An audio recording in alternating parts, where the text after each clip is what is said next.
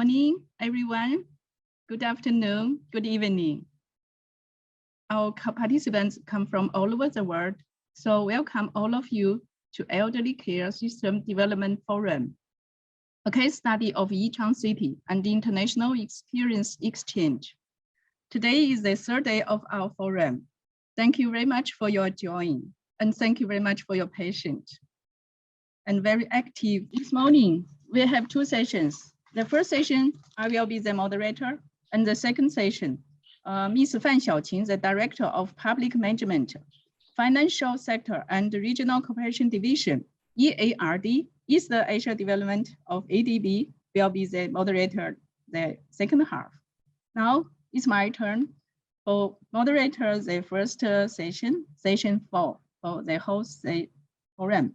The topic is aging as an economy engine. We have 4 presenters here. And before we have this presentation for the topic, we have a keynote speaker here, Mr. Chen Haijun. Mr. Chen Haijun is a professor of Administrative Cadre Institute of the Ministry of Civil Affairs, PRC government.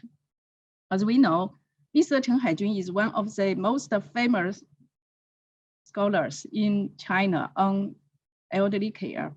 And the CCTV and other media, from CCTV and other kind of media, the newspaper, China People's Daily, and this kind of media, you can find the name of Mr. Chen Haijun many times. Now, please join me to welcome Mr. Chen Haijun to present his keynote speech. Thank you. Now the floor is yours, Mr. Chen Haijun, please.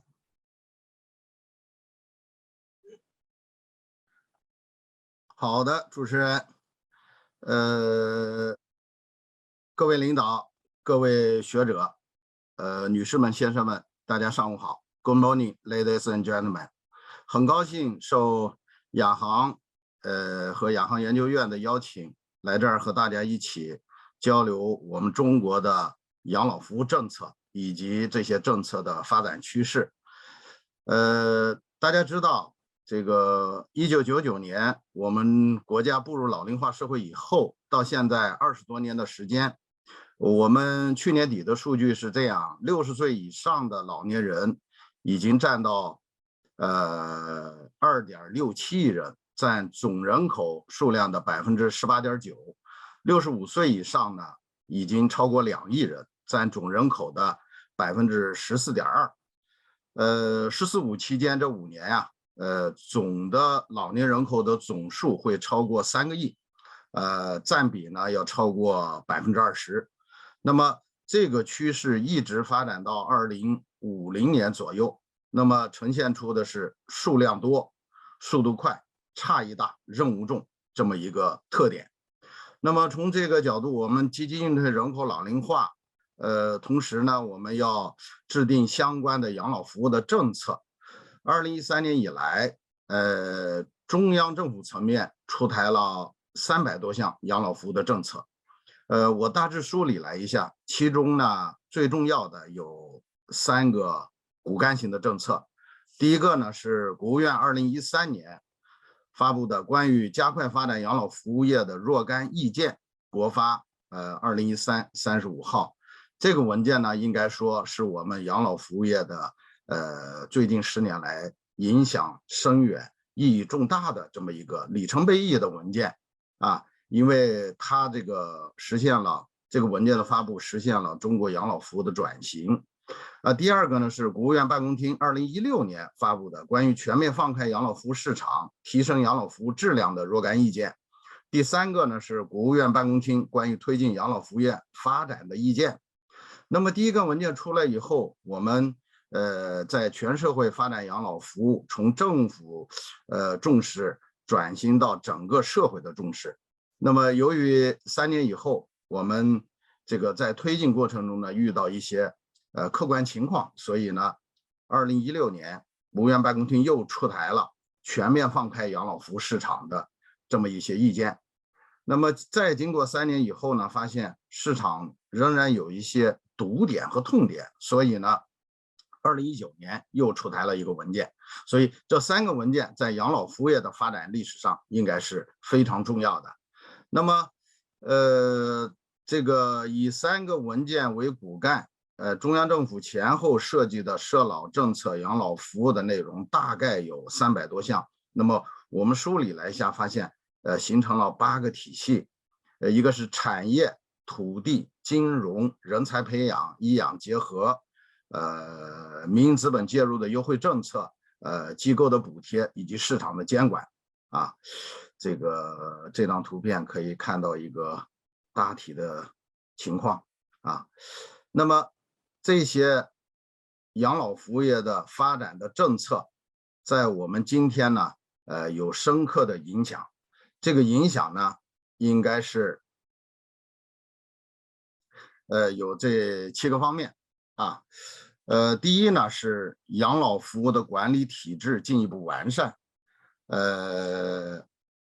过去我们养老服务是民政的一家管，那么2018年改革以后呢，国家卫健委成立了老龄健康司，负责老龄化的应对政策措施。民政部呢设立了养老服务司，负责养老服务体系建设工作。这是一个比较大的转变。第2个变化呢是养老服务政策体系初步形成。我们的老年人权益保障法经过重新修订以后，这个内容更加丰富，针对性更强。那么以老年人权益保障法为骨干，国务院35号文件、91号文件、5号文件为纲领，我们现在形成了一个相关配套出台的这个指导性文件，大概这些指导性文件大概有80多项。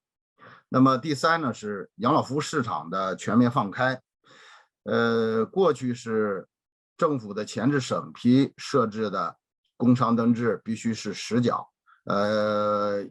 2014年5月以后，新的公司法生效，工商登记从实缴制转为认缴制。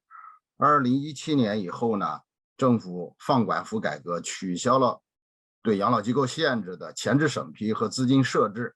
那么包括医养结合的内设的医疗机构从审批制改为备案制，推进了多项的重大的改革，比如说养老服务行业的综合改革、居家和社区养老服务的改革、公办养老机构的改革、智慧健康养老服务的改革、医养结合的改革、长期护理保险的试点，以及我们正在推进的6批的居家和社区养老服务的这个推进和政府的支持等等。在很大程度上极大的调动了市场的活力和内生动力。第4呢，这是服务体系初步构建。我们过去呢强调的是居家为基础，社区为依托，机构为补充。最近10年以后，我们老年人的需求不再满足于衣食住行吃饱穿暖，更多的是有多样化、多层次甚至个性化的一个需求。那么从这个角度呢，服务体系我们就先做了适当的调整，居家为基础，社区为依托，机构为补充，医养康养相融合，居家社区机构相结合，这样的服务体系来满足老年人多样化、多层次甚至个性化的一些需求这是一个很大的变化。第5呢，财政税收支持有所突破。大家知道，过去我们的政策呢就局限于公办的养老机构，最近10年我们养老机构民营资本介入以后发展非常旺盛。大家可以和10年前的数据做一个比较，我们到13、15末已经完成了这个养老机构每1000人有30张床位这么一个基本的要求。在此以前呢，我们的床位需求量比较少。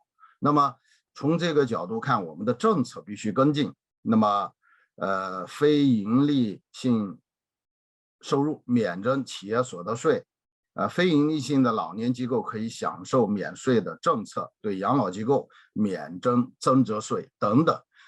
这些税收呢，随着我们国家对这个养老服务业的市场的进一步鼓励和支持，将来可能还会有一些比较大的出境。第6呢是服务质量明显的好转2017年以来，我们进行了为期4年的全国养老院服务质量建设专项行动，从排除安全隐患、规范基本服务，逐渐走向标准化、系统化、信息化这个方面，对养老机构呢进行科学规范的管理。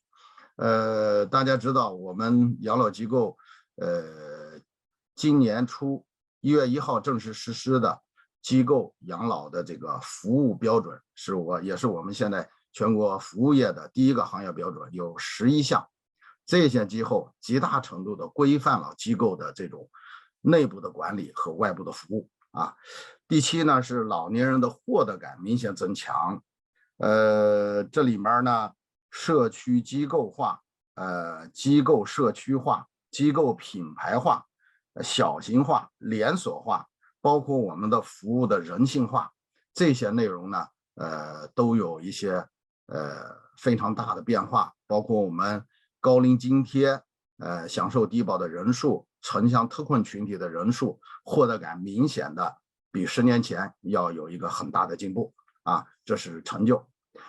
但是从发展的角度呢，因为中国呢是一个发展中国家，我们处在了一个和发达国家比呢，我们在养老服务业呢处在一个相对滞后的一个阶段，我们需要不断的满足老年人和家庭对养老服务的需求。从这个角度呢，我们来看一下我们前后的变化。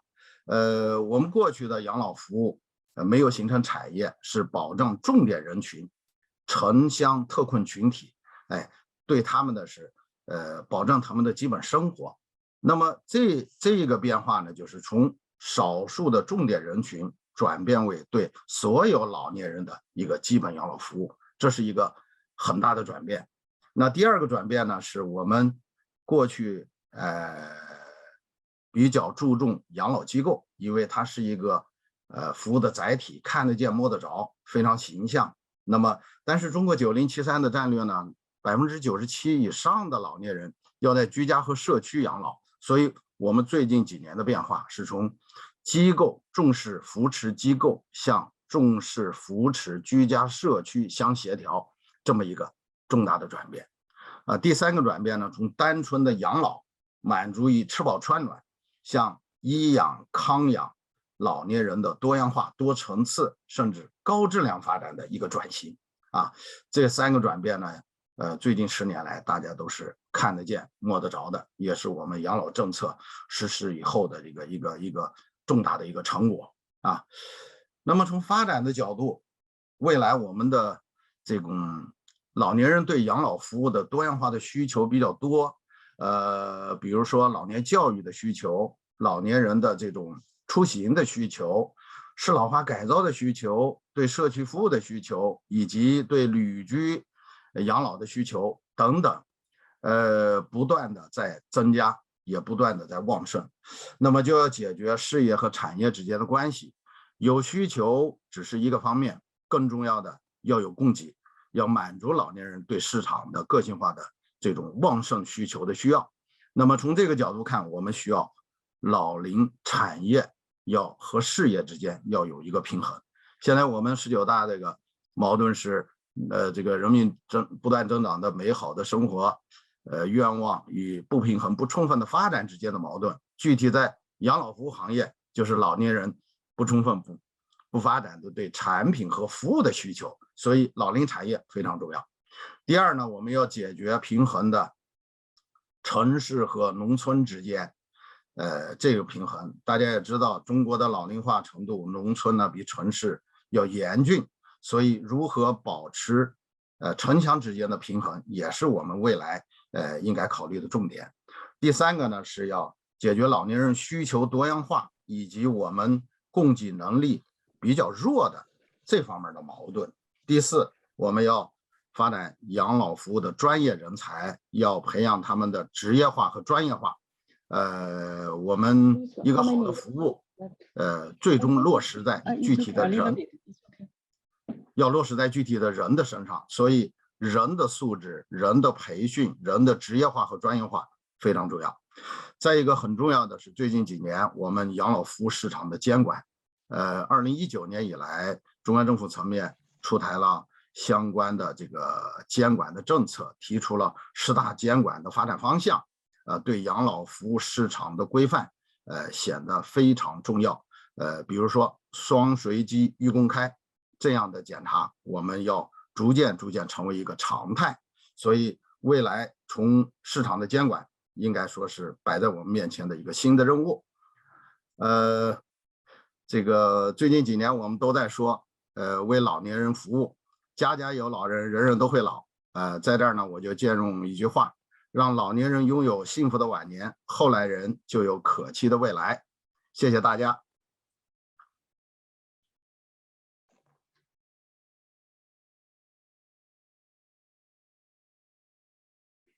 Thank you very much, Professor Chen. As I talked with you a few minutes ago. 好， we 谢谢 have 大家，谢谢主持人。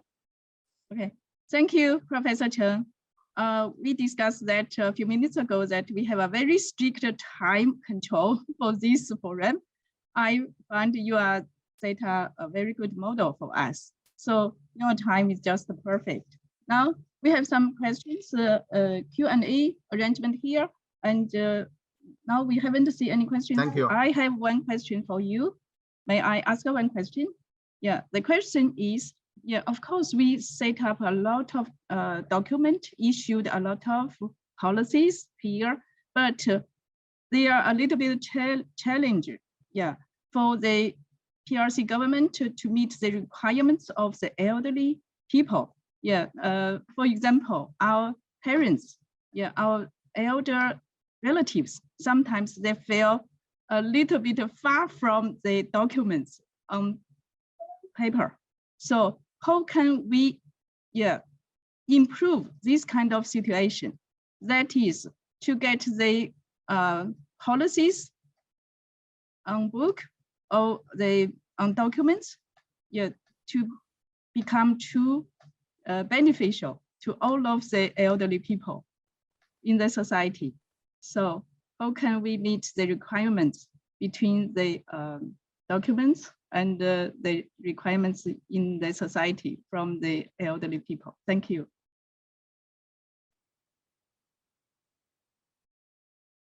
翻译，好的，要是没翻，我汉语说一下也行。我们的好多政策发布了，我们的文件很多，对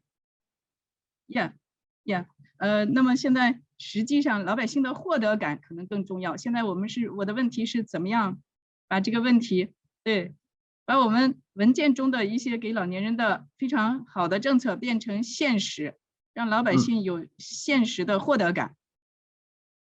Thank you.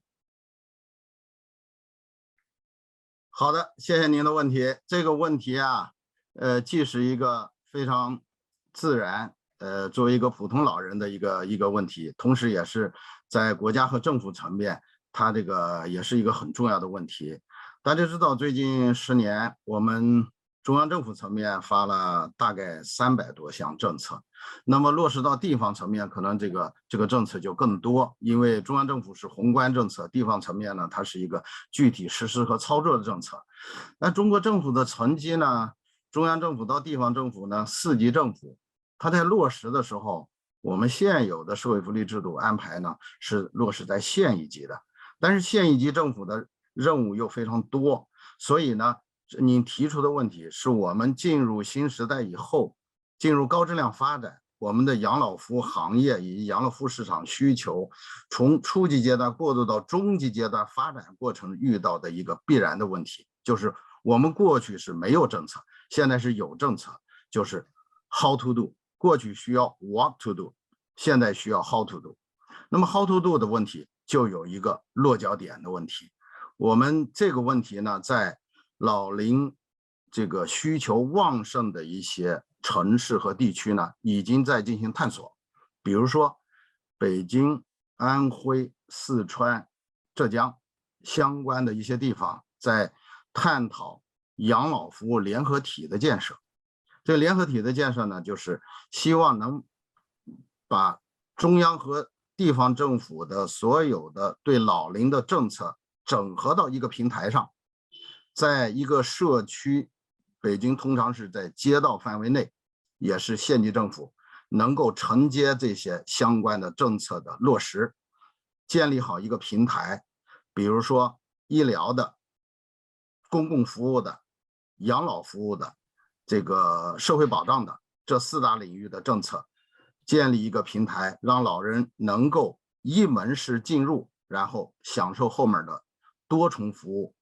我们叫这个方法叫结束即办，后来又延伸到未速先办，就是老年人进养老服务驿站，后面还有医疗的需求，通过驿站这个平台来传递给这个医疗这个相关的服务商，然后通过这个平台的交换来简单、快速、便捷的给老年人提供服务。但是这是一个试点。我们正在试，也就是说，当一个国家的养老政策走到这个阶段的时候，他老年人的需求确实需要这个载体。第二点呢，更重要的是，过去我们在依靠是政府来解决这些养老的问题，现在呢，更主要是依靠市场主体、民办非企业组织，然后公益慈善、社区的这些力量。所以呢，要养老服务业更多的要政府主导，落实在一个平台上。动用社会的力量来满足老年人多样化的需求。好的，非常感谢陈教授 ，Thank you, Professor Chen, very much. 好，谢谢主持人姚处长。We have a Q&A questions here from 日中思 ，Yeah, he asked, Yeah.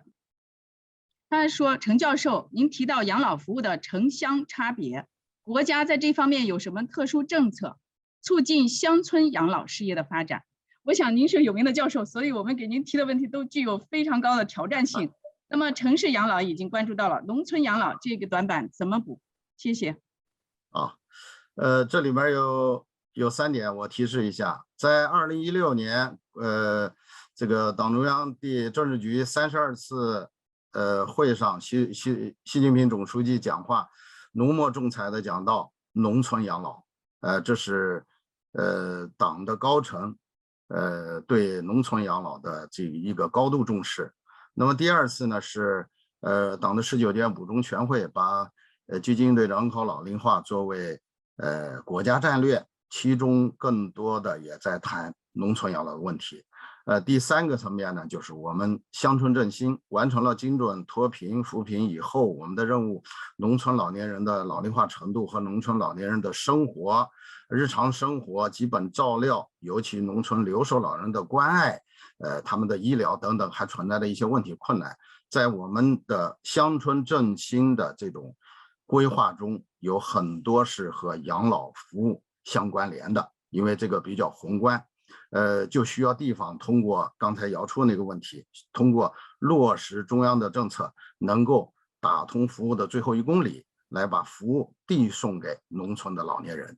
但是现阶段呢，我们更加强调农村的党的领导、政府发挥作用，比如说村民委员会一定要发挥作用，同时要强调农村的基层的社会组织、老龄协会、志愿服务协会。这个发挥他们的作用，同时还要主张农村的互助式养老。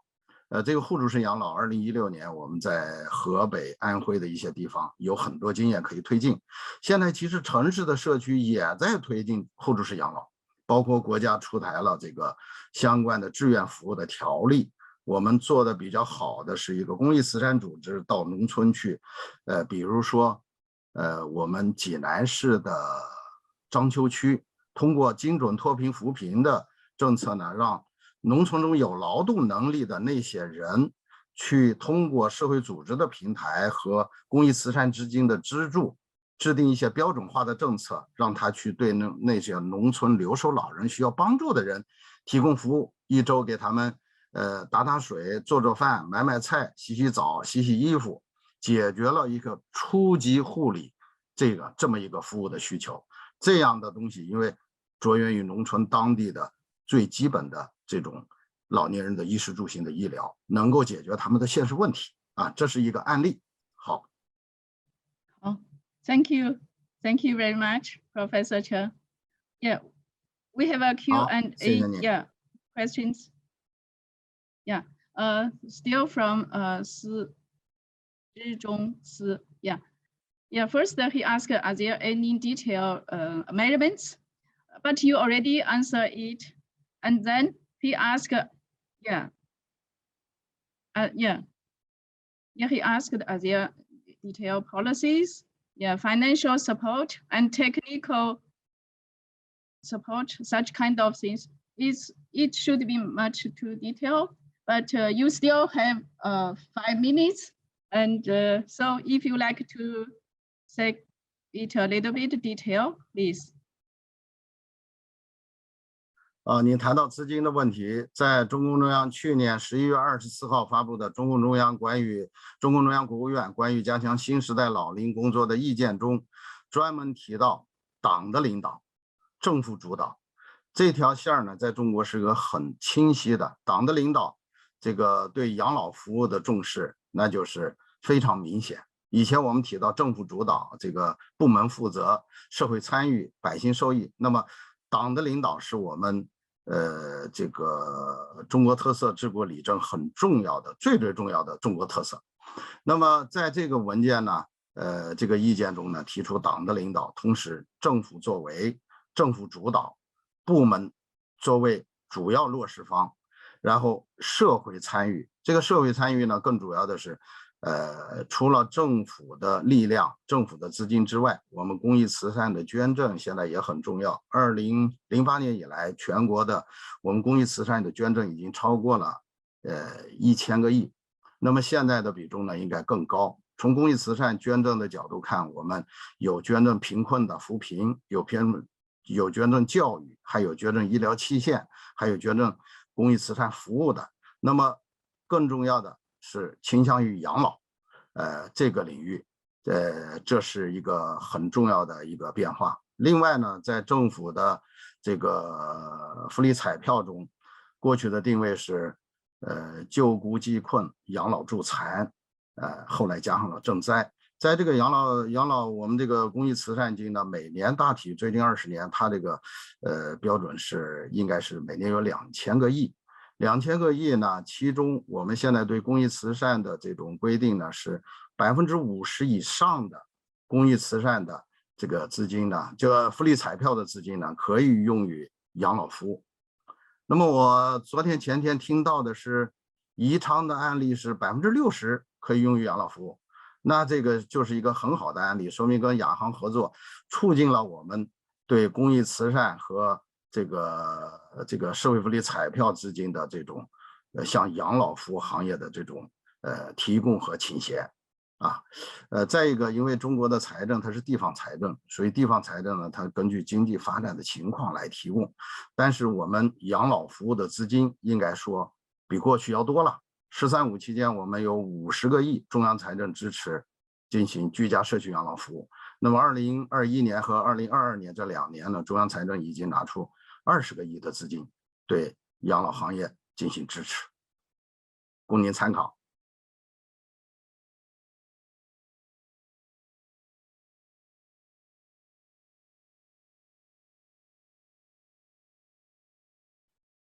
Thank you very much, Professor Chen. Now the time is still okay. 谢谢你们。Thank you very much for your answer. Yeah, and also thanks Zhizhong, thank you for your active question asking. Okay, now if we have no questions, we will move to our presentation session. And the first presenter is Mr. Kanagawa's, the title is Japan, Kanagawa's Healthcare New Frontier and Municipalities' Effects for the Overcoming the Challenges of Super-Aged Society. The speaker will be Mr. Hiroyuki Matsumoto. Welcome you, Mr. Hiroyuki Matsumoto, and he's the Associate Director and Group Leader of Policy Bureau, Kanagawa Prefecture of Japan. And I want to have a little bit introduction of Professor of Mr. Hiroyuki Matsumoto. Mr. Hiroyuki Matsumoto started working at the Kanagawa Prefecture government in 1999, 30 years ago. And then he worked at the taxation office of General Affairs and Healthcare New Frontier Headquarters Office, and so on. He's in the current position from 2021. So we can find Mr. Hiroyuki Matsumoto-san is a very high level senior government officials here, and he will share us the Japan's experiences. So the floor is yours. Thank you, Mr. Hiroyuki Matsumoto. Thank you, please. Yeah. Okay. Let me share my slides. Okay. Yeah. Okay. Thank you very much for your kind instruction. And so I am delighted to give this opportunity to speak to you today. Now I will now I would like to explain the efforts of Kanagawa Prefecture to cope with the aging population. And Kanagawa Prefecture is located south of Tokyo, and Kanagawa's current population is approximately 90.2 million. And so firstly, I would like to present the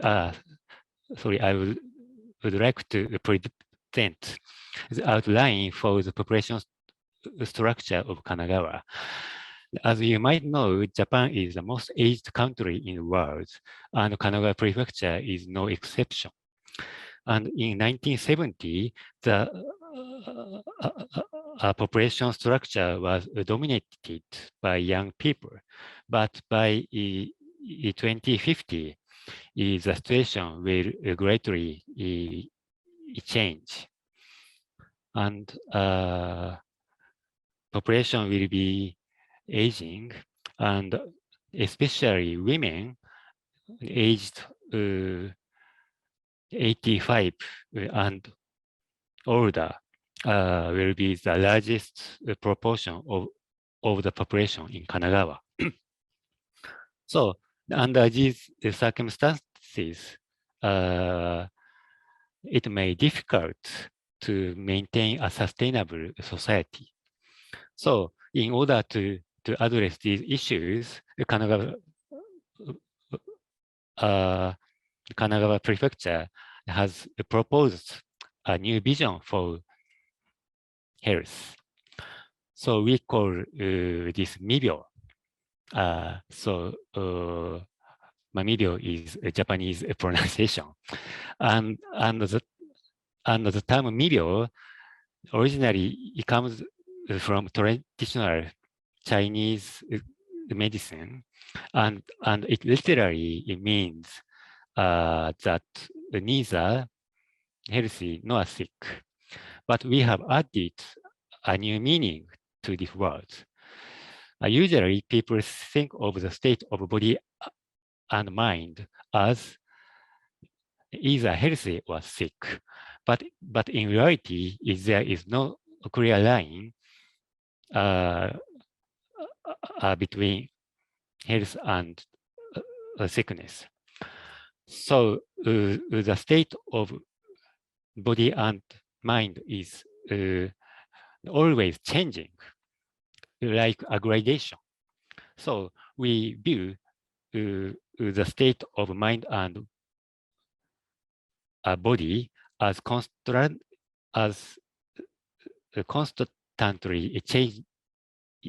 changing between health and sickness.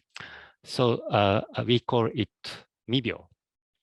So wherever our condition lies on this gradation, we can strive to be healthier, regardless whether we are sick or healthy. And it is important to take action in our daily lives. And so to improve our health condition, or in other words, managing Mibyo, the three elements are important. That is diet, exercise, and social activities. In addition to being careful about diet and exercise, social activities can also improve our physical and also mental condition. So by integrating two approaches, that one is pursuing advanced medical technologies, and the other is managing Mibyo, Kanagawa Prefecture aims to extend healthy longevity and create new industries. This policy is called the Healthcare New Frontier, which was named by the governor. And this policy includes various initiatives. But today, I would like to introduce what Kanagawa Prefecture and local governments in Kanagawa are doing, especially for the elderly. And as I mentioned earlier, Kanagawa Prefecture is located south of Tokyo, and Kanagawa's population is approximately 92 million. And there are 33 municipalities in Kanagawa. And as shown in the figure of the right, in 21 municipalities, the percentage of the population, aged 65 or older, is over 30%. And these municipalities are concentrated in the western and southeastern parts of the prefecture. And actually, in the most aged municipality, the percentage of the population aged 65 or older is actually more than 40%. And in entire Kanagawa, this percentage is lower than the national level in Japan. But there are many areas where the population is aging very rapidly. So given this situation, Kanagawa is promoting participation in the global network of age-friendly cities of WHO.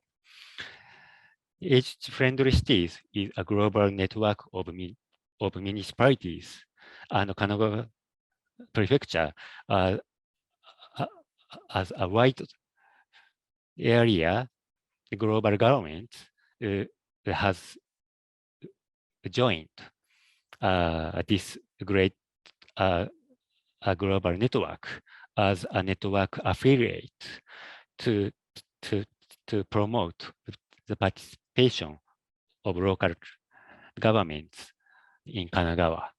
Currently, 22 local governments in Kanagawa have joined this network.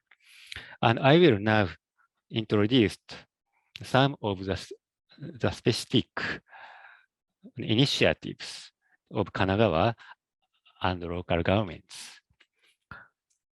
So first, Kanagawa Prefecture provides the Mibyo Index. in the concept of mibyo, it is important to understand where you are in the gradation between health and sick. So as a tool for this purpose, the Kanagawa has developed the mibyo index and offers it as a smartphone application. The mibyo index displays an individual's physical and mental state by measuring abilities. Users input the information for each of the domains shown in this slide. And in particular, to measure the mental health and stress, mibyo index uses a technology called mimesis that is the application of mind monitoring system, which detect mental state by analyzing the user's voice recorded on a smartphone. And so, next, I would like to introduce the Wakabadai housing complex in Yokohama City. As you can see, it is a large facility, and currently 14,000 residents are living, and various groups are organized in this housing complex, and also various activities are carried out. So Wakabadai also has a rapidly aging population with nearly 50% of the residents over 65 or older. On the other hand, the percentage of people in need of long-term care is lower than the national level. So we think there are three major reasons for this. One is the active residence association. In Wakabadai housing complex, a residence association and a community development center have been established, and they have been doing various efforts to revitalize the entire complex. Secondly, there are places for multi-generational exchanges. They have some offices to support local activities, and they also have a cafeteria to support people-to-people exchanges. And in addition, various community events like sports or festivals are actively held. We think that these active implementation makes it possible to lower the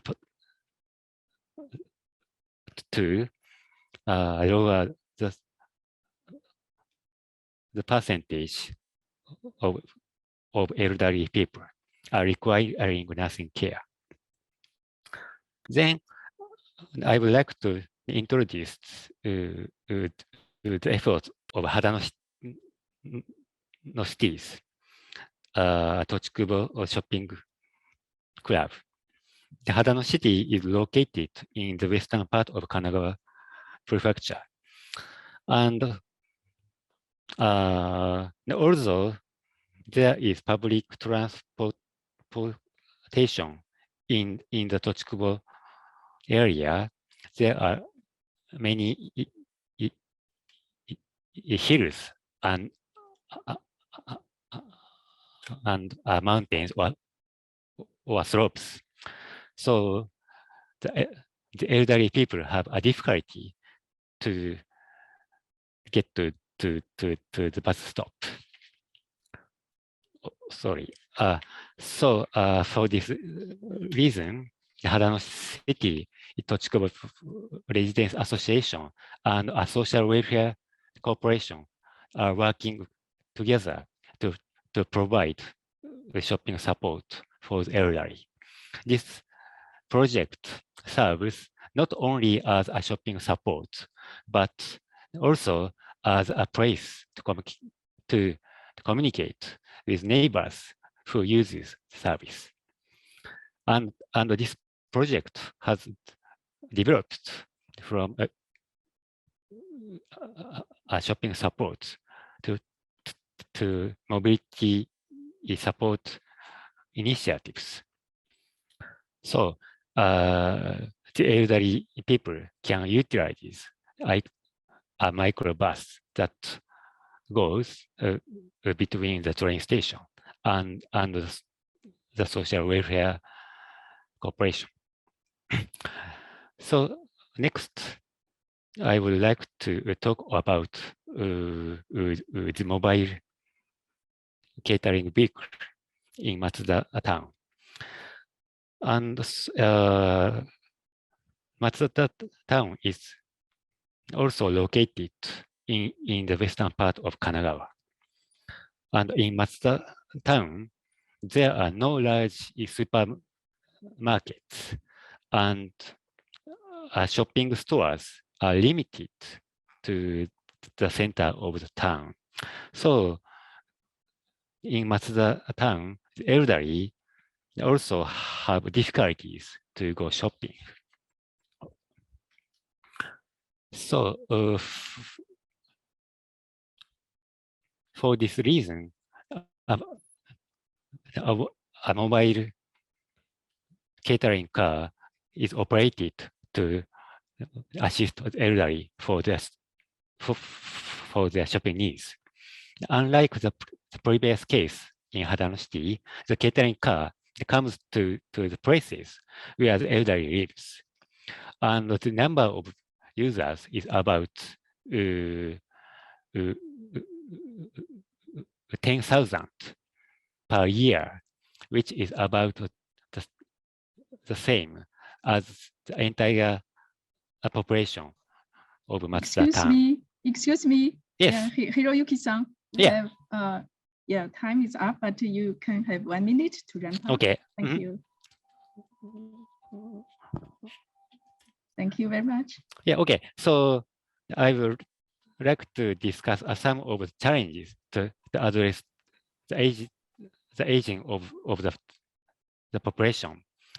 The first point is generating evidence, monitoring, and evaluation of activities. And the second point is the difficulty in cross-disciplinary efforts. So, and last but not least, the Governor Kuroiwa was selected as one of the Healthy Aging 50, which is an initiative of the United Nations Decade of Healthy Aging to honor 50 world leaders. Actually, this was announced last week, so I added this slide very recently. And so Kanagawa Prefecture will continue to address the challenges of aging population in collaboration with local governments, companies, and other stakeholders. So thank you very much for your kind attention. Thank you. Thank you very much, Mr. Hiroyuki-san. Thank you so much. Okay. Okay. Thank you for your very excellent, informative, and insightful presentation. Now we have questions, but we have Q&A arrangement after 4 of our presentations. So please, if you have questions, just put in the Q&A box. We will ask later. Now, please allow me to introduce our second presenter, Mr. Wataru Kobayashi-san. Mr. Professor Wataru Kobayashi-san is professor of Department of Social Work and Social Administration at the University of Hong Kong. He will present the lessons learned from the Hong Kong age-friendly. Yeah. Oh, but your presentation. Oh, sorry. Next one. Yeah, Mr. Wataru Kobayashi-san will present on labor participation of the elderly and the public pension system. Sorry. Thank you very much, Mr. Wataru-san. Welcome. Now, floor is yours. Thank you. Okay, thank you, Chairman. Hello, everyone. My name is Wataru Kobayashi. Can you see my screen? Yes. Yes, okay, thank you. Please, yeah, please, thank you. Okay, my name is Wataru Kobayashi, and I'm a researcher in public economics in Japan. I'll be speaking on the subject of labor participation of the elderly and public pension system. First, I'll review the extent of labor participation by Japan's elderly. Aging population can be a brake on economic growth. In particular, the decline in the working age population is critically important. The percentage of the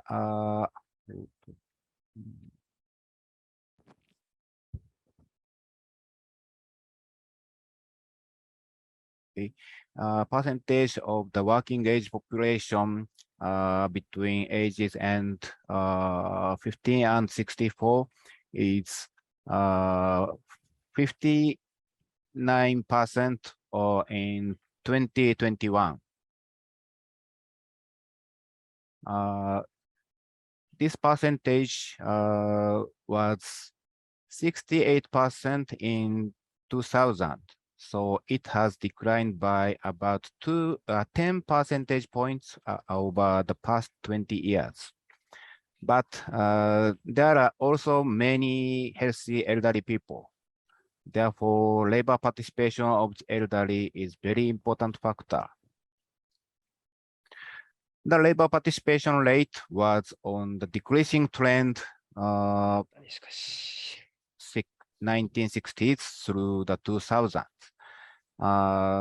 In terms of the totally labor participation rate for men and women, it was 33.5% in 1968, but this had dropped to about 20% by around 2010. However, since the 2010s, the number has been increasing trend. The labor participation rate fell to about 20% around 2010, which has recovered to 25.6% as of 2021. Why did this happen?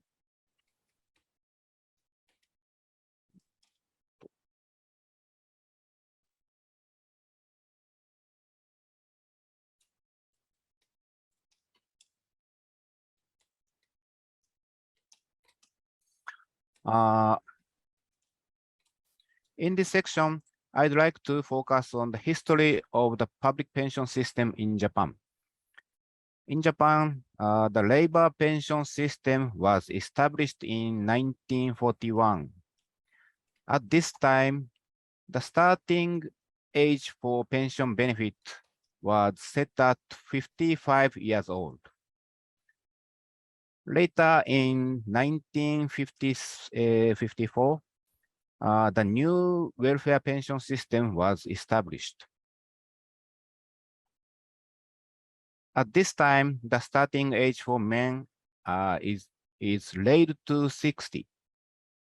For women, the age was left unchanged at 55. There was great opposition to this change in the system. At the time, not many companies allowed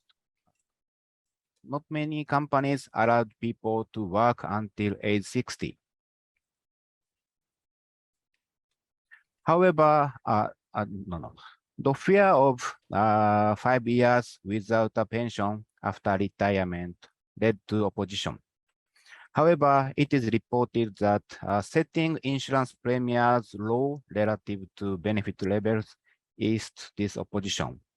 Of course, this in itself endangered the sustainability of the pension system, but the Japanese government at the time was more concerned with raising the starting age for pension benefit.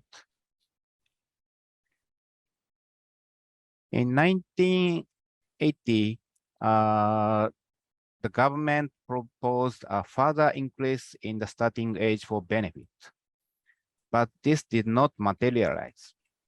This was due to strong opposition expressed by both employers and workers, who claimed that the employment environment for the elderly was not conducive to such an increase. From there, the Japanese government decided gradually raise the starting age for benefit over time. First, in 1985, the government decided to set the starting age for women's benefit at 60. However, the plan is gradually raise the age by 1995 over a 10-year period. Then, through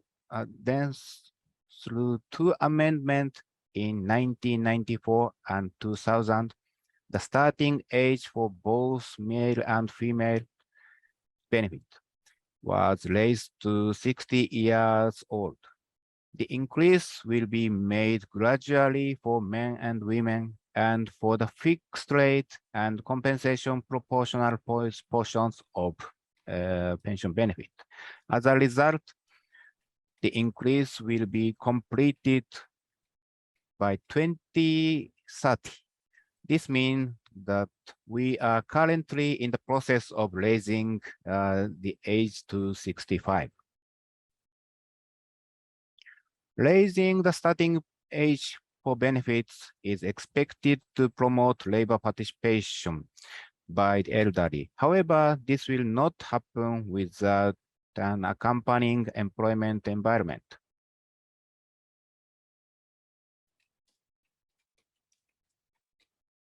So the next section is an introduction to employment environment for the elderly.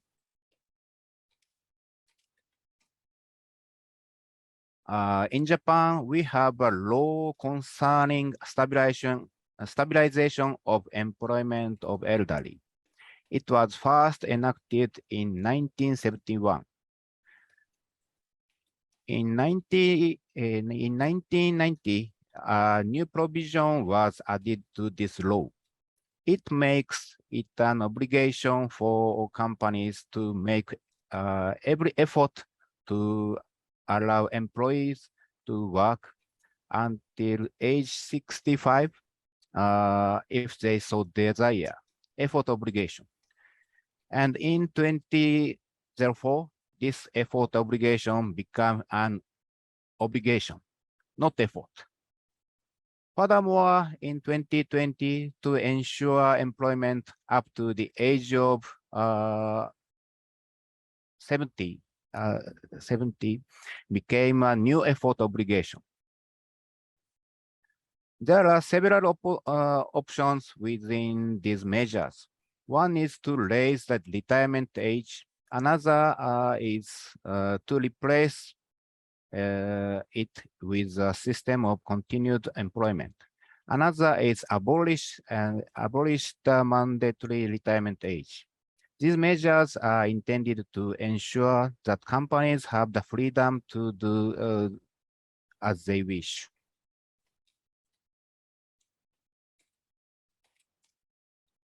I'd like to briefly summarize the above history. The starting age for pension benefits discourages people from continuing to work. Therefore, raising the age at which payment begin can be one means of encouraging labor participation by the elderly. However, the corporate retirement system discourages from raising starting age for pension. Therefore, the government has been justified intervening in the retirement system in Japan. However, mandatory employment continuity also limits the corporate flexibility. Further study is needed on this point based on the experiences of other countries. That is all I have to report. Thank you very much for your attention. Thank you. Thank you very much. Thank you very much, Wataru-san. And I'm sorry for my introduction. Yeah, you very famous Japan professor from Hitotsubashi University, and you are the faculty of policy informatics at the Chiba University of Commerce right now. And thank you very much for your important and very excellent presentation. We have some questions later, but now we are moving to the next presenter. Thank you. Thank you, Wataru-san. Thank you. Thank you. See you later. Please pay attention to the questions. Okay. Now let's invite. You can see? Okay. Yeah. Now let's invite the Professor Terry Lam. Terry Lam is a professor at the Department of Social Work and Social Administration at the University of Hong Kong. He will present the lessons learned from the Hong Kong Age-Friendly City project. Now the floor is yours, Mr. Terry Lam. Thank you.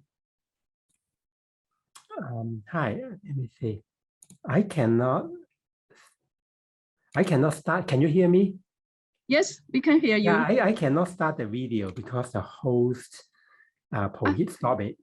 The host, please open the video because Professor said he can't open the video. His video. You block his video. Yeah, please open the video for Professor Terry Lam. You want to share your screen? Okay, we can see you right now. Good. Thank you so much. So, thank you. So let me share my screen first. Okay.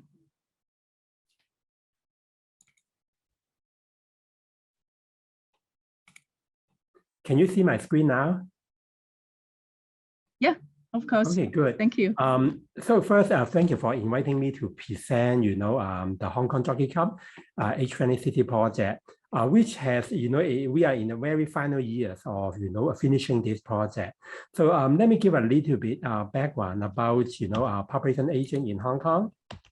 So, Hong Kong is a special administration form of China. We are the whole, city is aging really fast. As of last year, we have 20% of our population 65 years or older, which is equivalent to a lot of European countries. But by 2040, only 18 years from now, 1 in 3 people in Hong Kong will be older people. So it will make Hong Kong a very old city, compared with our peers in Asia as well as in the world. So in 2015, the Hong Kong Jockey Club charity partners with 4 universities in Hong Kong to initiate the Hong Kong Jockey Club age-friendly cities. And the project has 3 major objectives. The first one is to assess the age-friendliness of each district in Hong Kong and to build the momentum in developing an age-friendly community. So Hong Kong has 18 districts. So we want to make sure all the 18 districts will be ready for the population aging. Second one is we recommend a framework for districts to undertake continuous improvement for the well-being of senior citizens. So that means at the end of the project, we still want the momentum to continue. So we want to develop a framework and with specific recommendation for each district how to continue their work to make their district more age-friendly. The third one is to arouse public awareness and encourage community participation in building an age-friendly city. So this is what we did in the last 4 years. And the 4 partners included the Chinese University of Hong Kong, the University of Hong Kong, the Nanyang University of Hong Kong, and the Polytechnic University of Hong Kong. So we follow the 8 domains of age-friendly city are advocated by the WHO. So in 2005, the WHO launched the Global Age-Friendly City Project. And then based on, the WHO framework, an age-friendly city encourage active aging by optimizing the opportunities for health, participation, and security in older, people to enhance the quality of life as people age. So the 8 domains, including the transportation, housing, social participation, respect and social inclusion, civic participation and employment of older people, communication and information, community support and health services, particularly for older people, and the outdoor space and building. So the age-friendly city is not just elderly friendly, but friendly for all ages. That means if the city is friendly for older people, it will be also friendly for people with disability, pregnant women, children, and other ages. In 2006, the WHO initiated a focus group research project and highlight the older people's concern on age friendliness. And this is the result of the focus group, the 8 domains advocated by the WHO. And in Hong Kong, we have several major components for our project. The first one is we did a baseline survey and the final assessment and action plan for each district. So we want to measure how age-friendly each district is. And then we develop a project ambassador program, and we train older people to become ambassador. And then we provide money and work with NGO and the local government to develop district-based program. And then we also have a very large publicity and public education component. So we develop citywide campaigns. We have radio program, we have a social media program. And then finally, we have a very strong project evaluation to look at, the impact of the project. So this picture are some of the, programs that we developed, for the age-friendly city project.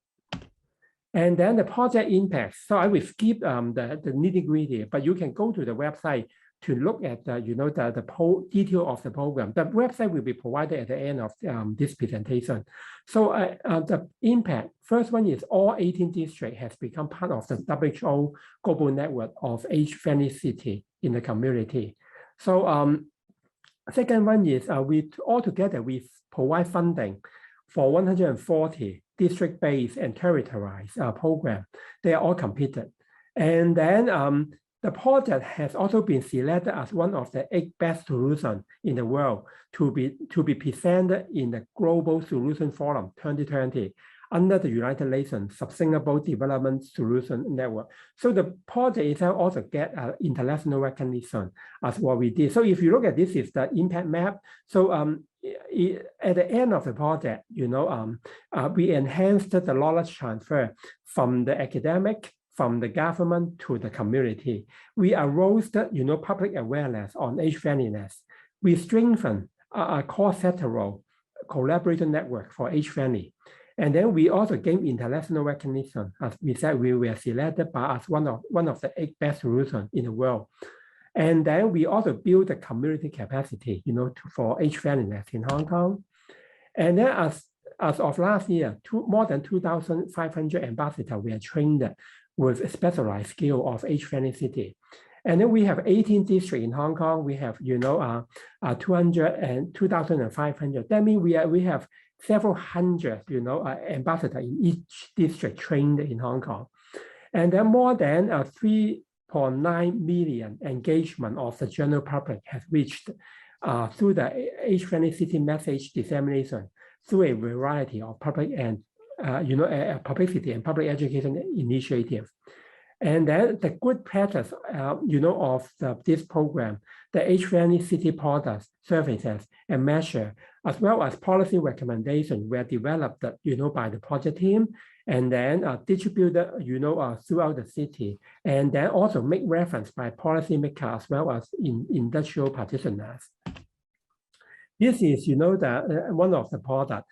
For each district in Hong Kong, we develop a guideline to how to continue the effort. So our effort will end after this year, but then we want each district to continue the momentum. So for each district, we develop a guideline for them to follow. So the guidelines incorporate the research finding, the program developed in the district in the last 4 years, as well as, after we have discussion and focus group within each district. And then the second one is we develop a thematic report on age-friendliness. And then for each of the domain, for example, outdoor space and buildings, transportation, communication, and infrastructure. So we develop specific thematic report on the concept of age-friendly city in specific domain for Hong Kong. So we become a blueprint or a guideline for the Hong Kong to move forward in each specific domains. And then we develop policy brief, to advise the government how to move the project forward. And then we also develop age-friendly city guidebook. It is a practical guidance and resources for age-friendly city development in Hong Kong, so that, practitioner, district government, as well as, private sector, they can use the guideline to prepare their organization, their district, or their business to become more age-friendly. And then, as I said, we have a website. The website has very detailed information about age-friendly city in Hong Kong, about what we did in the last few years, as well as the way we move forward. So if you want to know more about that, the project, please do, visit our project website. Thank you so much. This is the end of my presentation. Thank you. Thank you very much, Professor Terry Lim. Thank you very much. Yeah, we have some questions. Maybe later you can look at the Q&A if you could answer. Sure.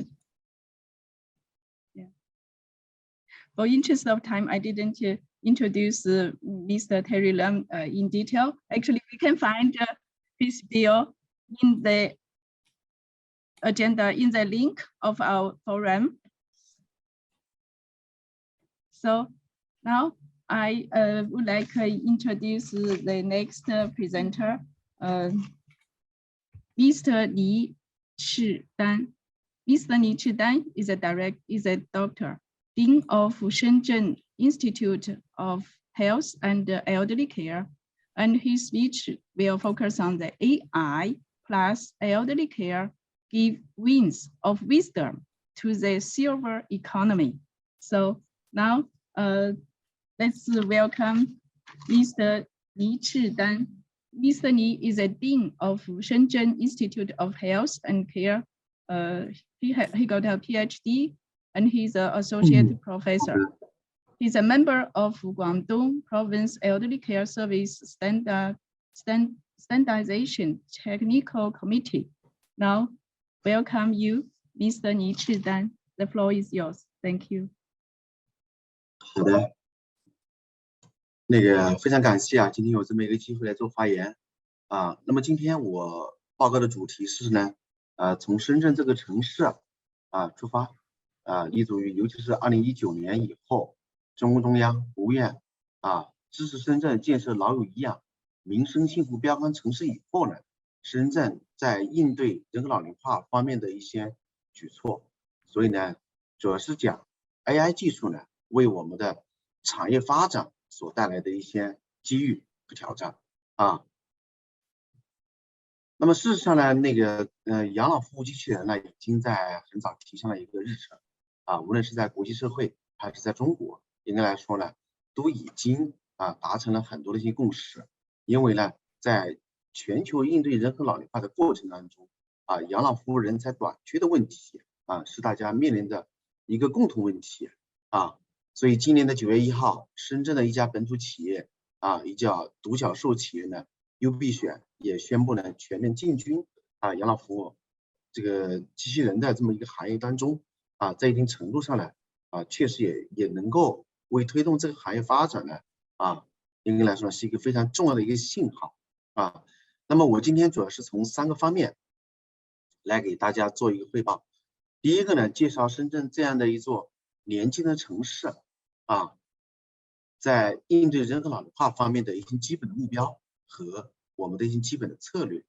那么第二个呢，那么也跟大家介绍一下深圳这座城市是如何利用这个城市的科技和创新的优势利用 AI 技术为引发经济的发展呢，怎么样做出一些重要的部署和一些这样的一个铺垫。那么第3个呢，也是介绍2个深圳在应用当中的一个案例因为这个也是得到深圳市政府一定程度上认可的一个案例呢，来给大家做一个简单的一个展示。那么首先第一个问题呢讲一讲老有遗养先行示范那么在2019年的8月中共中央国务院颁布了关于支持深圳建设中国特色社会主义先行示范区的这样的一个文件，明确提出支持深圳呢建设老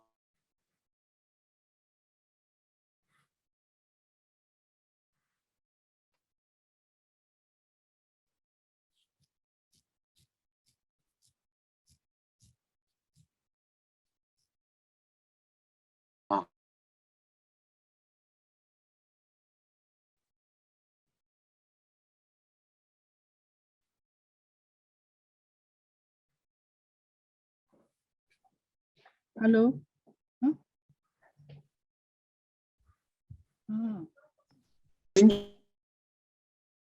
Yeah.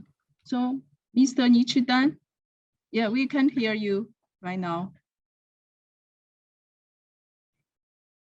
So, we can hear from you.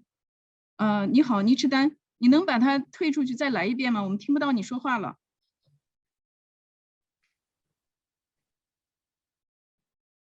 刘思阳，通过什么方式跟他联系一下？我再给他发微信，估计是网络比较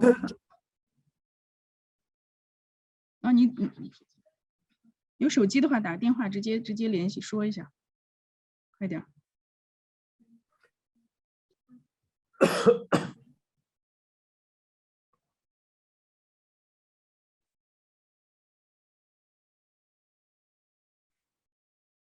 稍微等一会儿，大家 wait a moment。借这个机会，我先说一下，Yeah, I would like to take this opportunity, yeah, to talk about the questions we got from the Q&A box. The presenters maybe prepare for the questions right now.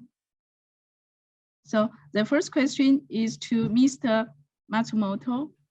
Yeah, the question is, in case of Kanagawa, is super aging due to young people migrating to big cities?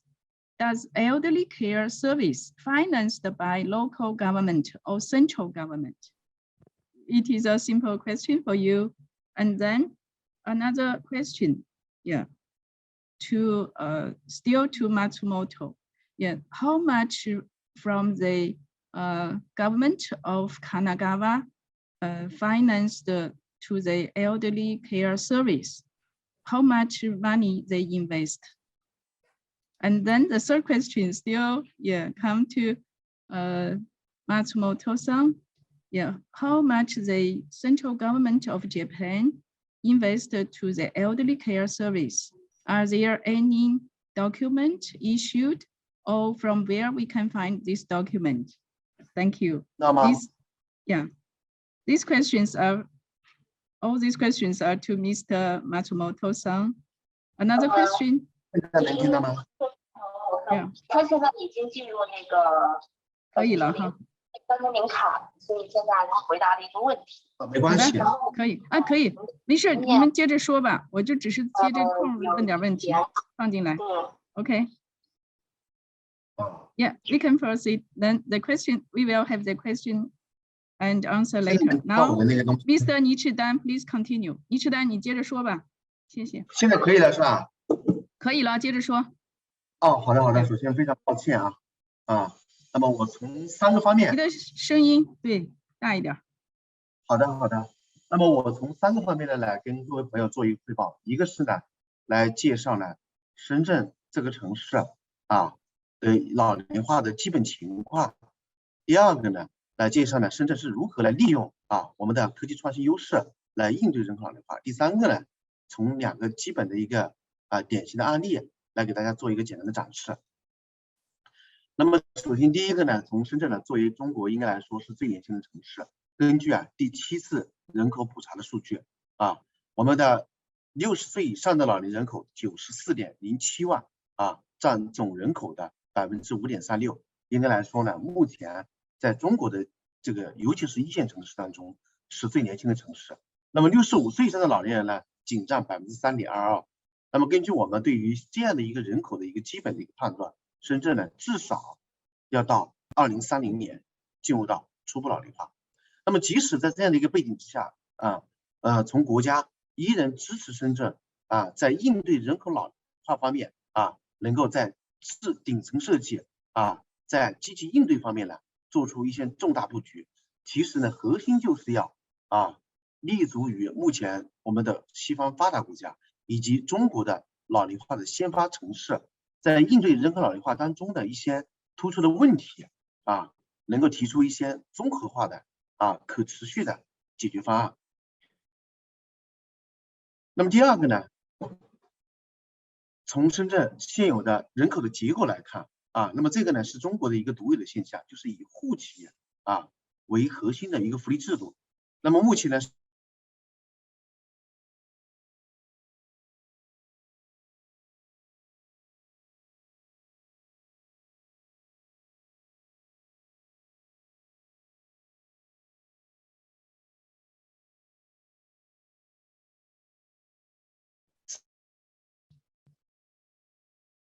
Mr. Nichidan,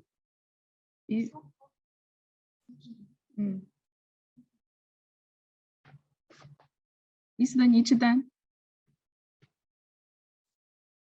can you contact us? Okay, yeah, of course. Okay, now we take this time. We are waiting for Mr. Nichidan. We have some questions from the Q&A box. Yeah, we found that there is hands raised from Mr. Chen Haijun. Do you have any questions?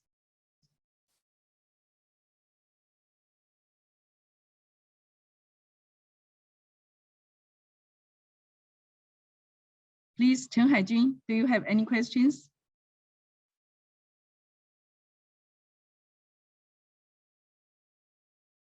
Okay. Now we have some questions take from the Q&A box. Yeah, from Zhizhongsi. This question is also for Mr. Matsumoto-san. The question is, in Japan or your city, what are the percentage share of the older persons who use home-based, community-based, and institutional-based options? Yeah, perhaps you can find these questions from the website, but I just let Mr. Matsumoto-san know this question.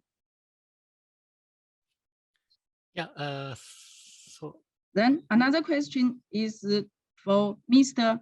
Koyobashi-san. The question is, could you please tell us a little bit more about the research in labor productivity? If pension age is prolonged, given Japan's corporate culture of lifetime employment, it may not be good for general labor productivity if pension age is pushed back. This question, yeah, from Mr. Yu Baorong. Thank you. Thank you for and question. Also, yeah, Mr. Yu Baorong would like to answer these questions. Yeah. Oh, no, sorry. Okay, thank you. It's wrong, miss. Yeah. Okay. Thank you for question. That is very important point. Raising the age for pension may require an extension of the retirement age. Mandatory retirement age is one solution to the problem of the difficulty of firing unproductive workers. Therefore, extending the retirement age creates the problem of having to continue to employ unproductive workers for a long time. Therefore, it is necessary to ensure as much flexibility as possible for companies and to avoid reducing their productivity as much as possible. Thank you.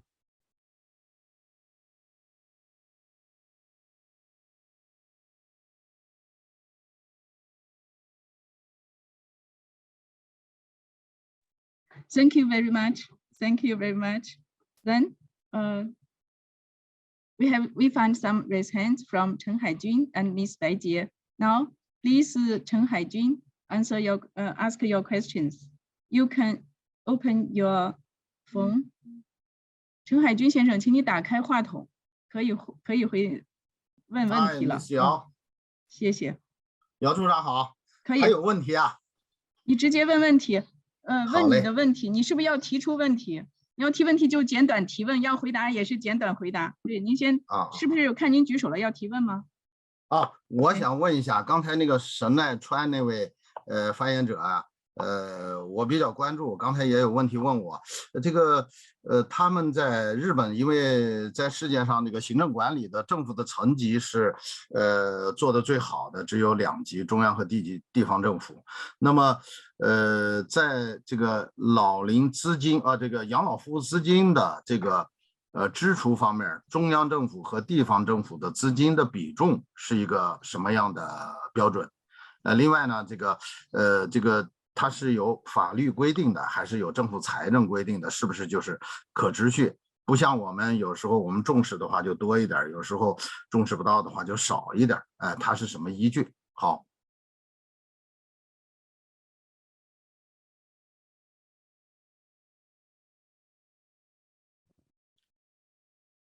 Yeah, so thank you for your question. Yes, in Japan, we have national nursing care insurance system.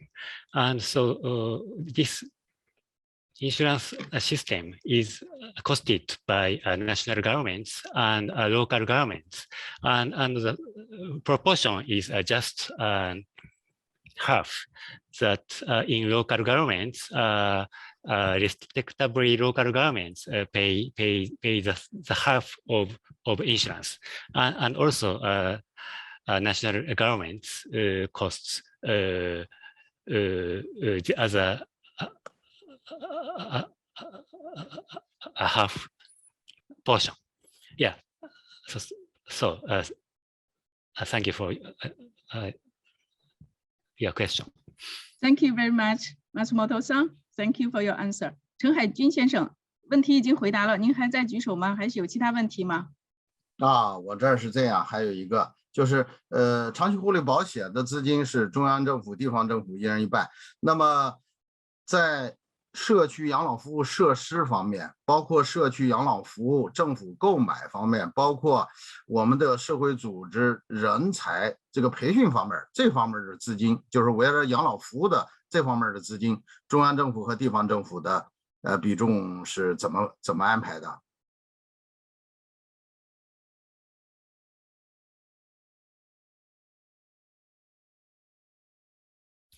Yeah, actually, so basically, this is up to the city's initiatives, but with regards to human resources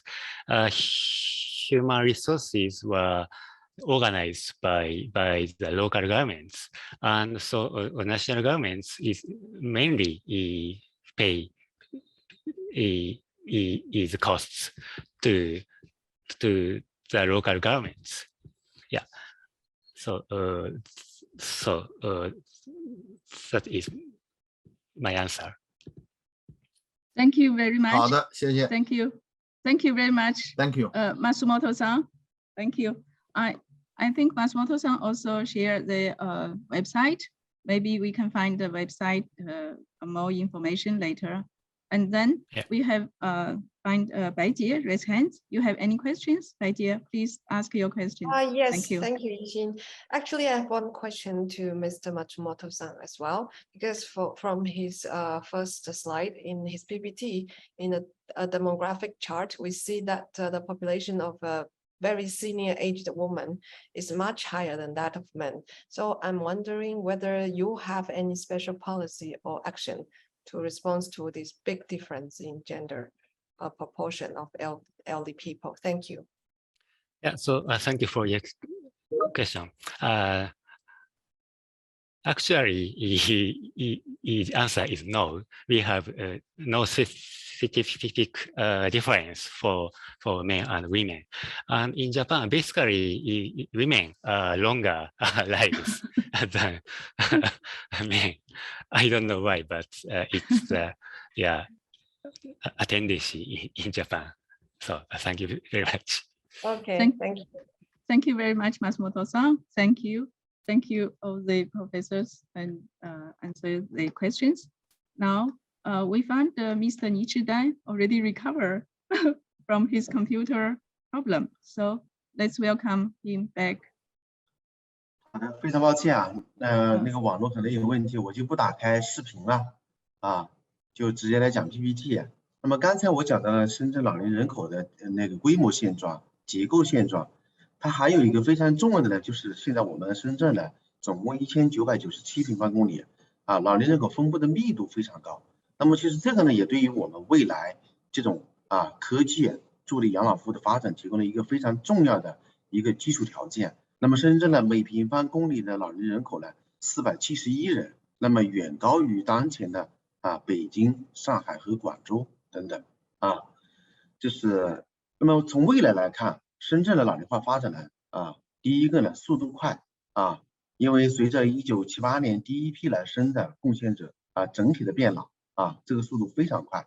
那么第二个呢，深圳呢老龄化出现了一个非常重要的就是高龄化现象非常严重那么照顾的需求非常大。第三个呢，因为呢作为一个在人均 GDP 已经超过1万美金的一个城市，那么这种老年人对于高品质的老年生活的期望。 比较高，多层次的这种需求比较大。那么这里我们可以看到，一个是呢深圳的整个的一个人均预期寿命现在达到了81.45岁应该来说，在全国属于一个高龄化城市。那么第二个呢，家庭的规模呢比全国要小2.25。那么这样呢，也对于未来的我们的这种 AI 介入养老服务呢提出了一个非常紧迫的。 一个需求，那么其实从2019年以后呢，深圳一直在谋划积极应对人口老龄化的一些基本的目标，大致确定了未来的几个方向，一个是呢确立了一个3步走的一个战略，一个是到2025年要初步构建应对人口老龄化的制度框架构建高水平的养老服务体系，让老年人及其家庭的获得感、幸福感不断的提升。那么到2030年呢？ 应对人口老龄化的制度框架和养老服务的模式呢，更加科学有效，人人享有基本养老服务，养老服务的水平呢要走在全国前列。到2035年那么预计呢要可持续的养老服务的模式更加成熟和完备，人人享有高品质的医养服务，基本建成全球的老有医养民生幸福标杆城市那么总的来说呢，希望未来要建立一个人人享有尊严体面的老龄生活，人口老龄化和经济社会互动协调良性发展，全面建成了人人有责、人人尽责、人人享有充满活力的老龄社会那么在这样的一个目标之下呢按照中央的部署。倪赤丹先生，我们注意到可能您还有5分钟，所以稍微语速快一点可以，因为刚才有那个网络问题。OK， 谢谢。好的那么未来主要是在理念、制度、服务、科技方面形成引领这是一个非常重要的一个目标。所以呢，在这一块呢，怎么样来立足深圳的科技优势来做呢？那么事实上，深圳在过去呢，在政策方面有人工智能的应用先导区的一个发展战略定位。那么尤其在关键技术高端聚集方面有了一些政策的部署。那么第二个呢，深圳的人工智能的产业的集群优势非常明显，在全国呢，一个是人工企业的数量占据了全国的17%。那么第二个呢，我们人工产业的一个规模到2020年已经达到了1500亿的这么一个规模。那么第三个呢，有了这样的一个高端人才聚集的优势。那么尤其是我们的 R&D 的大量的总投入呢，在广东省在全国呢占比呢是比较高的。那么在未来这样的一个养老产业的一个市场之下 ，AI 和科技在居家照护、生命监测、居家机器人3个领域当中，深圳呢将全面布局和发力。那么在未来呢，其实呢，在深圳的银发经济这一块呢，已经有了一些非常好的基础设施和建设。那么首先第一个呢，在2019年开始，深圳推动长者医联卡实现了一张卡全是通用的这么一个格局。那么基本上已经发行了将近80多万张卡，实现了每一个老年都有一张卡。这一张卡整合了身份识别、老龄优待、津贴发放、储蓄、深圳出行把民政、卫健、交通、工信、街道社区、银行所有的功能呢整合到了一起。那么第二个呢，那么从2020年开始推动907工程那么907工程一个非常重要的就是呢，为高龄失能老人提供适老化改造。那么这个每一户提供人民币1万元的居家适老化改造，其中智能化应用产品的改造不少于3000元倪赤丹先生，稍微提醒一下您可能只有现在不到4分钟了刚才5分钟的时候提醒了一下您。好的，稍微加快点语速，谢谢。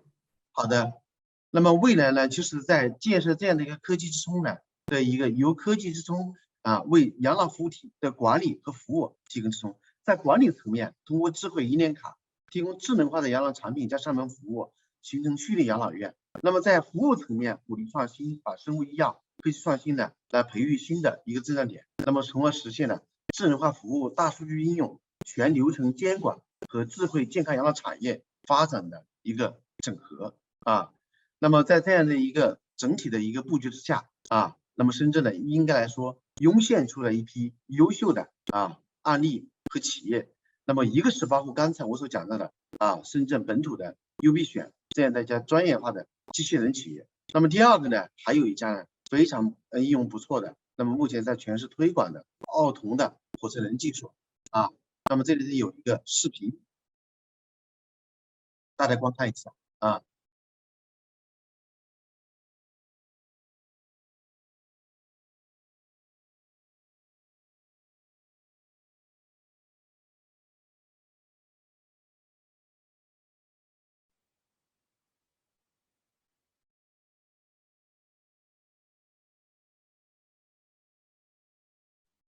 倪先生，这个视频可以加快点速度吗？可以到下一页了。因为我们的时间已经下一个结束在等了。我们这样的一个是那个奥通火车人技术呢，将第一道检测求救、保护大数据分析等等的形成了一个整合。那么形成了视觉传感器、中央处理器、机器的深度学习和临床病症和慢性病等等的一个整合这是第一个。那么第二个呢，就说总体上来说呢，依托这样的技术呢搭建了一个5G 加智慧居家养老服务加运营加管理的这样的一体化的一个智慧医养的服务的平台那么现在呢，在深圳呢正在全面的推广应用。截止到2022年的9月份，我们基本上覆盖了重度的5731户家庭啊，应该来说呢，实现了一个较大范围的一个覆盖，这是第一个。那么第二个呢，就是一个典型案例呢，就是在我们一个整个的深圳市盐田区也形成了这样的一个智能养老的服务的一个监测的好的，这个就可以放过去，好吗？不用再演示了，因为时间只剩1分钟了。谢谢。那么总的来说应该来说呢，未来在这样的一个产业这一块应该深圳呢正在全力的构建让科技企业来助力养老服务体系的建设。好吧，我就汇报到这里，谢谢大家。好的 ，Thank you very much, Mr. Yichang. Thank you very much. Very vivid and interesting and informative presentation. Now we have 1 minute to wrap up our session. Only one sentence. Yeah, elderly care is a global public issue. So the knowledge from the human beings, how to deal with the modern society's elderly care, is a global public good. We can learn from Japan cases, and we can learn from Hong Kong, China experiences, and also Shenzhen. And we have Professor Chen to share us the central government of China's policies and implementations. In this session, we hope we can learn from all of our distinguished presenters, keynote speakers a lot. Thank you all. Thank you, Professor Chen Zhijun. Thank you, Professor Hiroyuki-san, Professor Wataru-san, Professor Terry Lam, and also Mr. Yichang. Thank you very much. Now we will move to our next session, session 5.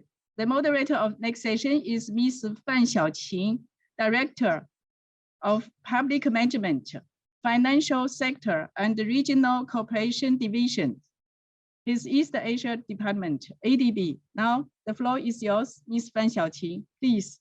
Thank you. Thank you very much, Director Yichang. Wonderful to see you here. Good. Can you hear me? Good morning, everyone. Yes. We are now moving to a very important as well as a very exciting topic on how to bridge financing gaps for aging.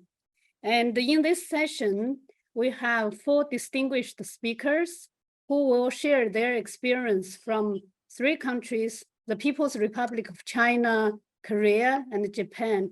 We will also have an expert from our sister organization, the World Bank, who will share learning from the international experience. We have, I think, Yichang, you finished early, managed the time very well. So we have about 1 hour, 10 minutes. We will finish this session at 12, hopefully before 12 noon. And my name is Emma Fan. I'm the Director in ADB's East Asia Department's Financial Sector Division. So I will welcome participants to actively join this session, raise your questions and comments. Without further ado, we will move to our first speaker. Our first speaker is Professor Yu Baorong. He will share the experience on long-term care insurance pilot experience in the People's Republic of China.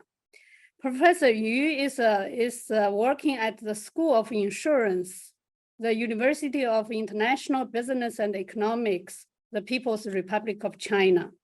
He is also the Executive Deputy Director of the Health Insurance and Health Economics Research Center. Professor Yu's research areas are very diverse, which includes health system reforms, health policy and economics, social and commercial health insurance, healthcare costing and pricing, and many more. Now you have the floor, Professor Yu. Okay, thank you for the chair. Good morning, ladies and gentlemen. It's my pleasure to share. Sorry, I don't know how to. Yes, we can see your screen. Yeah. Okay. Yeah. But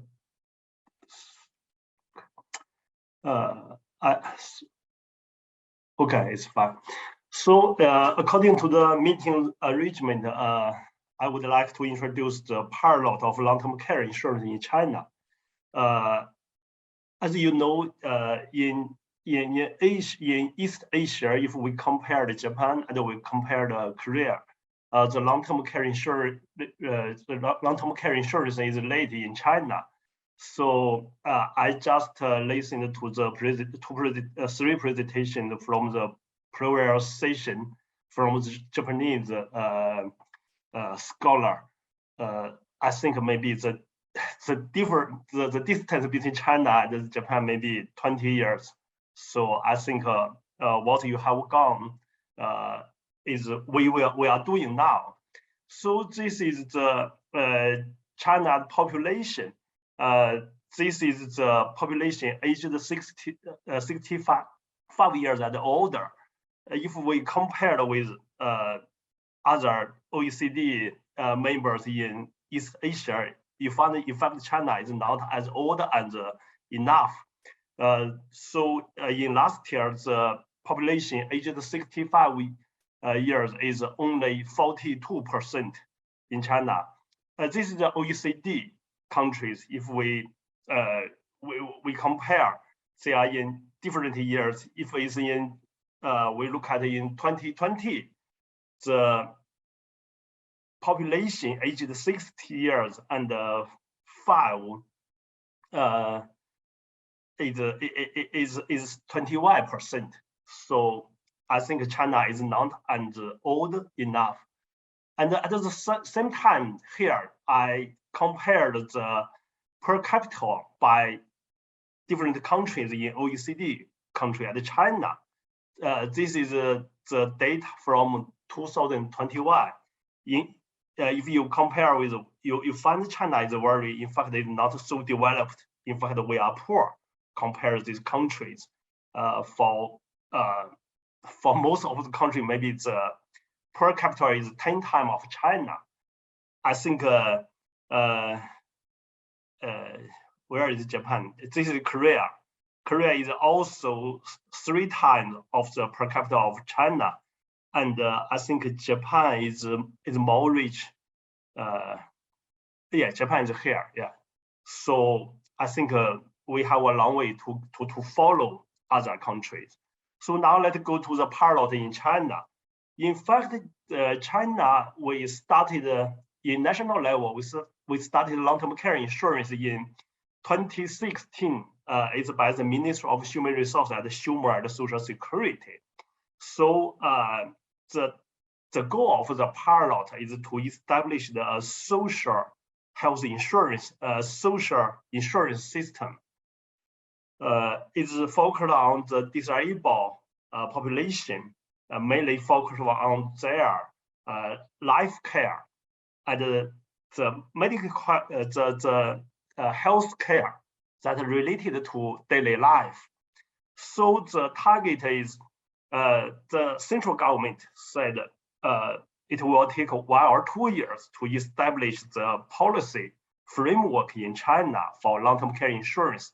If we look at the year, it's 2016, it means maybe by end of 2018, we should establish the framework of the long-term care insurance. But in fact, we are not achieved that goal. So the main tasks for the pilot, including which population are covered. Generally, we focus on urban employee. I'm not sure if other participants from other countries know China's situation or not well. China, we have for health insurance, we have 3 populations. The first is urban employee. We started health insurance firstly. then is rural population, and the third population is the urban resident. In 2015, we merged rural population and urban resident into one scheme, but still the urban employee is divided from the other population. As you know, the employees, they have a high salary and they are rich. So the benefit package for health insurance is better for the urban employee. For that also the long-term care insurance follows this tradition. So the central government think maybe it's easy to establish long-term care insurance for urban employee for they are rich. But so the policy focus, the first priority is urban employee. In some regions, if they are developed enough, they can expand to urban resident and other population. So this is we can find it 4 years later in 2020. We established a new department, National Health Security Administration. Health insurance, long-term insurance is in charge by this administration. So it's promoted to expand long-term care insurance in other 40 municipalities. We call the city. In fact, it's municipalities. So the main policy issues focus on covered population, fund collection, and benefit and payment. So here you can find still the new document also promoted the long-term care insurance started from urban employee, focus on severe disabled and elderly disabled. So and the how to the premium be shared. So pretty simply, it is shared by the employer and the employee equally 50-50%. So if the region is in some region, rich regions, they can explore to get other source of fund, such as from the fiscal fund. So in China, for most pilot, they still hope the financial department can make some subsidy for the pilot. And this is the benefit and payment. Generally, the payment, the reimbursement ratio is around 70%. So, but in China, before we started long-term care insurance, we have the Ministry of Civil Affairs. They are in charge of elderly care. And during last 20 or 30 years, in fact, we have a lot of subsidy for elderly care and also some for disabled care. So if we establish long-term care insurance, how to make a balance of the traditional subsidy for elderly and for disabled and the new premium for long-term care insurance. So I think this is the task the China government is faced. So also this document mentioned to expand pilot cities into other 40 cities. So this is the we called in 2016 it's 15 cities at the pilot, and in the 2020 policy expanded to another 14 cities.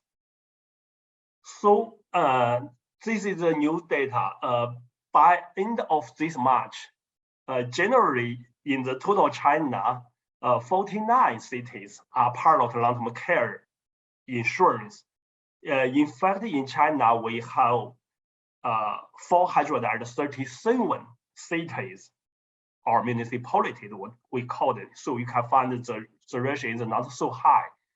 And it covered 145 million population, is mean the pilot area.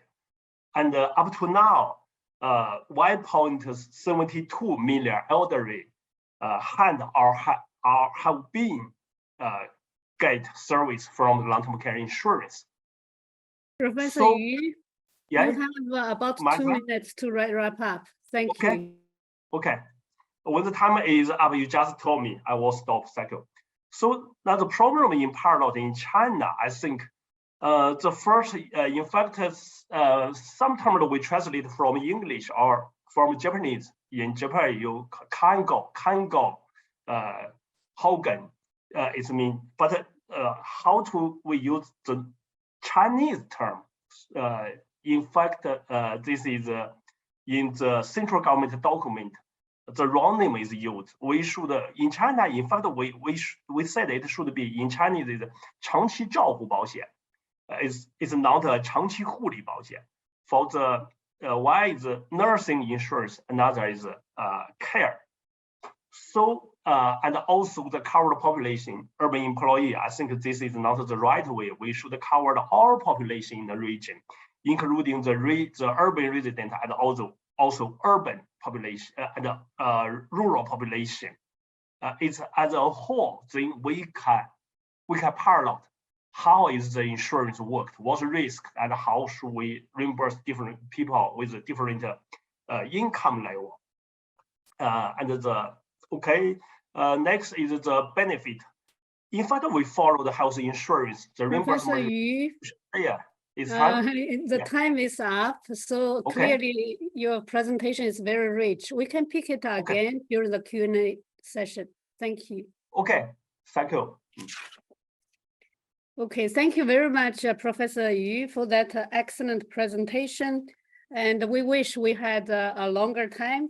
Clearly, you outlined the opportunities as well as challenges in establishing long-term care systems. As you mentioned, China planned to do it in 2 years, but it's far from being finished business. Thank you very much. So next speaker, we will move to Professor Hong Sung Kim. Professor Hong Sung Kim is from the Health Policy and Aging, is specializing on health policy and aging at the Graduate School of Public Health. She's also the director of the Center for AI in Health and Care at the Artificial Intelligence Institute of Seoul National University, South Korea. Professor Kim's research areas include aging and health policy, long-term care systems, health care system performance, and care innovation. Professor Kim has conducted numerous government-funded projects and participated in the review of health and long-term care policies at various levels. Professor Kim, you have the floor. Thank you. Thank you so much. And how much time may I have? You have 10 minutes. 10 minutes. To 11:02. Thank you. 11:10 to 12. Okay, thank you. Thank you so much for the introduction. I'm Hong Soo Kim. I have only 10 minutes, so I'll be very quick. And I will make it full screen. Okay, so yeah, my topic is Korean experience of public long-term care insurance. I will begin with a brief background and the key feature of our system and recent reform and policy efforts, and will end with the key future agenda and lesson. I will bring several population aging background slides, but I don't have much time, so I will go quickly. So basically, population aging is, we all know the main policy agenda, and South Korea probably included in this green, the red line, the high income Asia Pacific economies. So we are experiencing very rapid aging, and this is also, it also brings the high aging old age dependency ratio. This red is Korea, it's very sharp. And 2065, we expected our older population would be about 42% of all Koreans. And this shift of demography bring various challenges in healthcare system. The fundamental change is the need change. So many people have multi-mobility, they have ADL limitation, and also no more older people living with their family. So elderly household increasing very rapidly. So large social responsibility comes to the government.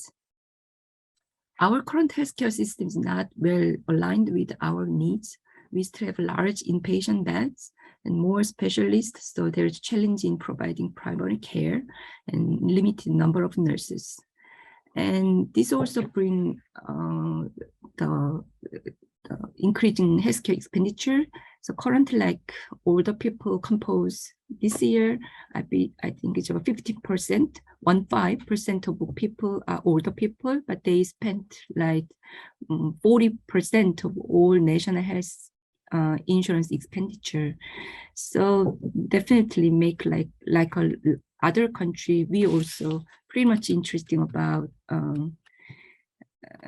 controlling older people's expenditure in healthcare, but based on literature, elderly-focused cost-saving policy is not working very well because it cannot change their demands.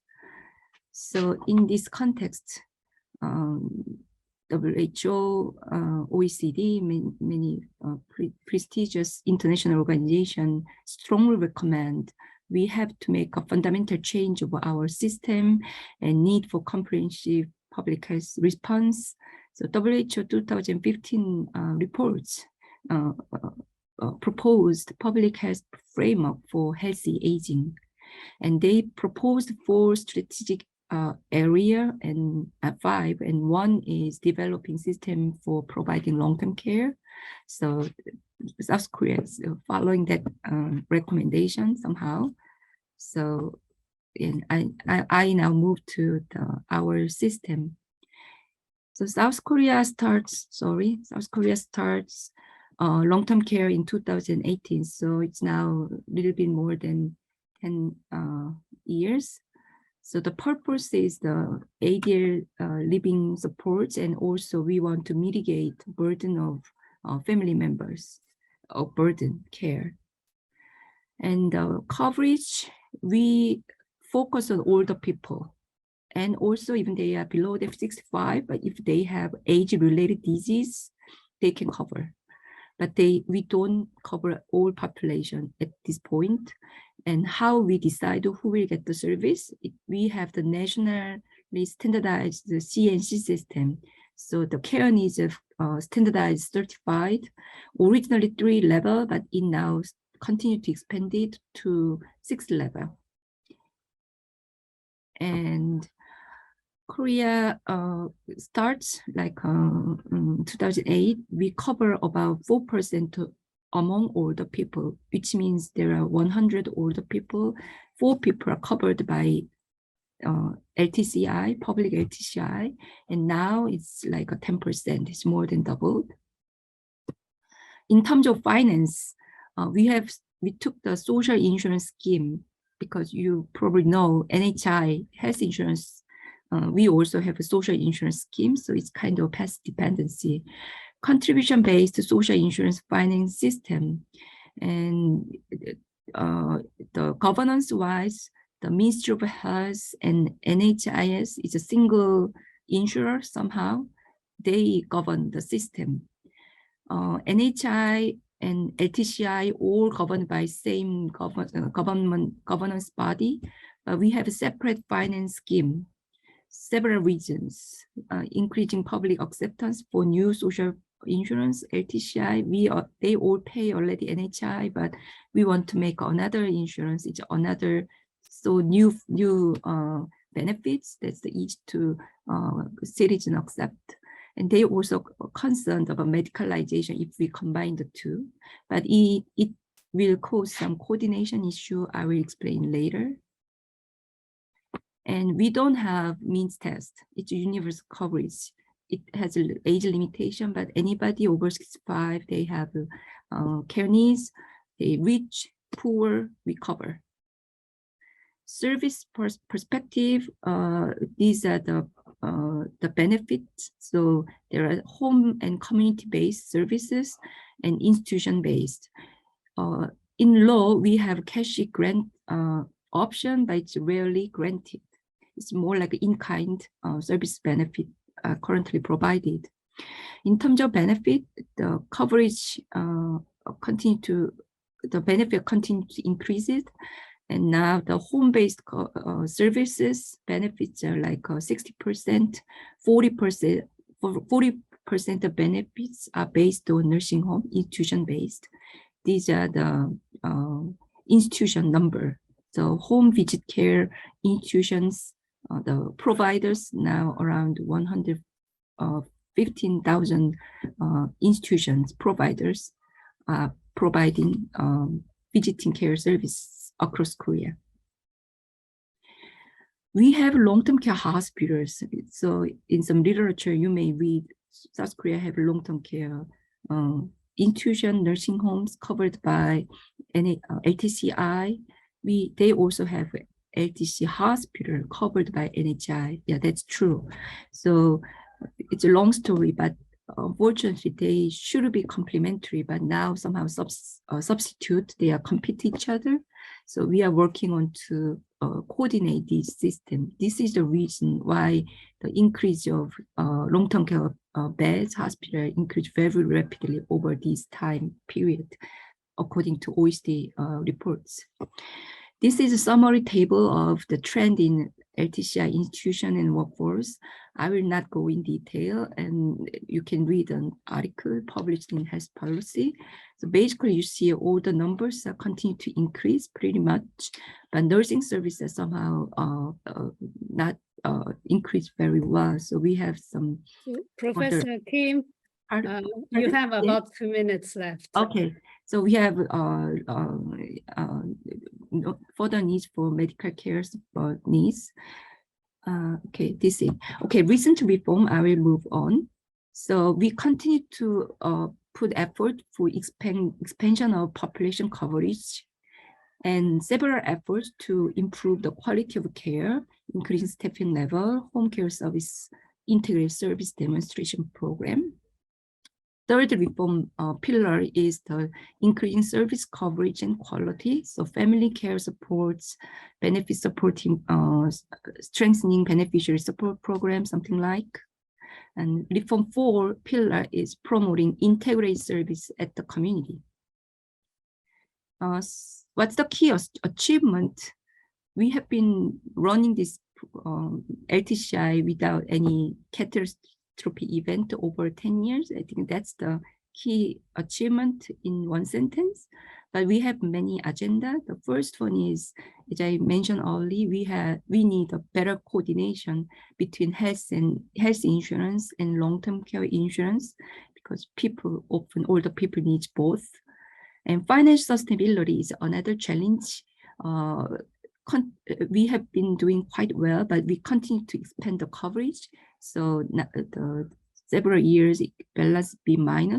We continue to increase the insurance premium. We also need better or more strong role of local government. We are working on it.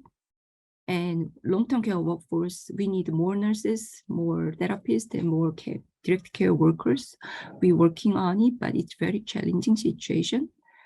And innovation, yeah, we need some breakthrough. So various R&D programs working on. Yeah, and we also developing performance monitoring system, and we are working on it. And what's the lesson? There are many, but I think NHI, LTCI separation have some benefit, but have to keep in mind the coordination will be a key challenge you have to think about, and better governance is very important, and coverage cost is always trade-off you have to think about. Yeah, I think this is one of the paper with review the last 10 years our system. And this is a comparison study between Japan and South Korea systems, so it may help. Yeah, this is end of my presentation. Thank you. Thank you, Professor Kim, for that insightful and rich presentation, especially outlining Korea's success as well as lessons, very illuminating for all other countries. For the third presentation, Let's move to Professor Taiichi Ono. He's the professor at the Healthcare Policy Concentration National Graduate Institute for Policy Studies in Japan. Professor Ono has held various positions as a government official, including Planning Director, National Institute for Policy and Social Security Research, Director for Family Welfare Division, Equal Employment and Child and Family Welfare Bureau of the Ministry of Health and Welfare. He was also the first Secretary, Embassy of Japan in Washington, D.C. Professor Ono's research areas includes social security policy, healthcare, and long-term care policy. He has his major publications include Formulating Social Security in Post-World War II Japan. Professor Ono, you have the floor. You have 10 minutes. Thank you. Very much. Okay, 10 minutes. Okay, thank you very much for giving me the time. So let's share since, okay.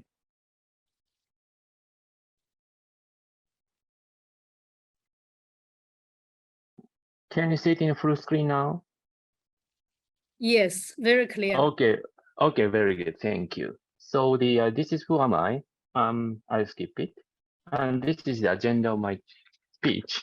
First is the general overview, which may overlap from some of the distinctions from previous speakers from Japan. And the second one, I will talk some lessons from the experience of Japan.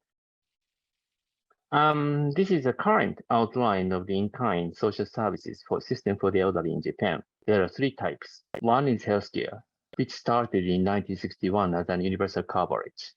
Second is the social welfare services, which started also in 1960s to support the need of the elderly who is poor. But most of the social care services and healthcare and some of the health and nursing aspect of the healthcare services is now covered by the long-term care insurance scheme started in 2000. A brief outline.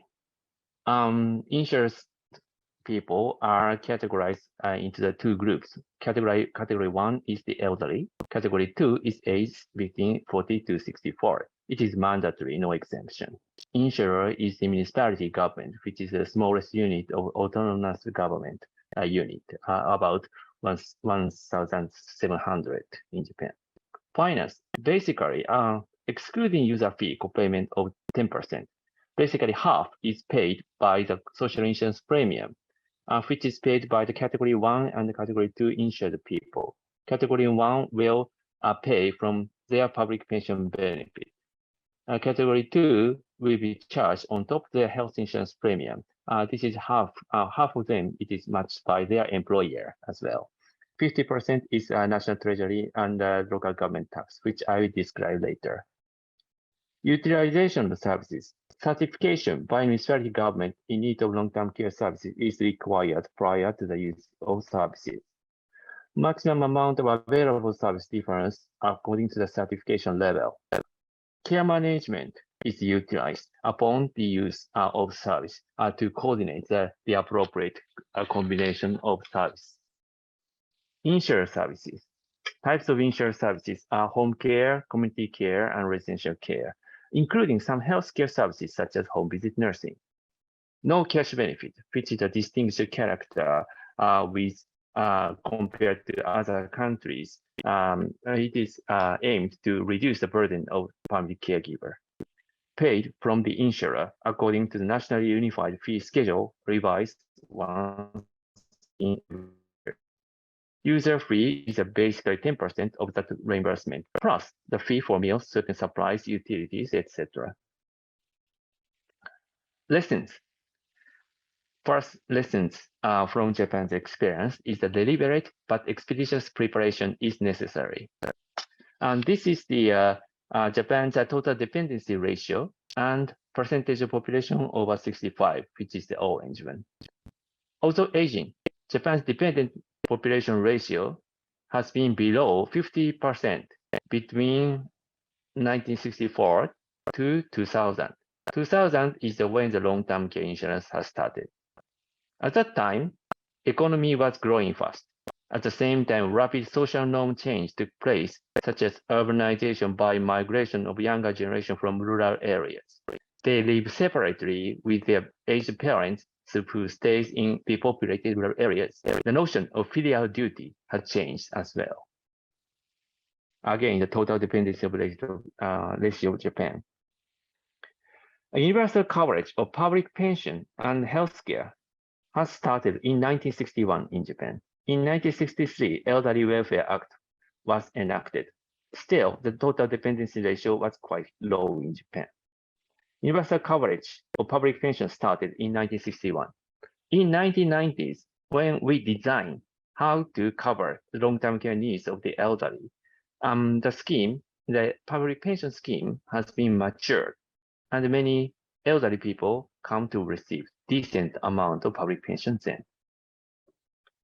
Preparation of the long-term care insurance actually took place in 1990s when the dependency ratio of the population was still low. This is comparing China with Japan. China's population age over 65 is in blue line. Orange is the Japan's line, and yellow is that I have shifted Japan's graph right to about 30 years.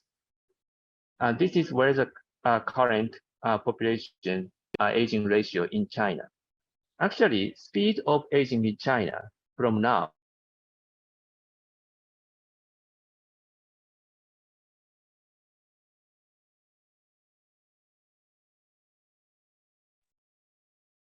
Hello.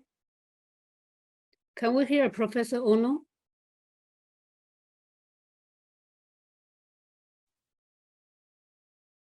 We can't hear him.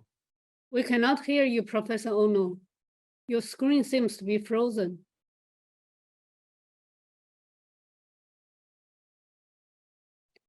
Professor Ono, can the team assist Professor Ono maybe to log on again?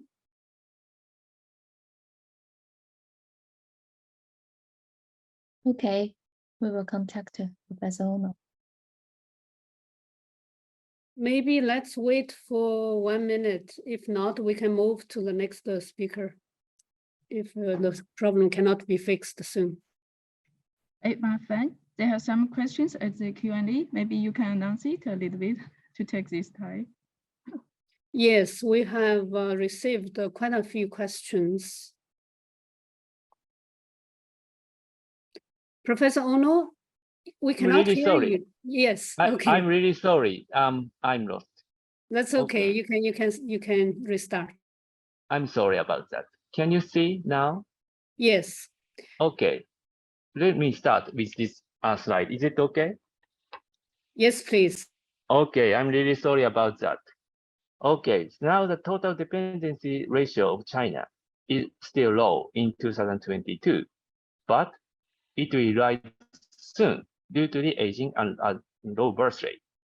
So why I said is the expeditious preparation is necessary is because of this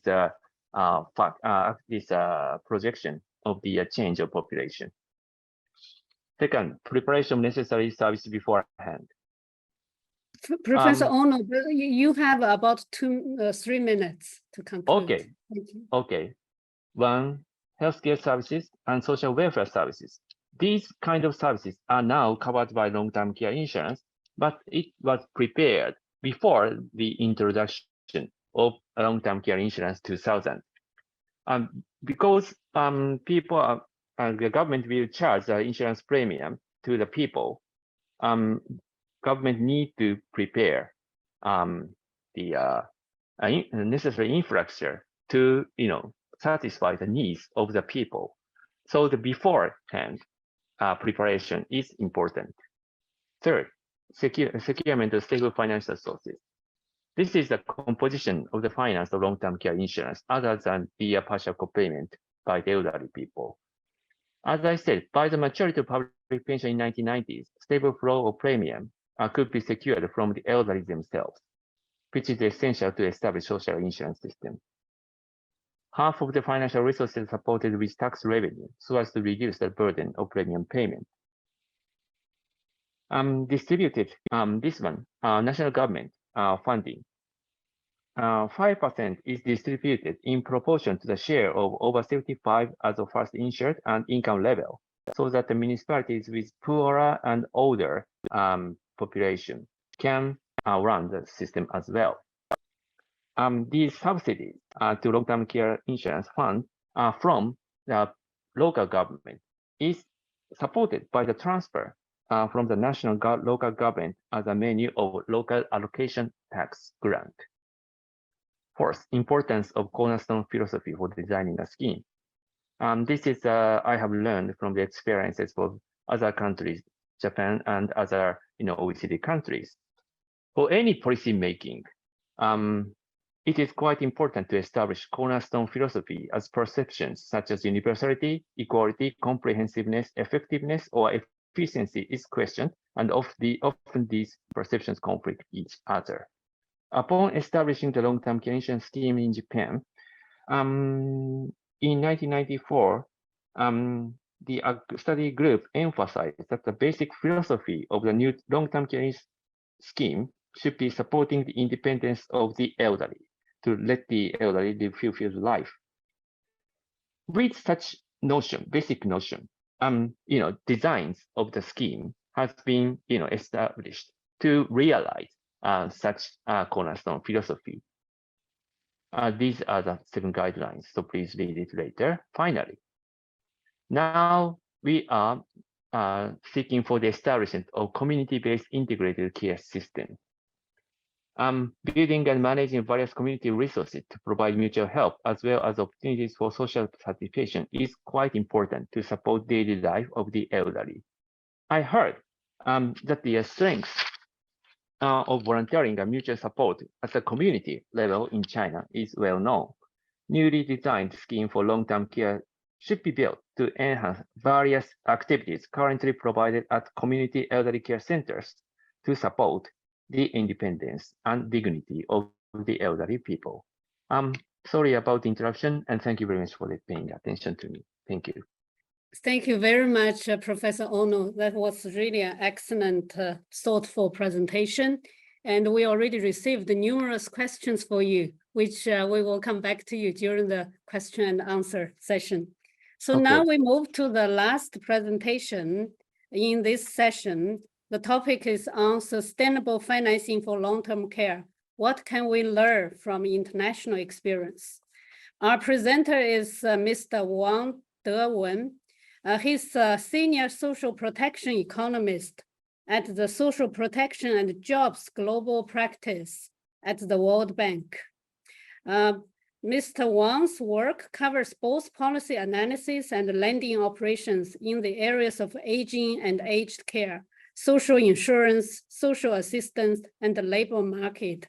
He has published widely on this topic, and at the World Bank, Mr. Wang led both policy analytical work as well as operational work. Mr. Wang, you have the floor. You have 10 minutes up to 11:37. Thank you. Okay, thank you, Ms. Fang.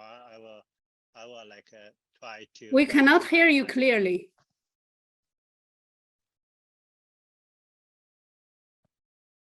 Can you hear me right now?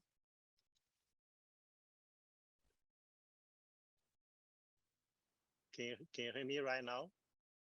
Still a bit faint, but maybe you can be closer to the mic. Thank you.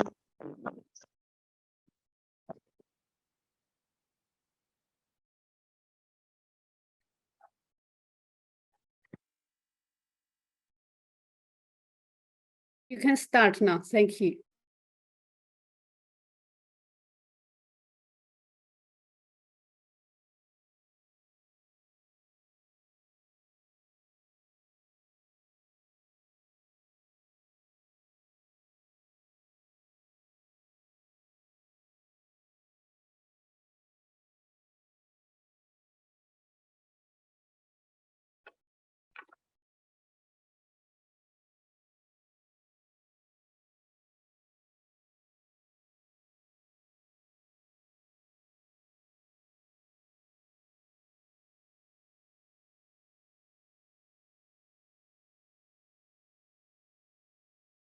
王教授，您刚才就是说的声音低了点儿，你赶快退出去再来一下，再来一下。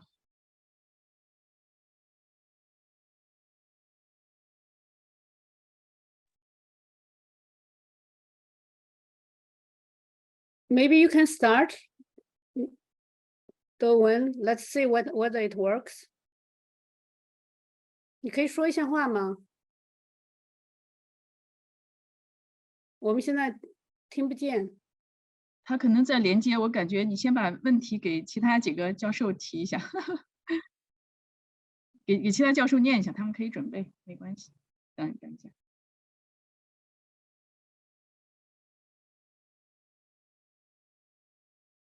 While we're waiting, several people asked about the email addresses of the professors. Will the organizers provide the email addresses to the participants? So they can ask the experts directly. What is the arrangement on that? 思阳。Emma and Yixin, if we may, I may Yeah. respond to this. Actually, yeah, we need to check with the speakers whether they are okay to share their email address, and if they are okay, we can share with audience. But Okay, maybe not all the, yes. I think several participants perhaps are still interested in following up with them. Yeah. Okay. Thank you. Yes. So perhaps we could come to the questions and answers. Professor Ono, we got most questions for you. And it's really about the legislation of the long-term care in Japan. Where can we find it? What is the government division of responsibilities between the central government, municipal government? What is the amount of the pension benefits? Is it universal? What percentage is mandatory? What is the difference between long-term care and medical care? So maybe we can start with you. This is a series of questions. Okay, thank you very much. So the first question is the about the legislation. What do you mean by could you please elaborate some more about the legislation? Where can we find such legislations? The legal document. Legal framework, legal documents. Legal document, legal framework. I think that in the chat box, I think that my previous speaker, Dr. Matsumoto, has shared the link to the Ministry of Health, Labor and Welfare English site to explain the long-term care scheme. So you can have the general overview from there about the legislation. Okay, do I respond well to the first question? You could ask. That's great, very helpful. So the other questions is division of responsibilities between the central and the municipal governments. Different. Yeah, maybe we can answer this question. Yes, central government's responsibility is the designing and overall implementation of the scheme as the entire nation. And the legislation is made centrally as the central government. And of course, the kind of benefits that should be included or the general design of the financing or the care management itself is coordinated by the central government. The local government's, municipalities' government's responsibility is first is to decide the level of the service provision, especially for the in-home care services. They can kind of control. Some have the authority. They have some authority to control the quantity of the services provided to the citizens. Second, they do have the responsibility to set up the premium rate for the first category insured people, which is the elderly people.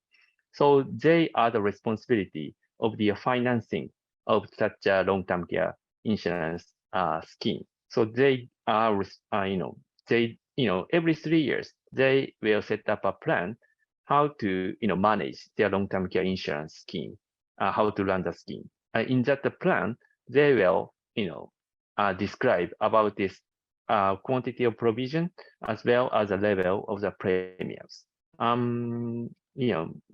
Actually, I could go deeper, but I've stopped here about the demarcation. Is it okay for you? Sure. I think for now that will be sufficient. I think the Okay. next question is about the English one. Okay, the social pension benefit. yes, Okay. and Yes. so I think a related question is there a cap that can receive from the three systems? Who is so relating to the amount that could be received as well as the contribution? Okay. Let's see. Yes, first of all, the amount of social benefit, pension benefit, it is universal. But it actually it depends which category of the people belong for the eligibility to public pension scheme. But generally, general urban family, couple, wife and husband, they receive. I think my understanding is about, yes, I can't convert it into the Chinese yuan, but in Japanese yen, I think about 2 million, more or less, for the general retired people, general retired couple of husband and wife. It is a basic amount. Of course, it really depends with what kind of pension they belong, and about the record of their employment when they are young. And next question is what? I'm sorry. Maybe we can answer the final question and then we can move to Mr. Yes. Wang if he's Yes. ready. This question is about the difference between long-term care and medical care. Yeah. Well, how Okay. do you distinguish that? Okay. Yes, actually, it is quite a confusing part. What should I say? Basically, what is covered by the long-term care insurance is something related to the long-term care needs of the elderly people. So, for example, long-term health facilities, which is a kind of institution to provide the rehabilitation services, or the long-term care wards, which is, for example, people with the with the respirator and in care services. These kind of people and who is certified as in need of long-term care, these kind of facility services are provided under the long-term care insurance scheme. But for the home visit nursing services, most of the elderly who is in need of long-term care, and home visit nursing is covered by long-term care insurance scheme. But some of the people who is not in need of the long-term care, long-term personal care, like the younger people generation, home visit nursing is covered by the health insurance scheme. So thank you. Okay. Thank you very much, stop here. Professor Ono. I think I'm sure there are many questions. You can, I hope, can get in touch with Siyang Vivian about the professor's contact information, and then you can have follow-up discussions, I hope. So Derwin, is your mic work now? Can we move to your presentation? Yes, Ms. Fang, can you hear me right now? Yes, it's very clear. Oh, great. Thank you. So can someone from your end present, just help me to make, to show my presentation. Okay, so given the time is very limited, I just focus on my presentation. Basically, the previous three speakers provide a very good information, and also discussion on the long-term care insurance, basically covers China, South Korea, and also Japan. My topic will go a little bit further, because when we talk about long-term care financing, it's not just long-term care insurance. What I want to say is that long-term care financing is more broader. When we talking about long-term care insurance for services Do we talk about long-term care insurance like for like a capacity or infrastructure or for the other things? So this is what I want to talk. And also I want to draw some lessons like we learned from like OECD countries, but also for some developing countries. Next slide, please.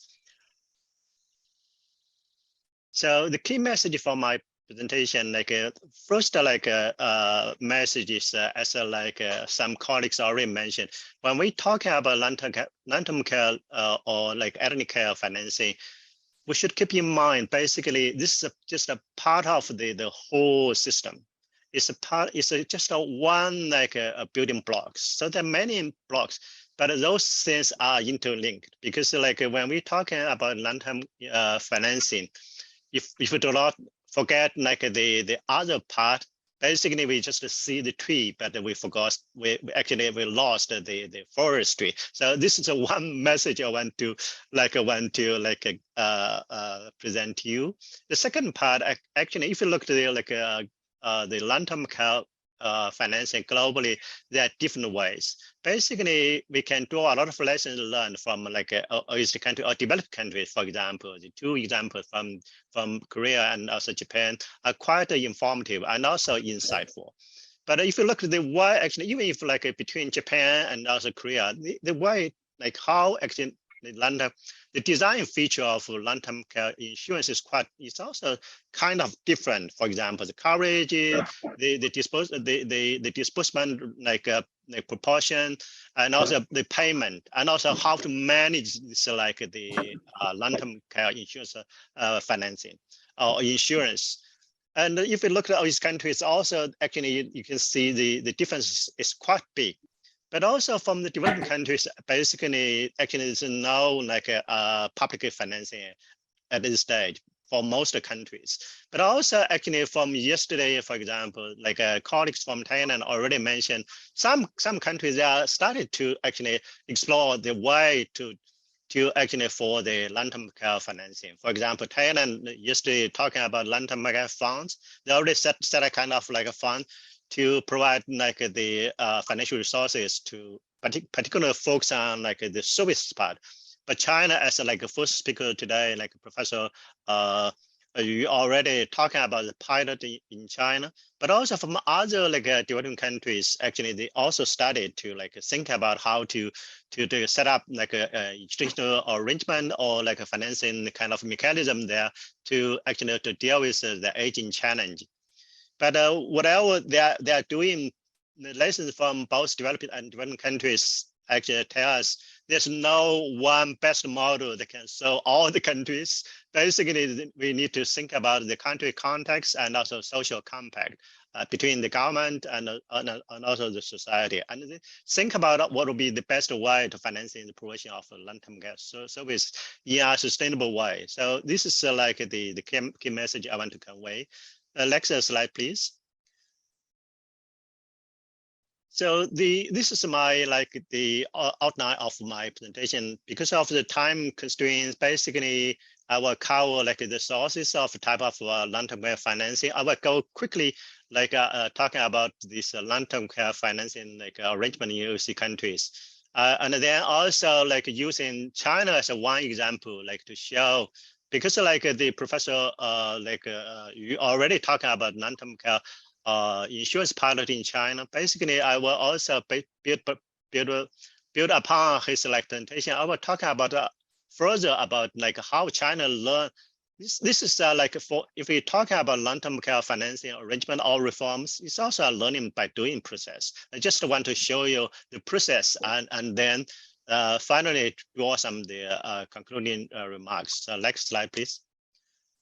So this is like the slides I want to show you when we talking about long-term care financing. Actually, there are different ways, either from individual and the family, and also societal like a side. But also, actually, we also have this like a commercial kind of private financing mechanism. Particularly in developed countries, they have this commercial private investment or insurance scheme. But in most like OECD countries, they have the public like formal public like financing arrangement, either through long-term care insurance like scheme or tax-based financing model. But also they have like a public investment. The public investment more focus on like infrastructure and capacity building. So that's also what I mentioned. Basically, when we talk about long-term care financing, what are we exactly talking about? Either we talking about long-term care financing services or quality, or we talking about capital investment in long-term care infrastructure or facilities. This is also largely to strengthen the capacity, the capacity of like the long-term care provision.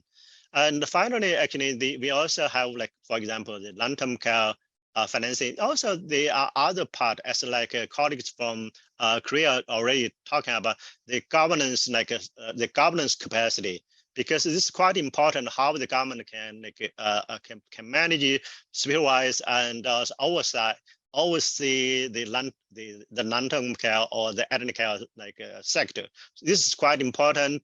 This is also related to like a standard like regulations and also information system and also human resources development. There are many if you put in under this as part. So next slide, please.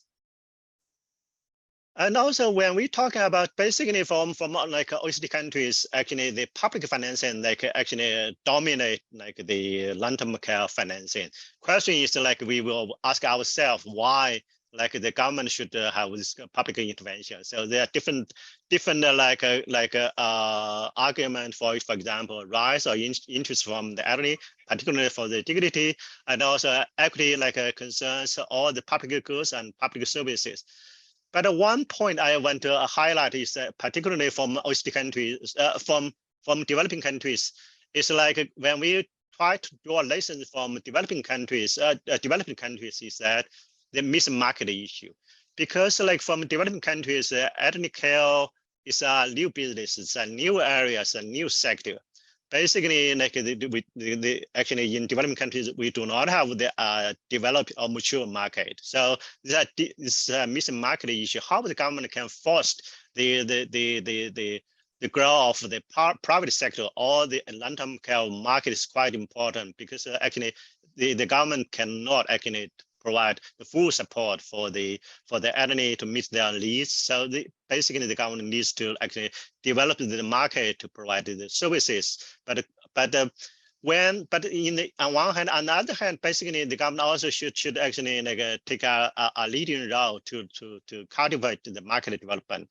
Question is with the government intervention, there are also some issues to be considered when we develop either long-term care insurance like a scheme, or like the broader long-term care financing policy design, because there's some question there, basically how we provide a right incentive structure so that actually to avoid the crowding out effect, basically with the government like intervention or public financing, probably that has some impact to reduce the private investment. This is one of the issues to be like considered. Another is like informal care provision. Yeah. Could you please wrap up in about 2 minutes? Thank you. Okay, so it's a 10 minutes runs quite quick, right? So go just next slide, please. I will need to run. So this is like the message from OECD countries. Basically, the OECD countries, they varies across countries, but actually this is like the overall like it's 1% of like public long-term care financing, like the average the 1%, 1.5% of GDP across our country, but the varies across our country. For example, for Netherlands and also Scandinavia countries, they're quite high, like this around the 3.5%. As like in Japan, it's just around 2%, but in the US it's 1.6%, and Korea is just a 1%, as like two colleagues already like presented. But basically, as I already mentioned, both the government and also long-term care insurance cover the bulk of the cost of like long-term care provision. So most of the spending goes to like residential like care services. So this is the key message from the OECD countries. So next slide, please. So this is just presented. Yeah. Okay, this is just like the figures that shows the OECD countries how this spend. The next slide. So just like already repeat the messages, just show some of the figures. Next slide. Next slide, because I already needs to make a go quickly to the next one. So this is from the developing countries. For the developing countries, next slide, please, because I just want to showcase the China. China basically is the using the traditional welfare approach, largely actually targeted very limited kind of in the past, very limited elderly people. In China, we call the Street Notes and the Wuba people. Basically, it's destitute elderly people. So next slide, please. In the past decade, China already started to do a pilot, actually, either for the elderly care system or long-term care insurance. So as a first speaker already talking about, basically China already expanded long-term care insurance, covered 45 cities. But one message I want to highlight in this slide is that China do not just do a single long-term care insurance pilot. They also do many other kind of pilots. So basically, they try to learn from this process to think about how to develop elderly care system in an equitable, efficient, and sustainable way. So this is the key message. That's really a good place to stop for now. Yeah, because we only have 10 minutes left. This is so this is the last slides already. I think already covers the concluding remarks, but I leave it for now. But I can come back if participants have any questions to ask. I will be happy to answer. That's all from my side. Thank you very much, Derwin. My apologies for rushing you. I hope we have other chances so you can present in full of the information. That's an excellent presentation. Thank you very much. I think we have 10 minutes left. Let's cover the remaining questions. I saw that Baijie raised a question to Professor Yu about the selection criteria for the long-term care pilot in China. Professor Yu, could you please answer this question? Yeah, in fact, I answered her privately. Generally, it's based on the local government, the willingness to act and pilot. So maybe there are many local governments that want to act as a pilot region. So the central government will select from them. That's yes, excellent answer. So I saw Mr. Chen Haijun's hand has been up for a long time. Haijun, could you please come in? What is your question? 我是提给刚才的几位演讲者和王德文教授，就日本或者 OECD 国家的长期护理保险开展的情况看。确实覆盖了众多的群体，解决了老人的问题。那我的问题是，他们在这个尝试长期护理保险试点的过程中呢，或者这个重点放在机构。那么第一个问题是对社区的老人如何对待，这是第一。第二，他们在这个长期护理保险的试点操作实施过程中呢，是否存在着财政的问题和困难？因为我们国家现在继续扩大长期护理保险试点，对中国呢从正面反面来说有什么经验或者值得借鉴的地方？好的，主持人。Excellent question, Mr. Chen. In the interest of time, let me pass this question to Derwin, and perhaps you could share international experience. At the same time, Baijie also asked whether the World Bank have any projects in helping government to foster marketing for long-term care financing. Perhaps you could answer these two questions briefly together. Thank you. Okay, from the international, if I understand Professor Chen's question correctly, he's asking how from other countries deal with from the public side, how to channel the public resources toward more the home community-based care and in a sustainable way, whether there's a fiscal burden or challenge. My short answer, yes, there are fiscal burden and challenges. The question is like, as I show from most countries, currently most like the public financing are channeled to like a residential care.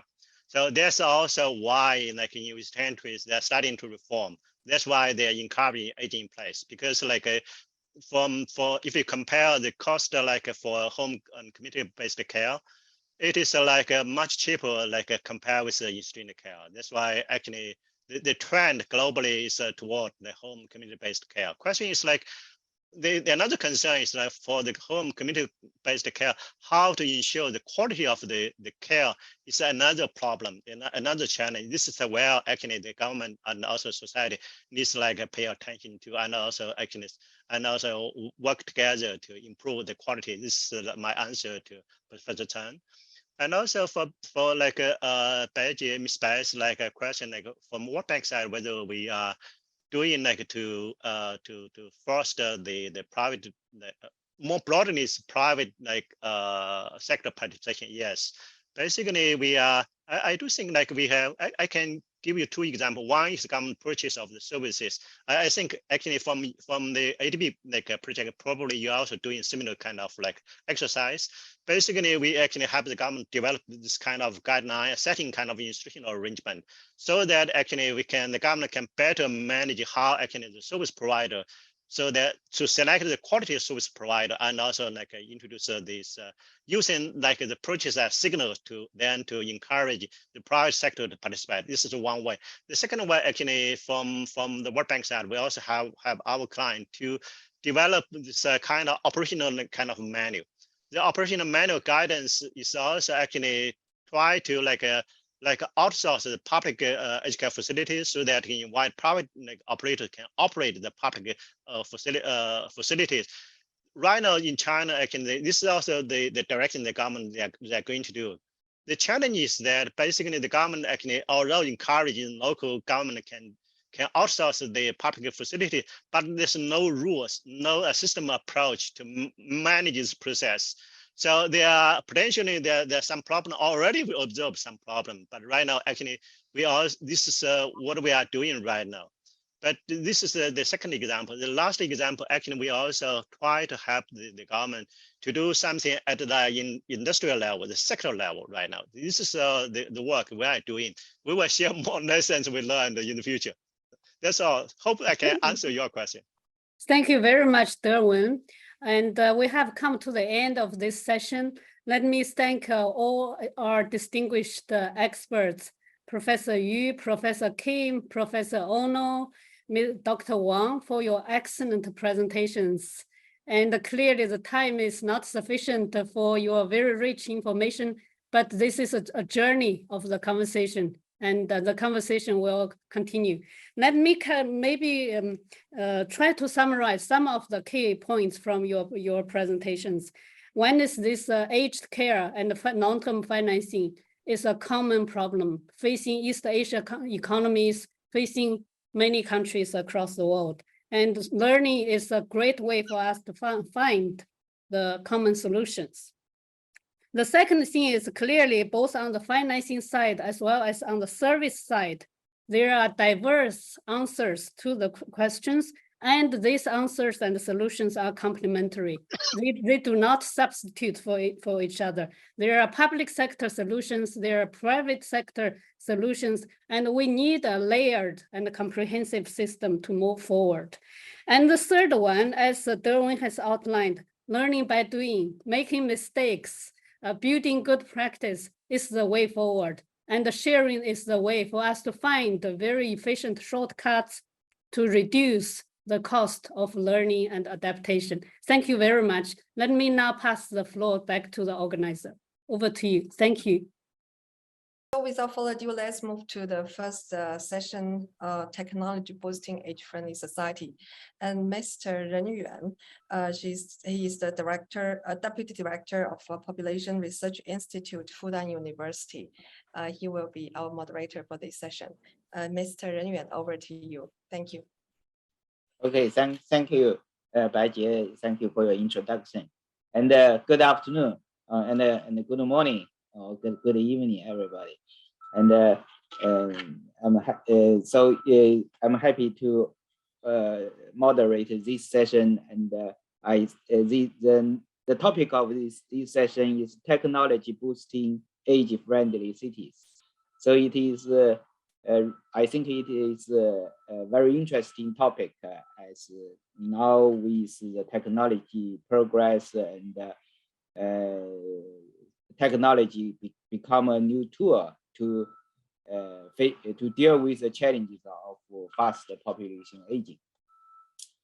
So we are very happy to have 4 distinguished speakers this session, and each presenter has 15 minutes.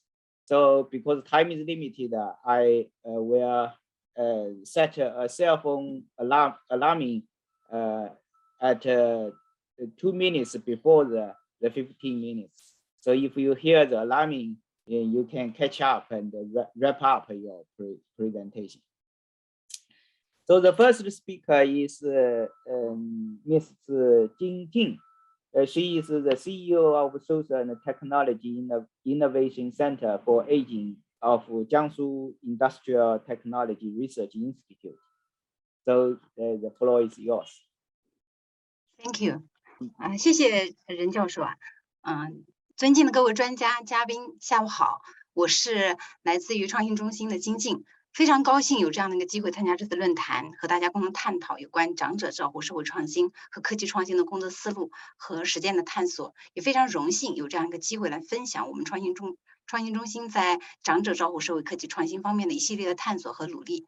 也非常期待各位的评论与建议。您稍等一下，我来共享一下我的屏幕。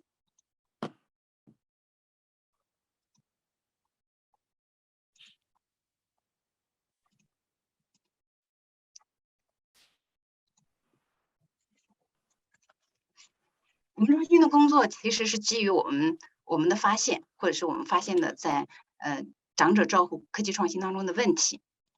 这些问题呢，主要表现在3个方面，就3个脱节吧。第一个呢是产品研发和用户体验的脱节。我们发现绝大多数的科技方案并没有在真实的场景当中进行过应用实效或者是可行性的测试，因而呢，它跟用户的体验就有所脱节。第二个脱节呢，体现在创新产品和服务系统的脱节，因为我们发现大部分的创新产品并没有成为养老服务系统的一部分，有时候在养老系统当中呢，也并没有发挥它应有的作用。第3个呢，是更为重要的，或者是我们更为关切的，就是科技发展与社会公平的脱节。因为我们本来期待的是科技产品能为我们的社会福祉增加正面的影响，或者为我们的社会带来更多的幸福。但是呢，由于科技产品的使用经验和支付能力的差异，科技发展甚至会增加老年鸿沟或者社会差距。正是基于这样的一种脱节呢，我们也在发现，在长者照护的这个科技创新当中，也有一些痛点。这些痛点就是体现在第一个呢，缺乏对用户的理解。因为我们大部分的科技创新其实来自于科研人员的思考，或者是基于他们对科技产品的理解，或者对技术的理解，并没有对用户非常深切的关切和理解，尤其是长者的用户，因为长者用户本身在发言、在话语权上面就受到了一定的或者是不够吧，或者一方面有主观和客观2方面的原因，一方面他自己不善于表达，此外呢，在社会上给他们的这个通道也并不充分，所以呢，在科技创新的过程中，我们通常缺乏对用户的理解，也少有从用户的视角去看待我们的科技创新。同时呢，我们在很多的真实场景中，也并没有为科技创新产品来提供这种时效性的验证，缺乏有效的支持，使得很多的科技创新都是基于我们不能说拍脑袋，至少是说基于他们对技术的理解，而不是基于对社会的理解，以及对我们长者照护系统的理解。这是基于这样一些问题的发现吧，我们提出了一个解决方案，叫6个字的解决方案，实际上也是我们中心的名称，叫适老社会科技。那什么是适老社会科技呢？我们首先说什么是适老。所谓适老呢，并不是说专为长者设计，或者是说独独的为长者设计，或者我们特地设定的长者版、长者使用。那适老呢，实际上在所有的设计中，我们应该考虑到长者的需求。所以说，适老的第一个核心是人文，是关爱所有人。同时呢，创新应该关注用户的需求，尤其是长者的需求，对需求的关注、认知以及响应应该关注在创新的每一个环节。其二呢，适老的核心还是包容，不管是年龄、性别、身份和能力的不同，在提供解决方案的时候呢，我们都希望能确保对弱势群体能够成为受益者，或至少不能成为受损者。因此呢，这一点是至关重要的。那么，将长者的需求化凸为容的投射到产品的服务和设计当中，真正的创建一个代际友好或者全民友好的社会，是我们对适老的这个关键词的理解。还有一个关键词呢是社会科技。那所谓的社会科技呢，一方面呢，我们希望社会科技是一个所谓的社会和科技在系统中的融合。长者的照护呢，是有一个社会系统多个层面的利益相关者共同提供支持和维护的这样的一个综合系统。本世纪的老龄化是对整个社会系统的挑战，因此呢，只有通过细致的分析和主体协同，并实施系统化的解决方案，才能有效的应对。因此呢，我们致力于将跨学科的方法，将社会科学和工程科技相融合，从规划、创新、测试到结果的评估，通过对各种社会和文化情境中的科技进行选择、发展和整合，由此来构建融入社会系统的社会科技。第二个方面呢，我们说要构建社会和科技的共同发展的这种关系。一方面呢，我们致力于识别和发展科技的解决方案，将其整合到照护系统当中，以帮助装备、加强和推广社会照护的各个主体以及利益相关者，也就是我们所说的科技创新助力社会照护。第二个方面呢，我们希望的是将伦理和人文的因素纳入到创新的这个评估和过程当中，将情感和道德参与工程师对老年人需求的这种理解和体察，这样呢，使得在科技创新中加入社会关怀，将科技创新真正的实现价值，也就是我们所说的于人一计，人智一达，或者我们说让社会福祉来引导我们的科技创新，为我们的科技创新指明方向。那基于这样的一个理念，我们对此呢做出了努力。首先呢，是我们的这个叫江苏省产业技术研究院和哈佛大学共同搭建这样一个全球创新和社会产业的桥梁，共同在哈佛大学内部建设了一个叫适老社会科技研究中心。同时呢，也在江苏落地了个叫适老社会科技创新中心，也就是我所在的中心。那么，作为江苏省产业技术研究院旗下的一个专注于适老领域的专业研究所，我们集研发、孵化和创新支持为一体，专注于适老领域，开展适老领域的科技创新、国际合作以及政策和标准的研究。那江苏省产业技术研究院呢，作为江苏省科技体制改革的试验田，作为省委省政府直属的事业单位，是2013年成立的，也是呢旨在打造这个以市场需求为导向的一个产业技术的创新体系。在这个创新体系里面呢，我们打造的这个生态呢，包括3大元素。第一个呢是研发载体，或者我们讲的专业研究所；其次呢是创新资源，也就是我们讲的国内和国际的合作；第三个呢是产业需求，也就是我们讲的联创中心跟龙头企业共建的这个联创中心，既有需求，也有研发，也有我们可以借用的创新资源。所以呢，我们3大元素打造了这样的一个创新生态。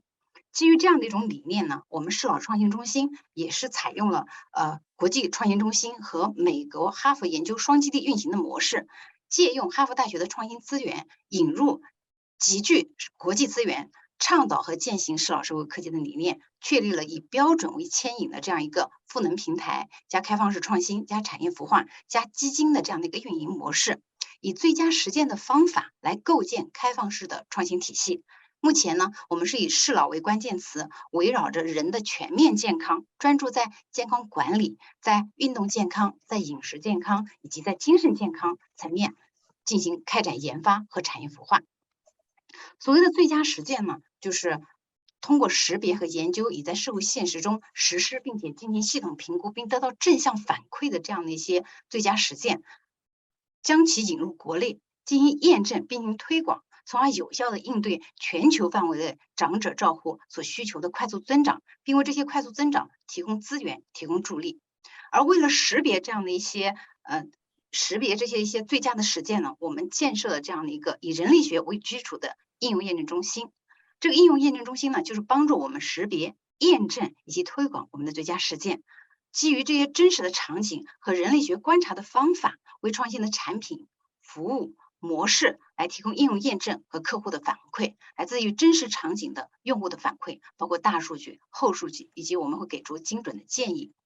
那所谓是开放式创新呢，实际上就是我们把全球的资源、全球的最佳实践、全球的有效需求引入到平台上，对于这些需求、对于这些最佳实践进行验证、进行评价、进行评估，然后进行处理，接入我们全球的创新资源，从而形成当地化的最佳解决方案。基于这种最佳解决方案，我们形成我们的项目孵化，同时呢，对这些项目孵化进行创新的支持。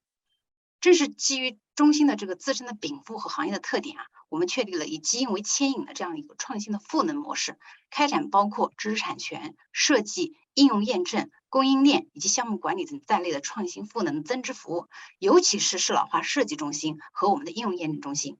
应用验证中心我刚才已经讲过了，其实提供了一种人力学的方法，帮助我们去获得客户的真实反馈，而且是在真实场景下的真实反馈。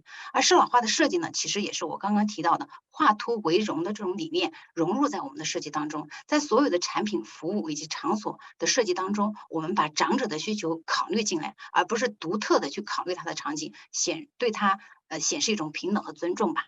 此外呢，我们还要升值到这个社区的居家场景，因为通常我们在说长者照护的说9073，实际上97%都是通过社区链接居家形成的对他们的照护或对他们的这个对他们的服务。因此呢，我们会升值在社会居家场景当中，打造这样一个真实场景，并为这个真实场景围绕着人的健康建立一个系统。其次呢，就是全流程的专利组合服务，实际上也是我们把知识产权和技术能够嫁接起来。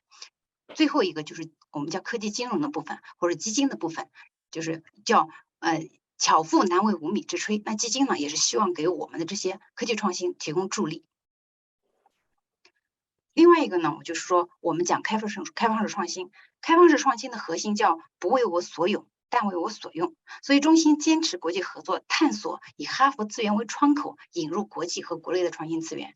其实呢，从国际合作的角度，或者从技术转移的角度，很多人都在做，我们做了很多年。可是呢，在国际合作当中，还是遇到各种各样的困难，尤其是最近各种可能一个是疫情的原因，一方面就是阻碍了我们的交流，另外一方面实际上技术也会存在一些在技术转移上的困难。那我们一直在推进这方面的工作。首先呢，我们设立了叫5步走，就是国际合作技术转移的5步走。首先进行需求调研和市场机会验证，其次呢，获得海外的最佳实践，也就获得这个系统的解决方案，然后呢，整合本土的资源对解决方案进行本土化，最后打造这个示范点，从而进行推广和复制。我想宜昌本身大概也带有这样一种性质，实际上就是做我们一个最佳实践的示范点，通过这个示范点我们去推广到全国，甚至推广到全球。那这个是我们打造的在开放式创新国际合作当中的五个步骤。我们希望在国际合作过程当中，真正的把好的最佳实践、好的服务、好的产品、好的技术能够引入到本土，并且在本土实现它的价值。为了帮助我们把哈佛资源更好的引进呢，我们也会将建设这样的一个机构合作。此外呢，我们刚刚提到了叫开放式创新，其实哈佛这个资源呢，只是我们中心一个非常重要的窗口。我们希望通过这个窗口，把国际好的资源都能够引进过来。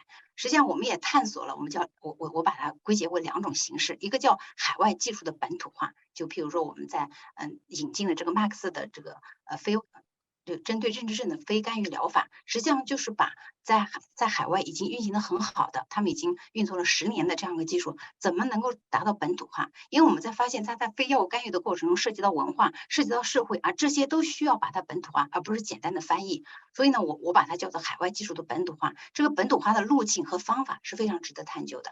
第二个呢，我叫海外技术的应用开发，就是说我们在有海外的技术，但我这边有一些需求，我怎么把它跟中国的应用开发能够相嫁接？实际上，我们也是通过一个案例在摸索这件事情，就是我们在做的对于认知症的这个筛查或者是精准诊疗的这样一个系统，实际上就是把海外的一些好的技术，通过这种方式跟中国的应用能够嫁接起来。此外呢，我刚刚介绍了，我们说我围绕着4个方向来开展我们的研发，而这个研发我们会发现，它实际上也是一个系统，因为它是一个人的健康的系统。当然呢，在这个系统中，我们加入了信息化的力量，也就是我后面讲的健康管理。而实际上，从链条的意义上来说，或从研发链条的意义上来说，我可能首先是对健康的评价诊断，最后再引入到我的这个诊断的方法，以及我们可能要对它进行提供解决方案。我听到任老师的提醒了，我非常快的结束掉。另外一个呢，就是我们要做的社会研究，就提到了社会科技的这种相融合。这个我总结一下吧，我们的几个经验。第一个呢，就是说从宇宙资源的入口开始，我们要加强国际合作。其次呢，对这个资源进行验证，我们要进行应用验证。为了这个本土化更好的发生，我们用了这个赋能。同时呢，我们把这个科技创新能够通过我们社会研究的方式注入到我们的社会系统当中。从展望的意义上来说，我发现就是我讲反思了4个字或者是4个词。第一个，开放呢是基本原则，所以呢，我们要坚持国际合作，同时寻求务实的方法。第二个呢，叫在场，也就是说我们要深耕实践，因为实践是检验真理的唯一标准。因此呢，我刚刚提到的社区场景是我们必须深耕，也是我们经过1年2年的这个实践以后，发现必须要去关注的一个场域。第三个词我叫规范，因为我发现在养老的这个科技创新当中，或养老的产品和服务当中，规范是相对比较缺乏的。所以在这个阶段上，我们会打造整个适老化的标准体系，并且遴选合适的适老产品。第4个我叫教育，或者我们叫思想的力量，因为适老社会科技创新还是个相对比较新兴的理念，如何把这个理念能够进行推广，我觉得教育是非常重要的一个手段。所以呢，这是后面我们展望当中需要坚持和奉行的几个非常重要的方面吧。那最后呢，我们的期待是成为全球最具活力的适老社会科技创新中心，并且打造多学科协作的产业融合生态圈，并且以科技社会化为宗旨，引领老年服务系统的转型升级，成为最富人文的适老中心。这是我们中心的这个口号，叫适老社会科技的倡导者和践行者。欢迎大家联系，也欢迎大家来指导我们的工作。最后再次感谢大家，希望没有超时，谢谢任教授。好，谢谢金靖主任，金靖主任的就是介绍，有非常突出的理念，就是科技和社会的关系，就是说通过就是发展一种基于社会的科技从而的话来更好的适应老年人口的需求。那么并且金靖主任也介绍了其所在的适老科技中心如何来通过促进国际知识的交流，以及促进这个项目的这个本土化落地和推进其研发应用，就是做了一个非常好的这个就是工作愿景的展望。那么就是谢谢金靖主任。So the next speaker is Chancellor of Netherlands in China. Is Mr. Nico Sitekate. Please. Thank you very much. Ladies and gentlemen, good day to all of you. I am extremely honored to be a speaker at this Elderly Care System Development Forum, and my gratitude goes to the organizers of this forum. In the coming 15 minutes, I will be sharing with you some experiences from the Netherlands and how our system and policy stimulate innovation in elderly care models, technology, and products. My presentation consists of 4 sections. I will start with a brief introduction about the Netherlands and our healthcare system, more specifically our long-term care and elderly care system. In the second section, I will be zooming in on 4 themes in our elderly care policy, illustrated by some best practices. The third section will focus on the funding of all of this, also including concrete products, and I will close up with some takeaways. So let me take you through some indicators first on the next slide. About 20% of our total population is age 65 plus, and a great number of elderly age 75 plus are living independently. This is partly a result of our policy. I will get back to this later on in my presentation. Moving to the next slide, you can see that 4% of our GDP is spent on long-term care, including elderly care, more than any other advanced country, according to the Organization for Economic Cooperation and Development, the OECD. Besides improving the quality of life of the elderly and their environments, technology and innovation are important factors to avoid increasing expenditures and a continuous increase in staffing in the elderly care sector. And the investments in long-term care seem to pay off, as we can see on the next slides, in terms of happier, healthier, and longer lives. The question obviously is whether the current financial system is sustainable. This is where our financial scheme based on our legal acts come into the picture as shown on the next slides. Our 4 main healthcare acts as shown on this slide are related to elderly care and have been instrumental in stimulating technology and innovation in elderly care. The following slide gives you a better picture of our long-term care acts, but I will not go further into maybe on the next slide.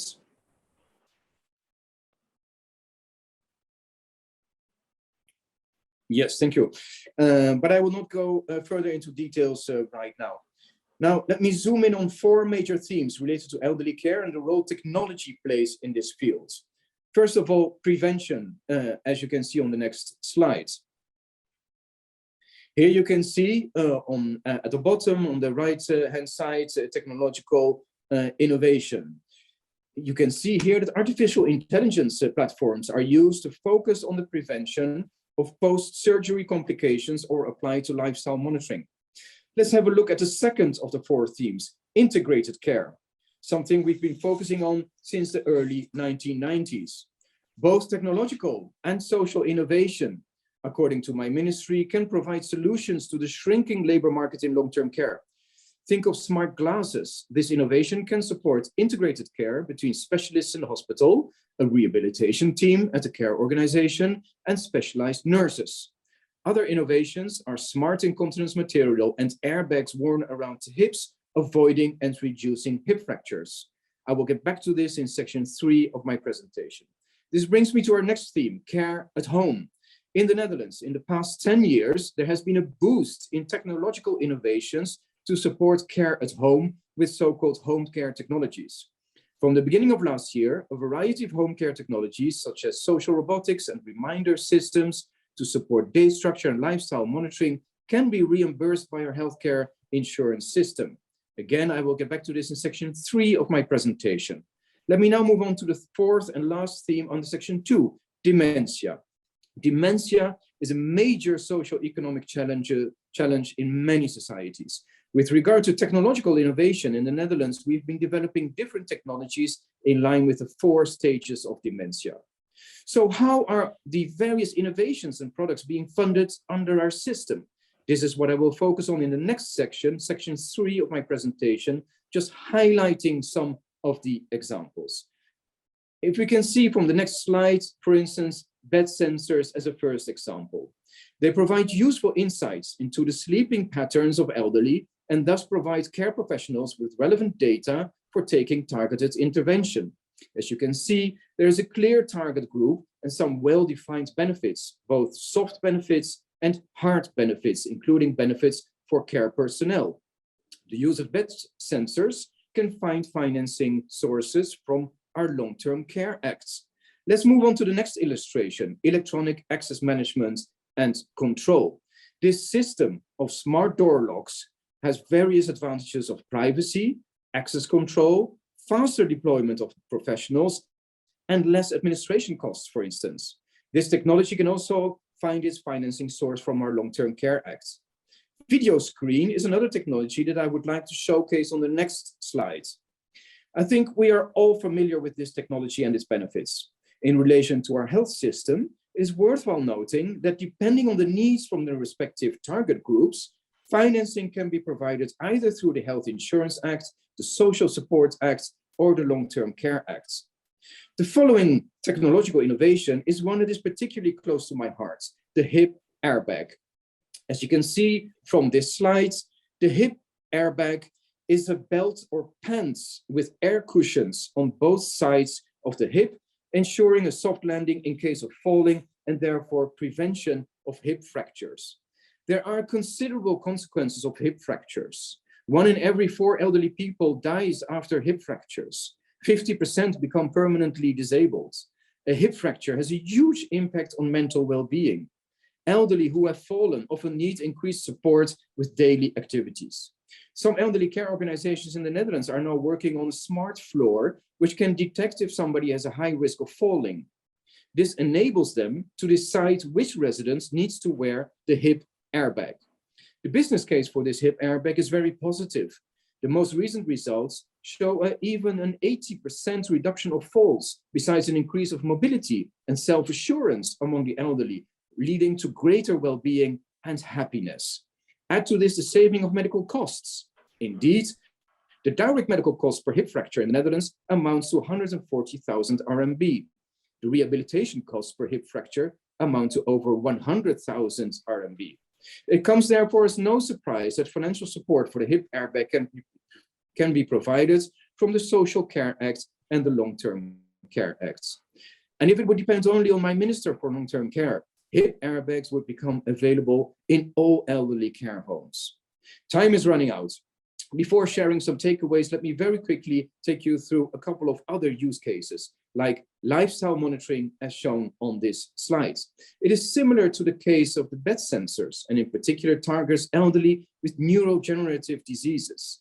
In my view, this lifestyle monitoring is a very strong case in the field of prevention and early detection, and has clear benefits both for the elderly and their environments, including care staff.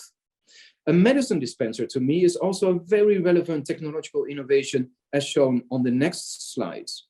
As we all know, it is crucial that elderly take their medication at the right time and in the right doses. This is exactly what this technology is about, and this dispenser is very user-friendly for elderly in general, and specifically the target group as mentioned on this slide. Research has shown that the medicine dispenser can save 602,003 RMB per month per client for an insurer. This partially explains why the medicine dispenser can be financed through our Health Insurance Act or our Long-Term Care Act. On the next slide, you will find support day structure technology. Many elderly are very much attached to regular day structure, and this technology helps them in doing so. You can see the target groups on this slide, and depending on the needs, financing can be provided through our Health Insurance Act, the Social Support Act, or the Long-Term Care Act. My last example is on smart incontinence material. Again, this innovation makes intelligent use of sensor technology.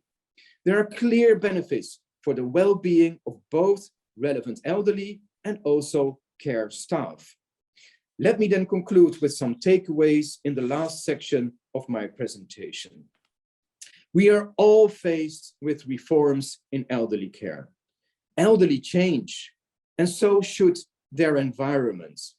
In the Netherlands, we see that elderly want to stay in control of their own lives and also want to remain meaningful to society. In our latest reform, we focus therefore on self-management where possible, home where possible, and digitally where possible. Technology and innovation bring various benefits and can indeed contribute in delivering warm care as well. Inspiration for innovation comes from international cooperation. That is my strong conviction. So yes, if we replace I by we, then even illness becomes wellness. Thank you for your attention. Oh, thank you, Mr. Kate. Thank you very much. And I see you have also saved some time for us. And Mr. Kate's presentation mentioned the Netherlands practices. And we all know that in European countries, the aging degree is very high in Europe. And so the former aging societies could give us a lot of good experience, and especially technology and the elderly care. And Nico mentioned some very interesting social innovations of, for example, the sensors and the hip airbag, very interesting, and also mentioned the different schemes and social acts for elderly care. Thank you. So the next speaker is Mr. Chen Hongtu. he is from Mass General Brigham Hospital from the United States. So please, 宏图 please. 好，谢谢任岩教授，谢谢会议的组织者，我呢，能听得见吧？听得见。好，那么我把这个 share screen 做一下。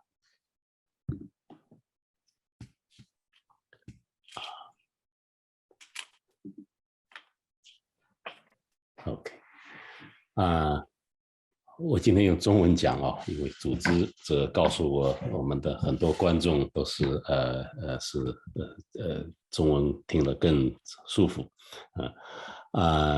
今天我要讲的主题呢是一个很普遍的一件事情，就是我们现在在谈技术，大部分的技术呢都是跟数字有关系，跟我们的互联网有关系，那么这个一个普遍的问题呢，就是很多老年人呢不会用跟数字有关、跟互联网有关的技术。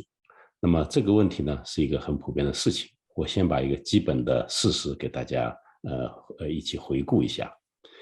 这是一个在美国的数据，红颜色的这根线是代表老年人使用手机的这个情况。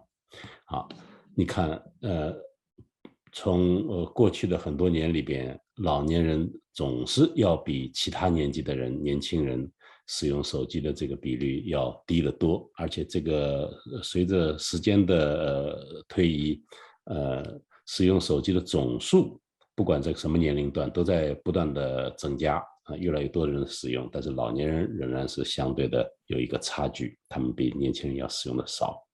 那么这个现象呢，在美国是这样，在别的国家也是这样，英国你可以看到也是这个差距仍然保持着。下面中国的数据你可以看到，这个从35到40这个组，一直到65岁以上，总是在年纪越大，它这个使用的比率越来越少。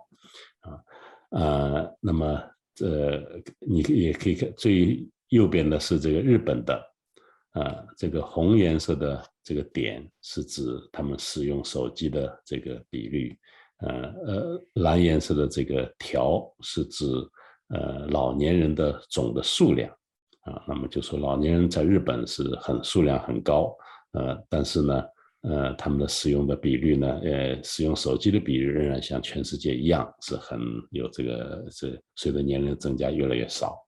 好，那么那么这个现象呢，已经存在了很久了。最早提出数字鸿沟的时间时候，在文献里边是在1990年代的时候。90年代的时候，那时候最早提出来的时候呢，是关于到底大家用电脑还是不用电脑。那么随着时间的这个推移呢，大家就谈到底是不是有没有上网这件事情，有没有用手机上网。那么现在呢，就是怎么上网上去到底做些什么事情，比如说是不是去做网购，或者是不会做这样的事情。那么这个现象呢，尽管随着这个核心的机器、核心的技术的使用的变化，但是这个现象一直存在着。那么这个现象，如果是它有不同的叫法，在世界各地，在不同的这个讨论里边，有的时候呢，它是比较强调，就是的的确确这个说老年人的技能不好，比年轻人这技能上的问题。也有人强调这个老年这个群体，说这种他们就是跟年轻人是很不一样的这个群体，不仅仅是技能问题，那么也有人强调呢，就他们所处的这个社会环境、这个处境不一样，这不同的叫法。也有人把它分析的，就是这个在这个学界就很普遍的，就把它分析成用这个 A 打头的英文字母来叫它，那么翻译成中文呢，就是说没有网，没有手机，哪怕有了手机也想不到去用，这最后想到去用了呢，还搞不懂怎么去用，最后都学会了去用呢，还用不好，不知道怎么去用这些手机和技术和上网的这些技术来改变自己的生活，那么我们时间有限呢，我们就很快来分析一下它的影响它的各种因素。一个办法呢，去分析呢，就是我们去也是看这个过去这些年来对于这个问题的一个基本的一个分析呢，就是说，我们把这个数字鸿沟第一件事情就是说，大家到底在技术上，老年人在技术上是不是能够可及可以获得这样的一个技术？那么这个一个普遍的问题就是说，到底在那个地区，在那个住的那个住宅的地方，到底有没有这样的基础设施？比如说有没有信号？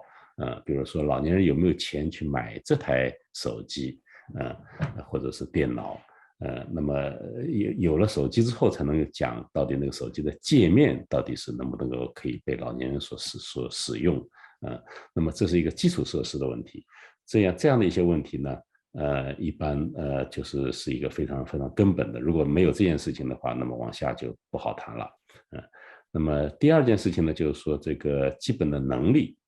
咱们现在假设老年人这个手机信号都有了，那么他是不是有这个能力？那这样呢，一种能力呢也是跟他们到底过去这个人有没有接触过这样的技术，相似的技术，也跟他周围的生活环境是不是别人也都在使用，那么跟这样一些因素有关系。那么这个是一个就是我们大家去研究这个问题的一个基本的一个出发点，就是数字的能力。那么现在呢，最近呢也会在谈更多呢，就是说，好像一些其他的因素也在影响到他们。那么比如说这个最左边这个是这个 fear of fraud， 就是害怕电信诈骗。老年人不去使用手机，你介绍他说不要。那个现在呢，只有电话已经很多诈骗了，到了这个网络上就更无法对付了，他不要这个。那么同样呢，这种他自己对于社会的这种排斥呢，也是双向的。你比如说，现在你如果没有一个手机，或者没有一个手机里的某种功能，你可能就不可以到某个展览馆去，不可以去旅行。那么同样呢，如果你缺乏这个呢，你也会感觉到社会会对你的一种歧视。那么也有一些人也在考虑，就是说他不愿意想让这个社会其他人知道他的一些隐私和秘密，比如说电话号码或者说是银行号码。那么这个呢也进一步影响到他们到底会不会加入这个数字的社会里面去。这是这么从这个影响因素的和它的这个数字鸿沟的3个方面去考虑。那么我们现在看看呢，就是在世界各地方到底对付这个数字鸿沟有哪些策略。那么第一个呢，还是回到这个到底是有没有，就是这个基础设施的这个问题。这个基础设施的基本的策略就是仍然是这个政府在那里投资，这个问题主要是政府在解决。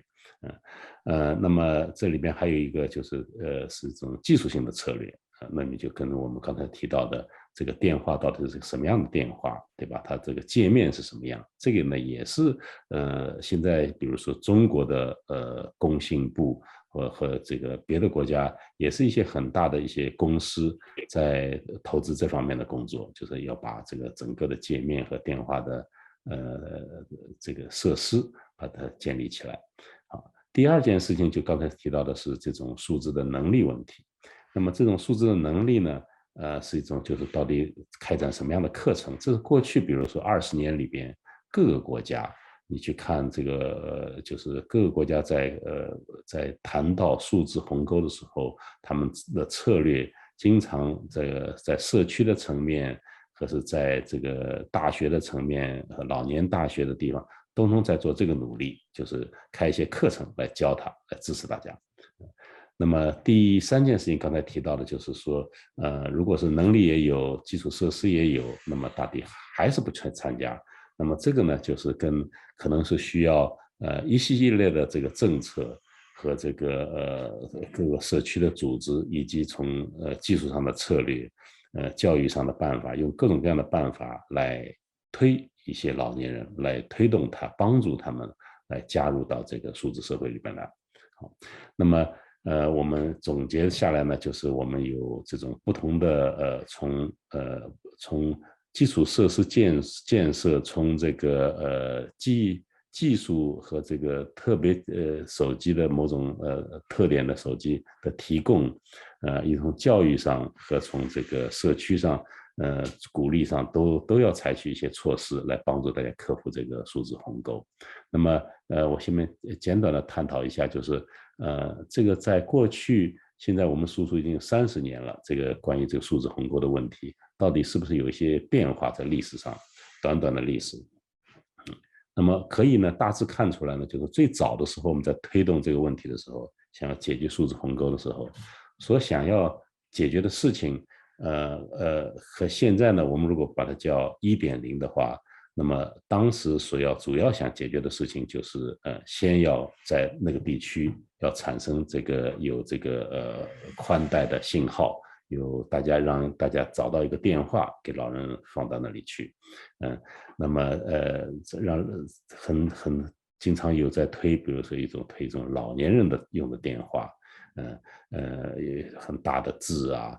然后呢，听到社区某些地方有一些教老年人怎么用手机、用电脑的课程啊，这是一个最主要的，当时一个最基本的一些办法啊。那么最近呢，你再去看呢，这些策略就会有更加复杂的策略，比如说我们谈的这个基础设施呢，不再谈电话到底有没有了，而且当然这个问题仍然存在，而是去谈到底是某一种这个小程序是不是存在的，是不是在电话上是不是下载了，那么在教育的这个策略上呢，也会更多的去想从老年人的生活的这个出发来教，而不是从这个基础的所谓的这个怎么使用的这个方法去教。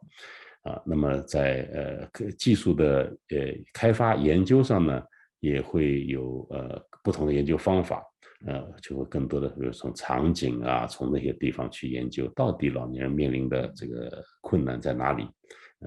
好，这样一些从政策上各个地方呢，有更丰富也更加从老年人生活场景出发的这么一个特点。好，那么是不是我们可以把它叫做就是有这么一个变迁啊？你如果是硬要去比较，我们可以说呢，在最早的时候，我们在推动减少数字鸿沟的时候呢，我们的某些这种教育的方式，经常是我这里叫做居高临下，就是这个技术的掌握者认为他们是很先进的，他们要去教那些不知道技术的人。好，那么这样的一种居高临下的这种姿态，这种教他们的这些任务呢，经常是由这个技术的主导者来定义的啊，我们的工程师或者说我们的计算机学科的人说这个基本任务他们应该知道怎么去做啊。那么基本的当时的态度呢，也是说把这个鸿沟尽快的把它跨越，越早越好，因为这是一个代表先进，一个代表落后。那么现在的这种态度呢略有不一样。第一个呢，就是大家这种包容性更加强了。就是因为大家发现这个是跟这个跟我们现在面临的这个情况，也就特别是在疫情之后，发现很多事情不能够完全的逼着老年人，逼着所谓的落后的人去上线，去到线上去做这种在线上和线下一起结合的事情，一起并行的。这么一种状态更重要。那么在教老年人的时候呢，也更加强调老年人的生活场景，而不是只是强调这种最基本的任务。那么同样也认为，这样一个有这么一种过渡期，就是在从无数字到有数字的这个时间，可能会比我们想象的要更长。不是说马上一推就可以把它就整个把这个社会可以从不会数字一下子就会了就完了，而且数字的技术也在不断的进步，不断的改换，所以这个所谓的这种过渡期可能是一个很漫长的一个时期。那么在这个时期呢，我们要尊重那些不数字少的、数字能力比较低的群体，这将是一个最根本的一个态度。所以这种转变呢，这种对于这个弱势群体的这种敏感度，可能是在数字鸿沟或者叫做数字宽容这么一个方向上，可能是最重要的一个态度。好，我的演讲就到这里结束。有没有什么问题可以问我啊？谢谢大家。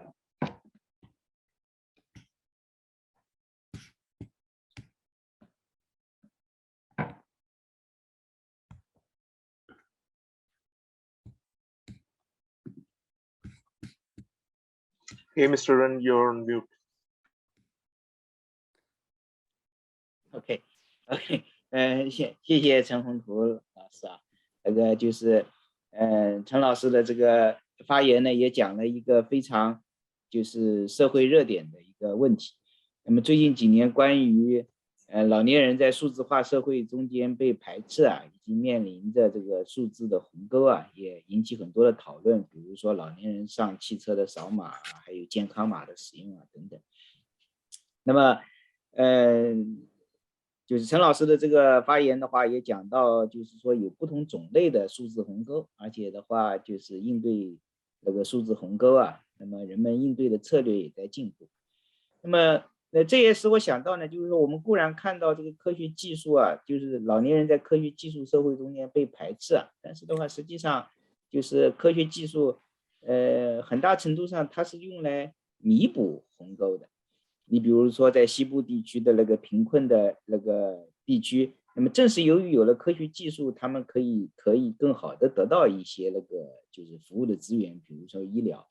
那么所以的话呢，就是可能对于科学技术和这个数字鸿沟啊，这个就是究竟是桥梁还是鸿沟啊，都是值得这个更多的讨论的。So the next speaker is from Thailand, and Mr. Pusit Prakonsai. He is from Department of Community Medicine at Ramasi Body Hospital. So please. Thank you very much. Good afternoon, everyone. First of all, I would like to thank the ADB-ADBI and the organizer for inviting me to share the Thai experience in developing public policies and innovation to promote active and productive aging. Perhaps I would like to ask the Secretariat to share the PowerPoint presentation, my PowerPoint presentation, please. You please share or... Dasha, would you please share the screen and put on the slides? Yes, I in my presentation, since I have only 15 minutes, so I would like to be very brief. I divided my presentation into perhaps 4 or 5 parts. Dasha said Chirag will share the PPT. Chirag, please share PPT of Professor. Yeah. Yes, I'll share. Okay, thank you. Yes, thank you. So perhaps I start with the first section is on the country situation. So perhaps since you might know that Thailand already becomes the complete age society, because we in 2022 we already have more than 20% of the population become age over 60 years, and in the data in 2020, Thailand current population was around 66.2 million, and life expectancy at birth of men were 75 years old. And for women, life expectancy at birth was 82 years old.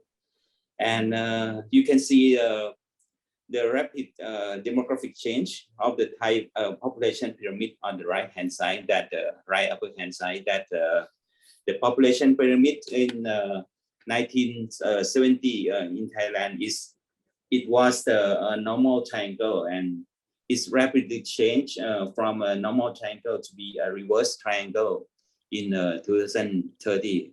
It means that this is because in 2021, it was the first year that the number of death of a Thai population was greater than the number of births in 2021. So this is the reason that the problems of the aging society becomes our priority of the countries right now. Next slide, please. So in response to the situation of the aging society and the Thai government, we also launched the public policies that try to address the problem of the aging population. We employ the principle of the Madrid International Plan of Action on Aging, or MIPA, which have 3 strategies to address. The first strategy is to advance health and well-being of the into the old age population. And the second strategy is to ensure enabling and supportive environments to promote healthy and active aging population. And the last strategy is to include the older persons into the country's development. For example, we give the priority to the older persons in terms of the workability, labor force, and perhaps access to knowledge and education. And the elderly is the vulnerable population that we aim to try to reduce the poverty reduction in the aging population as well. So this is the framework that we use in terms of the developing our public policies in Thailand.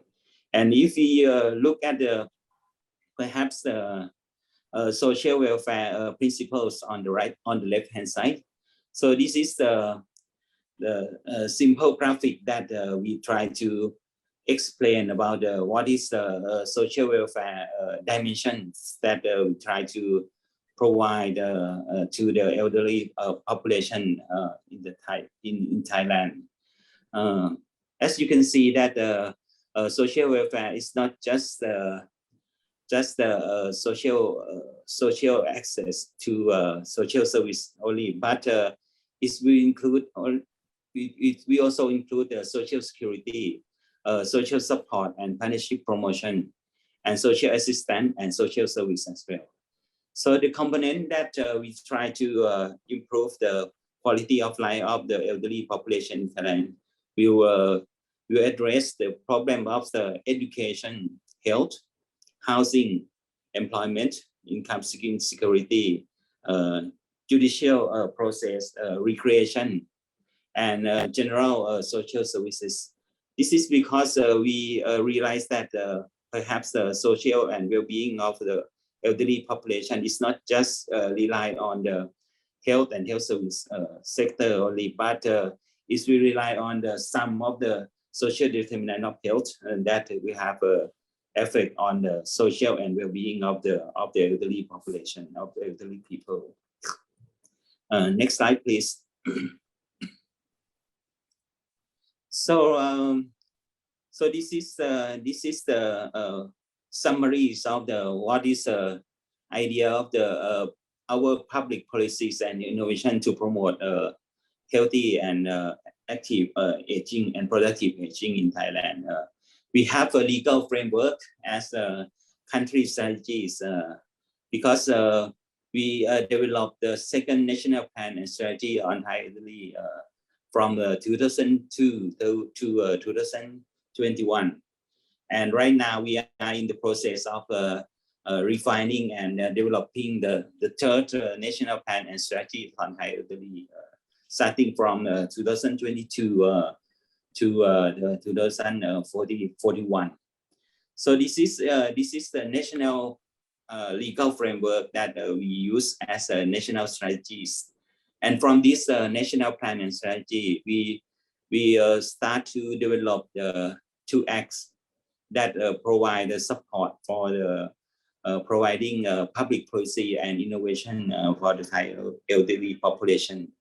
The first act was the Social Welfare and Promotion Act 2003, and the second act is on the Act on the Elderly in 2003 as well. So from these 2 acts, legal framework, we provide something like various dimensions of the social services and health services for the elderly population. Let's try to focus on the first dimension on health sector reform and universal coverage. Since you might know that Thailand already achieved a universal coverage for the whole citizens, for the entire citizens of Thai people. So elderly people and older persons, they will be covered by the universal health coverage policy in Thailand. So when they have the problem of the acute care and when they need the acute care, so they can universal access to public health facilities and to the hospital, and they don't have to pay any healthcare services cost of healthcare services cost and expenditure to the hospital. So this is the health sector reform to provide universal access to healthcare services for the Thai elderly as well. So apart from the acute care, we also develop something like the intermediate care to provide rehabilitation for stroke, for elderly people who got the stroke and perhaps got the hip fracture or something like falling from among the elderly people. So intermediate care is very important because it can prevent the elderly people to be bedridden patients in the future. This is the second tier of the healthcare system that we provide to elderly people. And the next one is on the long-term care, which we give perhaps the role of the local governments to provide a caregiver for bedridden patients and elderly. This is financially support by the government through the universal health coverage benefit package. We call this is a long-term care program that we provide to the elderly people in Thailand. And the last part of the health sector reform is related to the palliative care or end-of-life care, that we provide perhaps end-of-life care for those who become at the end of their living. This is palliative care that we reform our system to provide universal access to palliative care at the hospital and also at the community level as well. So this is the first part of the health sector reform and universal coverage that we provide to the elderly in Thailand. And the second system, we also realize that the financial security is something that's very important for the elderly people to live and have a well-being and social well-being. So the pension system in Thailand, previously we already provide perhaps the pension system for the formal sector employees or for elderly who retire from the government sector as a government retiree. And also those who work in the formal sector, they can get some pension system from the social security scheme as well. But the problem is that the majority of Thai citizens, they work in the informal sector. So reforming the public pension system, that we try to make a pension system for everyone, for every elderly people in Thailand, is the key policy that we try to push in the near future of the public pension system reform in our country. And the next one that we reform our social services to delegate social services from the central government to local governments, and we develop something like a caregiver and health volunteer, and perhaps a social volunteer to visit elderly at the community level. So this is the social service reform that we try to develop and push this policy for providing to the elderly and at the community level. And the fourth one is that we try to provide perhaps a work opportunity and employment for elderly, because we realize that if you become the age 60 to 69, around 2/3 of these young elderly people, they're still working in Thailand right now. So the working opportunity and employment is very important for the Thai elderly to have financial security in the future. Next, please. Next slide, please. And the next one that we try to introduce the public policy is on the policy to provide social and well-being in that place, in their own place. We call this is the aging in place policy, or AIP, which we try to modify and improve health, perhaps the housing facility and housing infrastructure for them to live in their own house until they die. So this is the aging in place policies, because Thailand cannot establish or perhaps build the institutional care for the 12 or 13 million of the elderly in the country. So the next one is on we have a collaboration with the university and academic institutes and perhaps a research institute to provide innovation for the Thai elderly, such as assistant device, and those who have new simple technologies to help assist elderly people to have a better quality of life. This is also include the community-based services from the local government. And last one is that we also support the research related to social welfare to provide better social services and social welfare to the elderly, to the Thai elderly. So, next slide, please.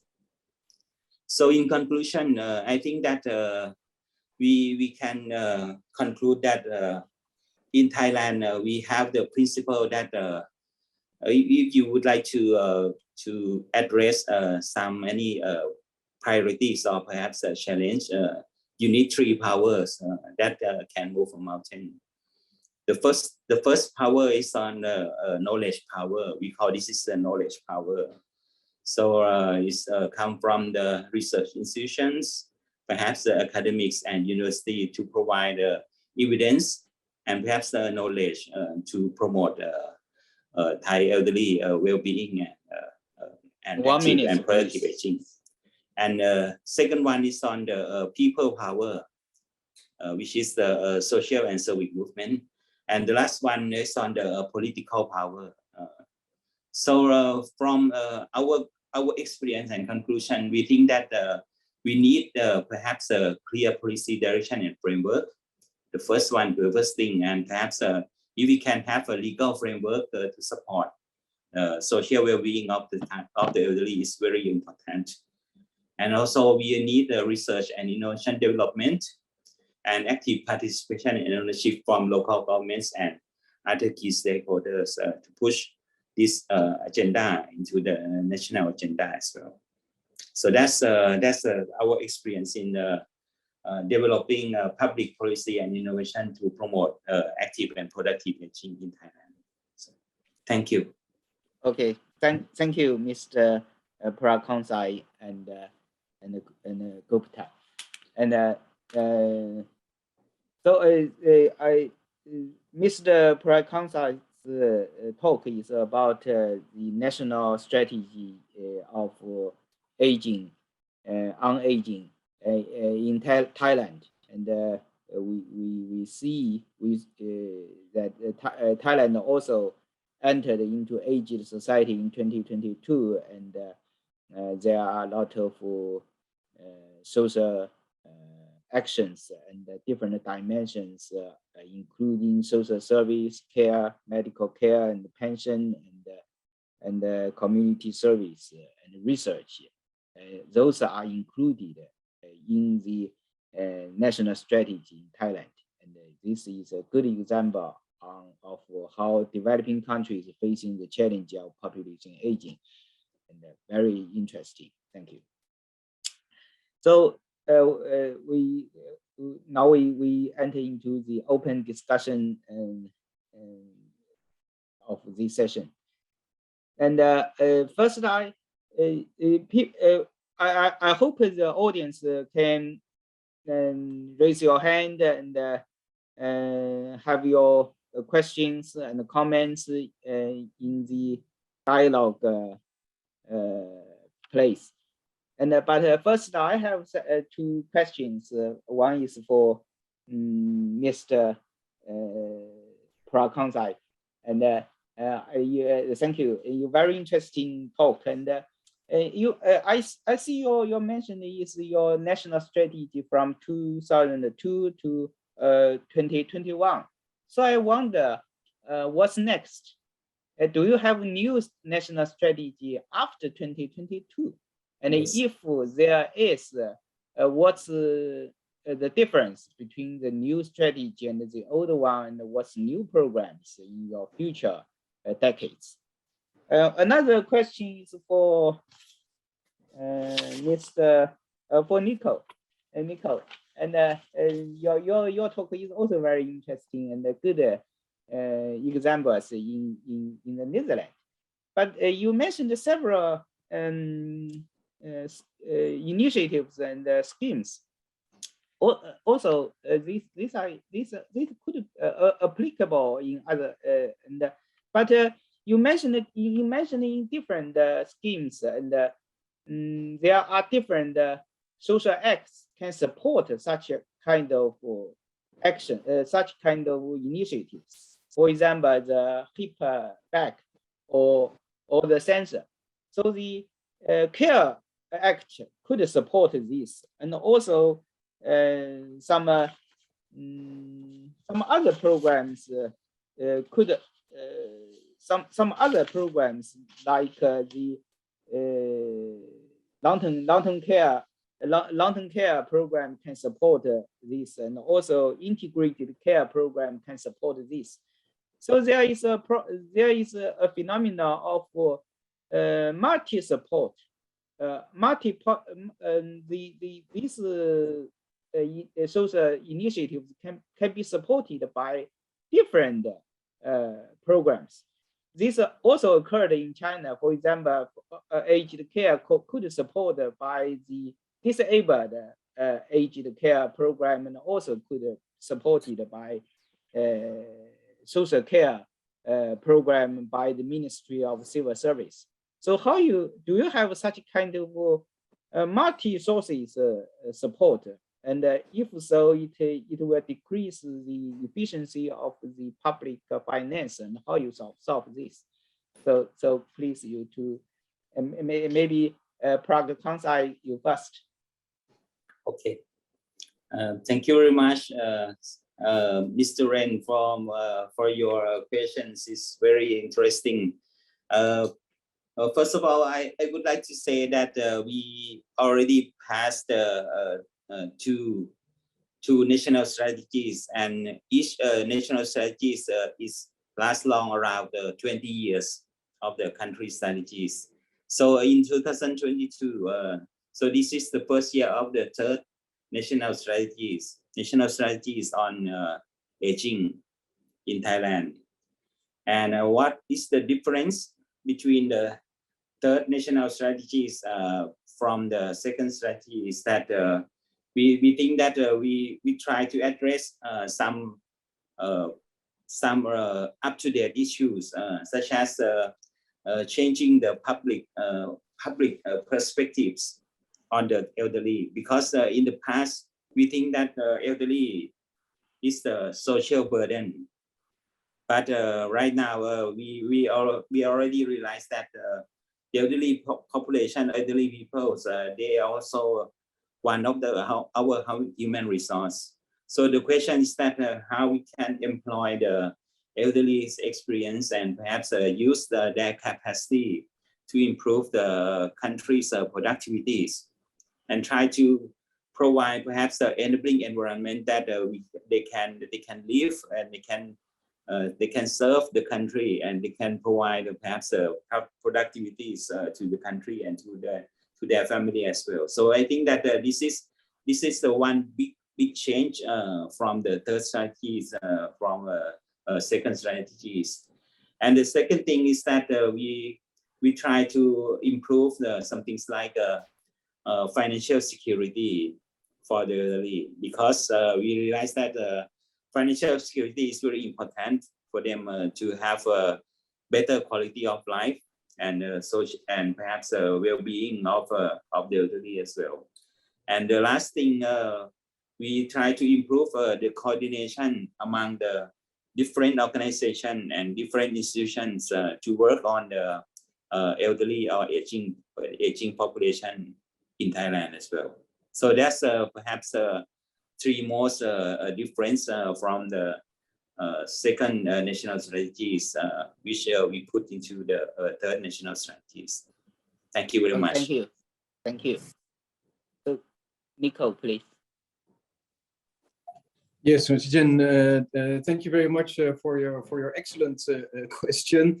Indeed, what I wanted to do in my presentation is a kind of a matrix always, right? To show what are the major themes that can be distinguished in our elderly care policy, which I highlighted, being prevention, integrated care, home care, and dementia, under which, of course, we have all kinds of initiatives, and then showing in my third section how our major healthcare acts relate to all these innovations and technologies under all of these themes, or that are related to these themes. Now, in the Netherlands, we had a major healthcare reform in 2015, where we really had a kind of subdivision in terms of insurance schemes in 4 major acts. The first one is the health insurance scheme, which is available to all citizens in the Netherlands. The second one is more about social supports, and that's managed by the municipalities directly, but also with some aid from the central government. The third act is the long-term care act, which is really about 24-hour care and supervision. And our fourth act is more the Public Health Act, which has also some relations to elderly care. So these 4 acts have a direct relation with elderly care, and therefore also a relation with technology and innovation related to elderly care. Under the Health Insurance Act is mainly about anything that is related to district nursing, temporary care at home, geriatric rehabilitation, geriatric rehabilitation aids and facilities, for instance, for people with dementia. For the Social Support Act, which is more managed by the municipalities in the Netherlands with support from the general government, is more about general support, so like domestic help for providers, or also personalized budgets with which the elderly can themselves purchase different innovative products that they need on a daily basis. And now the Long-Term Care Act, which I showed also with some figures, that's really 4% of our GDP, which is quite a high amount. But we saw that it generated a lot of benefits for the elderly. There's also about stay in a care facility, and we see there's a lot of innovations being generated in our care facilities, but also very much about personal care. Care for self-reliance, nursing care and treatment, and also transport. That's under our Long-Term Care Act. And of course, public health, that's more about screenings or common cancer vaccines, so including also for the elderly. So it's always kind of a matrix, obviously, but these four main acts are very much supportive to innovation and technology in elderly care, also in these four main themes that I have presented: prevention, integrated care, home care, and dementia. Okay, thank you. So any other questions from the box? So welcome comments and questions, and also welcome comments and questions from each of you. You may ask questions to each other of in this session.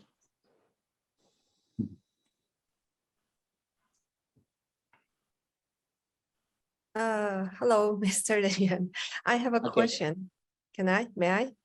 Yes, of course. Okay.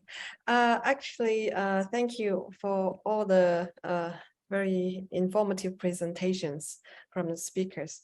I have two questions. First one is to Miss Jinjing， 就是金博士，我想就是问一下您说的这个 open innovative 这个方法，就是这个您解释的这个过程吧。然后我觉得看起来它非常的making sense， 然后也很感兴趣。您能不能给我们简单的举一个例子，就是说这个系统怎么发挥作用的，就比较好理解一点。这个是第一个问题。然后 my second question is to Nico. Actually, I think it's very inspiring to see that some of the innovation technology are actually covered by the long-term care insurance. So I would like to ask you, what is the key steps for this application of this technology to be included in long-term care? Because usually they are only apply for like more traditional types of services. And then in order to take in these innovation technologies, is there any challenge? And then what are the key factors or readiness, the system needs to have? Yeah. Okay. 那白建老师，我先简单举个例子，其实我们正在做的就是关于一个脊椎侧弯的这样的一个例子。那最初的时候呢，我们其实是来自就是有这么一个需求，有个产业会告诉我这么一个需求，他希望能够对脊椎侧弯进行评估，并且呢会找到他的一个解决方案。我们拿到这个需求之后呢，其实首先呢是我们自己本身对这个技术进行梳理，大概我需要哪些东西。首先我可能会需要一个这样的一个设备，然后我可能这个在市场上我需要有哪些康复的手段，包括手术，包括可能它的一个软支具，包括它的一些校正措施。那我做了分析之后呢，我其实是面向首先是面向我们体系类的，因为我们现在呢有80多家，有73家专业研究所，同时呢也有链接到现在是50家以上的高校，以及国内的大概100家以上的高校。那我们首先会做一个跟他们的技术转移部做一些链接，同时呢也根据我自己这个背景知识，包括专利呀，包括专利检索啊，去定位这个就是去解决这个脊椎侧弯它本身技术的这样的一个知识体系。然后我定位到香港理工大学的这个康复，他们有个康复工程学院，就是可以做这个。同时呢，他们也做了一个在纺织学院也同时做了一个软支具的工作。所以我定位到这个技术以后呢，我就会跟我们体系类的香港理工大学的技术转移机构，也就他们的 KTO 或 TTO 进行联系。那我拿到了这些技术需求以后，我们开始来对它进行我就说我们会有一些技术赋能的工作，包括第一个，我对它的技术进行分析，我会找到我们链接的医院，包括我们现在跟南京的鼓楼医院、跟这个省人民医院康复科，包括跟我们的这个骨科，我们会在医院对它这个设备进行试用，然后也对这个设备本身后面的这个技术进行评价。然后我们基本上在这个阶段是我们在医院试用的阶段。试用阶段之后，如果它所有的数据都比较可行，具备精确性，具备跟传统的这个X 光的这个方法具备这个有效性，那我们可能会把这个从香港理工大学就会引入到我们的江苏落地。在落地的过程中，我们会有一系列的辅助，包括在知识产权上的布局，以及在临床上面的一些配合。同时，我们也会在可能在这个基金啊，或者是在跟政府关系的梳理上面来配合当地的资源。然后呢，我们把这个项目能够落在企业当中或产业当中，把这个技术真正的进行转化。那这个就是我们现实真实做的一个从需求来的一个例子。所谓是开放呢，就是并不是说这个技术是我们自己进行研发的，我们可能引入了，比如在这个特定的场景当中，我们引入的是香港理工大学的技术。那对于这个技术呢，我们对它进行本地化，或者再进行根据我们市场需要做的升级。譬如说，我们对这个技术评估的精确性进行评价。其次呢，我们要对这个设备它的适用性进行讨论，因为在这个设备当中，我们会发现它在使用的时候比较麻烦，因为它是超声的嘛。做3维超声的时候，你会发现它要涂一些特殊的液体，那这个液体在筛查的时候就会遇到困难，那我们就会把这个反馈给我们之前的这个技术提供方，他们会针对我们这个反馈的这个需求再做一些改进，使得这个技术更加符合我们的需求。那对，不好意思，时间可能有点紧张。那这个实际上是一个比较真实的案例，就是我们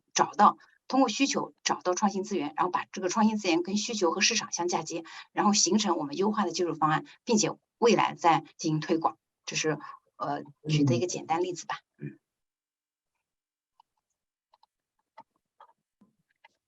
我这边就不知道有没有回答你的问题啊？那我想这是一个不断探索的过程吧。Okay, Nico. Yes. Yes. Once again, excellent question. It's obviously a very technical one, and therefore also a very good question. So how do you get this funding for specific technologies within our insurance scheme? I think that's how I could summarize the question that was put forward to me. Let us take, for instance, under our Long-Term Care Act and this example of the smart incontinence material, for instance. This is obviously about, for instance, to stay in a care facility. And in that particular case, under the Long-Term Care Act, for this particular technology, what obviously happens is that this goes through a procedure of a care assessment agency in a healthcare administration office. And in this particular case of the smart incontinence material, for instance, the care facilities really also have to demonstrate that the use of this technology is that have to demonstrate that it's time saving also for the care personnel. If that's being done, then they can apply for financing of this particular technology under the Long-Term Care Act. There's also a possibility, especially if it's used at home under our Health Insurance Act. So that's kind of our basic insurance, which is applicable for all citizens in the Netherlands. But that's not being applied by all insurers. So that depends a little bit on the insurance organization, which are cooperatives, by the way, in the Netherlands. They are not such private companies, but rather cooperatives. So there it depends a little bit on the contract you have, that it can also be covered under your basic insurance scheme. Okay. Okay. I see from the question and answer box there are several questions from the audience, but obviously the time is limited. So I think we can just answer 1 or 2 questions. So from the top down, I read the 2 questions, all for Prakonsai. And one is the audience asked how Thailand care service, care organizations do management in the pandemic period. and where could we find the first and second and the third national aging care, national strategy on aging in Thailand. So I think we can just have the time you answer the questions, please. Thank you very much for the questions. So perhaps I would like to address the first questions on during the COVID-19 pandemic in Thailand. As I think that this is the strategy that all countries use, is that because the elderly people is the vulnerable population, as is the most risk population for COVID-19. So we have the policy that we try to perhaps delay perhaps a consultation, and we give the healthcare services, medications for the chronic disease patients to the primary care setting, especially and to the drugstore near the elderly house and near the elderly families. So the elderly, they can access to healthcare services through the drugstore in their community. And we also have the system that we send medicines and perhaps a medical device and any essential drugs to the elderly through the postal system.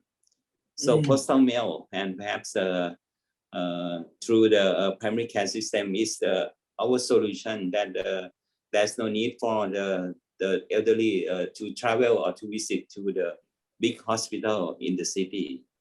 So that's the questions then. And any health services and interventions that is not urgent, we can postpone perhaps to from 1 month or every 2 months to be 3 months or 6 months of the visit. So that's the strategy that we use during the COVID-19 pandemic in Thailand. And what I think that what is your second question on the national strategies? Okay, the timing is also 3:30, so we finished here, and I think the audience, if we have interest on the talk, can email the speaker for more detailed discussion. And this afternoon, the four speakers have very interesting and very informative presentations. So I hope everyone joined me to have a bigger applause for your talk. Thank you. Okay. Thank you, Mr. Lian, for your wonderful moderating and the good time control. So first, let me respond to some requirement regarding the PPTs. Please pay attention to the chat box. We keep sending the links to all the PPTs. So just check the link and download the files by yourselves. So now we are moving to next session, session 7, expanding quality elderly care services. For this session, Mr. Kaisar Abbas, the Chief of Research Division from Central Asian Regional Economic Cooperation Institute, will be our moderator. And I would like also to thank the CARAC Institute for their strong support for this event, especially promoting our forum among the Central Asia audience. So Mr. Abbas, now the floor is yours. Please help us to control time and have the session closed by 4:50. Thank you very much. Yeah. Thank you so much, Ms. Bai. I am highly grateful and delighted to moderate this session. I think before I share the rules of business of this session, I would like to say great thanks and appreciation to ADBI and the Asian Development Bank Institute for arranging this wonderful forum. Actually, it explores elderly care system development challenges and opportunities in Asia and related policy issues. Manifestly, it will feature a case study of Yichang City PRC, which has been a focus of ADB, Holistic Elderly Care System Development Support, a South-South knowledge sharing cooperation and workshop. As we all know that elderly care services, the needs and the requirements of senior citizens, it actually encompasses assisted living, adult daycare, long-term care, residential care, and home care, etc. Because of the wide variety of elderly care needs and cultural perspective on elderly system, it includes a broad range of practice and institution. For example, government-run elderly care is seldom and used in many Asian countries, where younger generation often care for the elderly. Elderly care emphasizes the social and personal requirements of senior citizens who wish to age with dignity while needing assistance with daily activities and with healthcare facilities. Policymakers and scholars are paying attention due to rising socioeconomic costs of aging population in Asia and around the world, which reflects how crucial it is to maximize the socioeconomic contribution of the aged to maintain sustainable development. It is becoming more and more important to create welfare and support systems that can care aging people, but doing so is made more difficult if pursued with unconventional family care practices. In the same pursuit, ADB and ADBI, Elderly Care System Development Forum, aims to explore actually the better plan, design, implement, and monitor elderly care systems programs. So moving forward, so this after this, my brief remarks about this forum, as we all know, the topic of this particular session is expanding quality elderly care services. So this is the topic of discussion in today's session. We have 4 speakers in this sessions. Just the rule of business, as we all know that there is 15 minutes for each presenters. So I will remind you after 10 minutes that 5 minutes are left. So please, I request all my honorable speakers of this session to limit to finish your presentation within the specified time period, which is 15 minutes. Then we have 2 further discussions, 10 minutes for the open discussion and then 10 minutes for the Q&A. I would like to encourage all the participants, if please you have any questions, you can type your question in the Q&A box, and also you can raise hand if you are interested to ask any questions during the open discussion. So without further delay, I would like to invite the first speaker of this sessions, Mr. Chin Chun, who is the Director of Research Center for Medical Sociology, Tsinghua University, Beijing, China. He is going to speak about emerging hospice care needs in PRC, People's Republic of China. Over to you, Mr. Ching Chung. Thank you very much. Okay. Thank you very much, ladies and gentlemen. Good afternoon. I'll go straight into my presentation, and the title of my presentation is China's Emerging Needs for Palliative Care.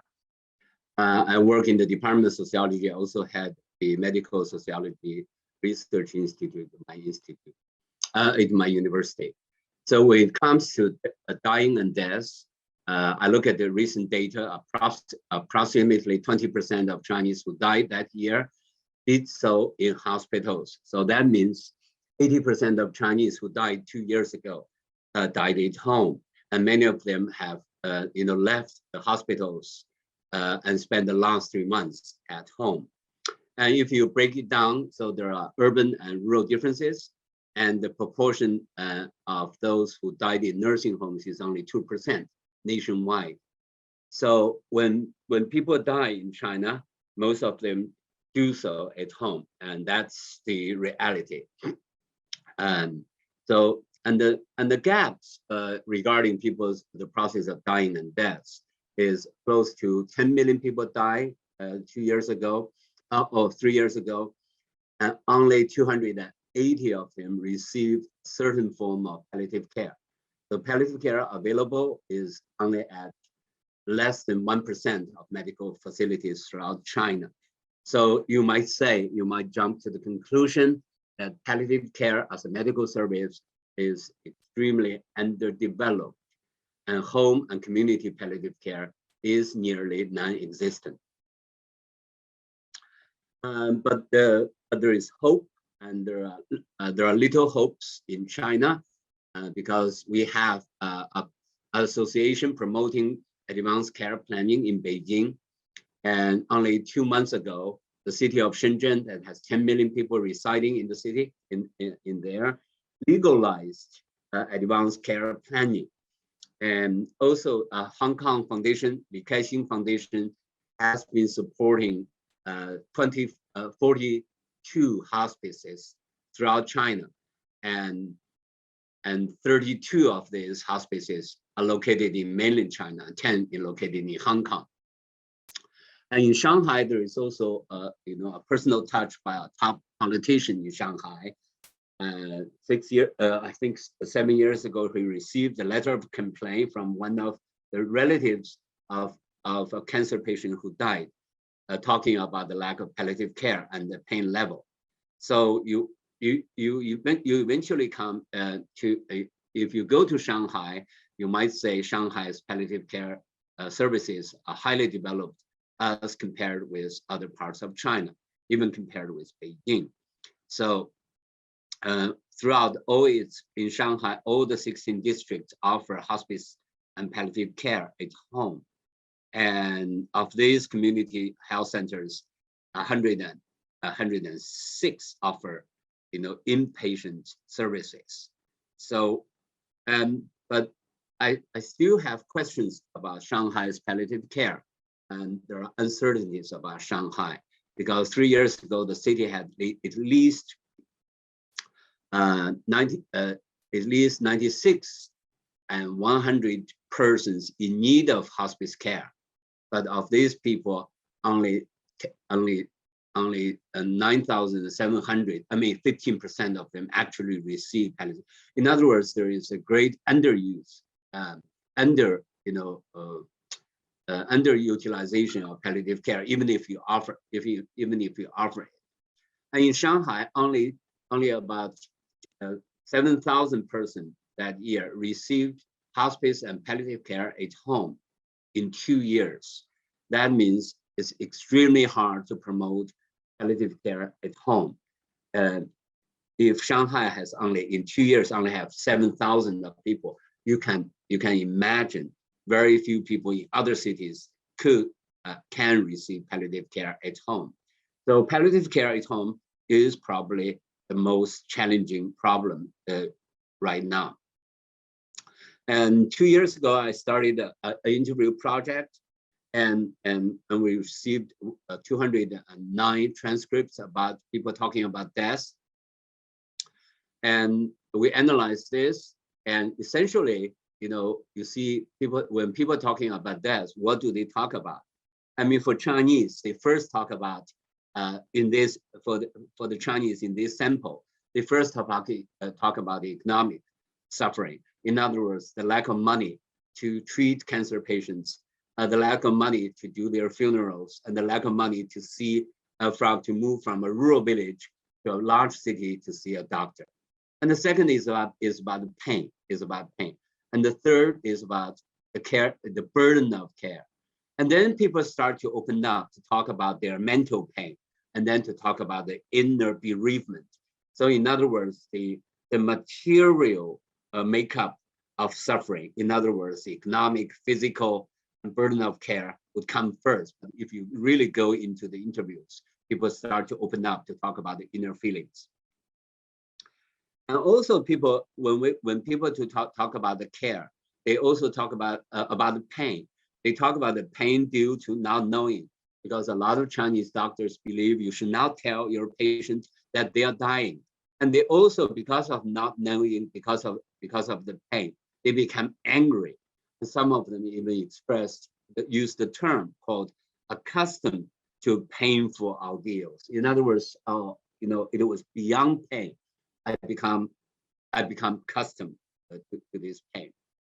And of course, there are 10 narratives received in which people talk about not wanting to live anymore. And the very reason of not wanting to live anymore is centered on humiliation. The humiliation associated with the dying process. And we also made a pretty important discovery that is about decision making. When people are about to die, who make the decisions regarding medical care? And essentially, you come down to about 30% of the patients made the final decisions themselves. And then you come to patients who rely on their children and then on their relatives. Children play a very big role about the final decisions regarding care. So now the country has a legal framework to promote palliative care in China, and I think it will happen. It will happen very fast because the Chinese government has pilot projects in 72 places throughout the country, and they are going to scale up palliative care. But I have my own concerns. My own concern is about the unintended consequence. Any social policy has unintended consequence, just like the Chinese one-child policy. It started with a good intention. In other words, we really need to bring down the birth rate because we can't have so much food to feed so many people. And then, after 40 years of one-child policy, we have aging society. And that's the unintended consequence.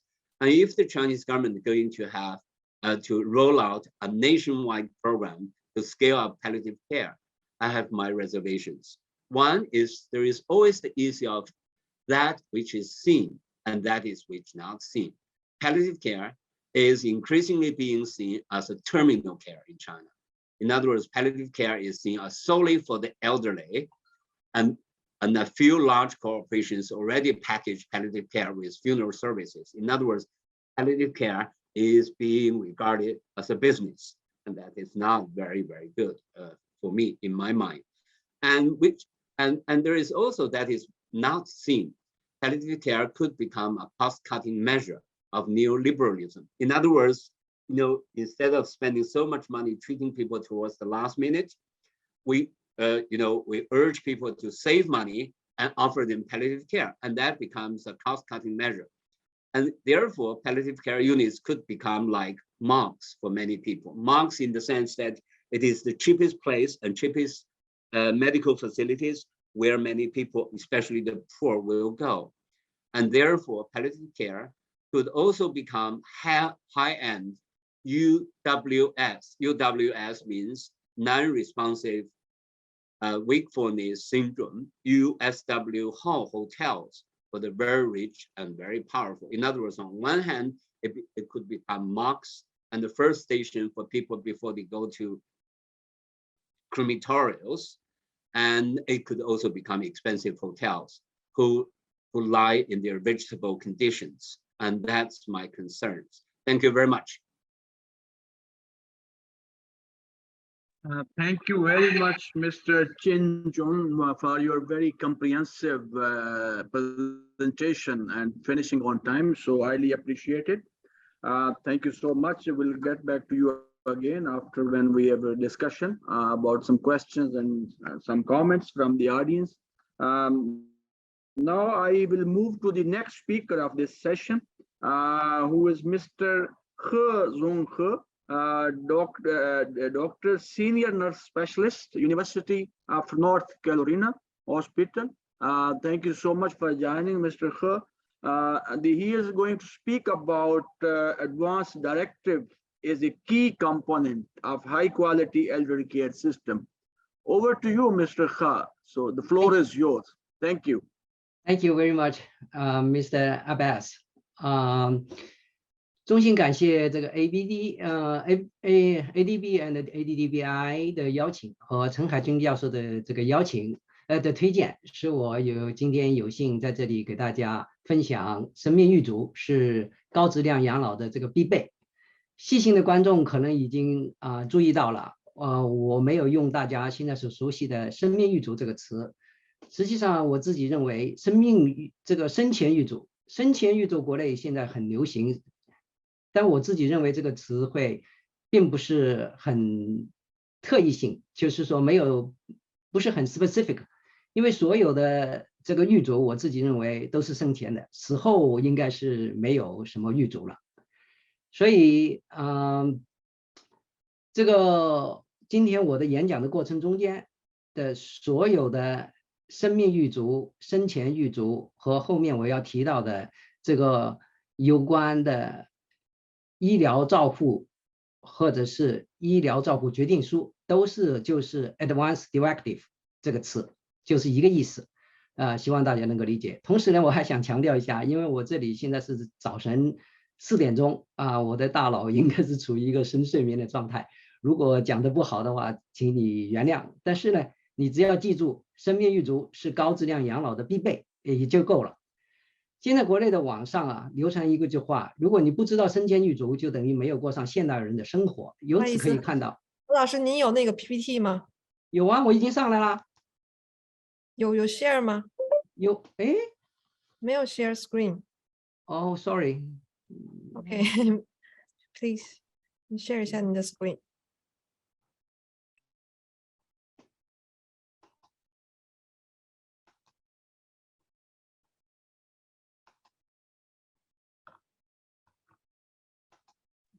好，现在可以看见了，谢谢。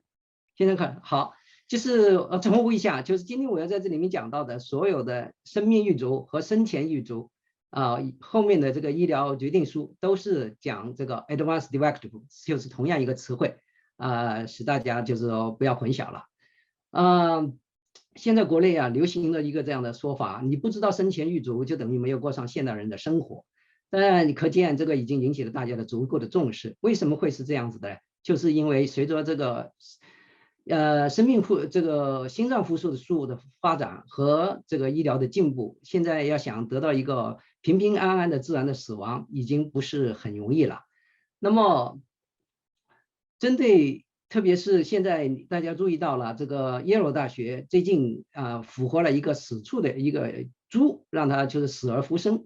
从这个科研成果大家就可以看得到人类这个死而复生也离我们不是很远了，但是否你要不要选择这个死而复生，这是一个值得我们思考的问题。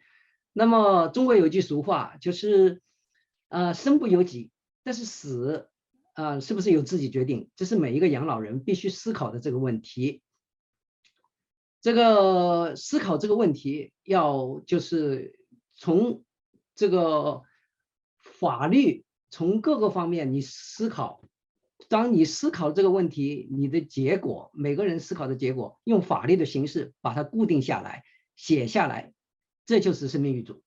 就是这个中国在2011年已经开始了这个生前育足的这个民间，但是已经推广了已经10几年了。现在来说刚才景军教授也讲了，深圳已经出现了这个更加广泛的立法，但是呢，在国内据我的了解，现在可能也不过就是几十万人参与了这个，才是几乎是0。而美国呢，在1991年开始出现了这个医疗自主权的这条法律。那么这条法律的出现呢，就要求美国联邦这个医疗保险和贫困救济的，就是 Medicare 和 Medicaid 的这个支付单位都必须以书面的形式告诉他的患者，他们拥有这种合法选择的权利。我自己呢是80年代来到美国的，亲自见证了这条法律的产生和一些现在在工作中间也一直在执行的这个法律。生前育足应该在这个不同的社会、不同的文化应该有不同的内容。在美国目前来说，主要是2个部分，一个来说呢，就是我们平时讲的个人的愿望生前预嘱，另外一个呢，就是当你自己的愿望不能够实现的时候，你要找一个代言人，这个就是叫做医疗授传书。那么在预立这个生前预嘱的这一个过程，就是叫做 Advanced Care Planning， 这个 ACP 啊，是一个非常重要的过程。当人们要立下这个生前预嘱的时候呢，他必须要了解、理解，并且思考这相关的所有的内容，他需要得到指导。这样的话，他才能够立下一个与他自己的价值、文化、伦理相关的一个最好的这个预立的医疗照护书。那目前国内所流行的，大家比较熟悉的这个5个愿望，实际上来说就是按照90年代佛罗里达州的一个标准文本翻译过来的。它看起来很简单，但是实际上你要填起来并不是那么容易。我这里给你举一个例子，这个人他填了一个，你看他第1条，当那一天真正到来的时候，请你明白我不要任何治疗。那可见我看从这个我就可以知道，这个人他自己可能是不是专业的。第2个来说，他没有得到专业的这个指导。因为实际上在生命结束的时候或者是终结的时候，还有很多舒适的治疗是非常之重要的。举个例子，像镇痛、镇静这些东西对最后的这个生命的质量都是必须的，不是说你不需要任何的质量。那中国台北的这个预立医疗决定书，你看就来的比较详细一些。这个东西实际上来说是越详细越好因为你详细的话，使你执行起来就不会有更多模糊的概念，这样的话方便执行。而且呢，现在有的人甚至把器官专线，某一个器官专线到什么样的位置，或者遗体怎么专线，都已经写得很清楚了。那在日本，我的了解的话，目前大概有就是60%的这个住在老人院的人已经有了这个生命预嘱，在他们住下来的时候。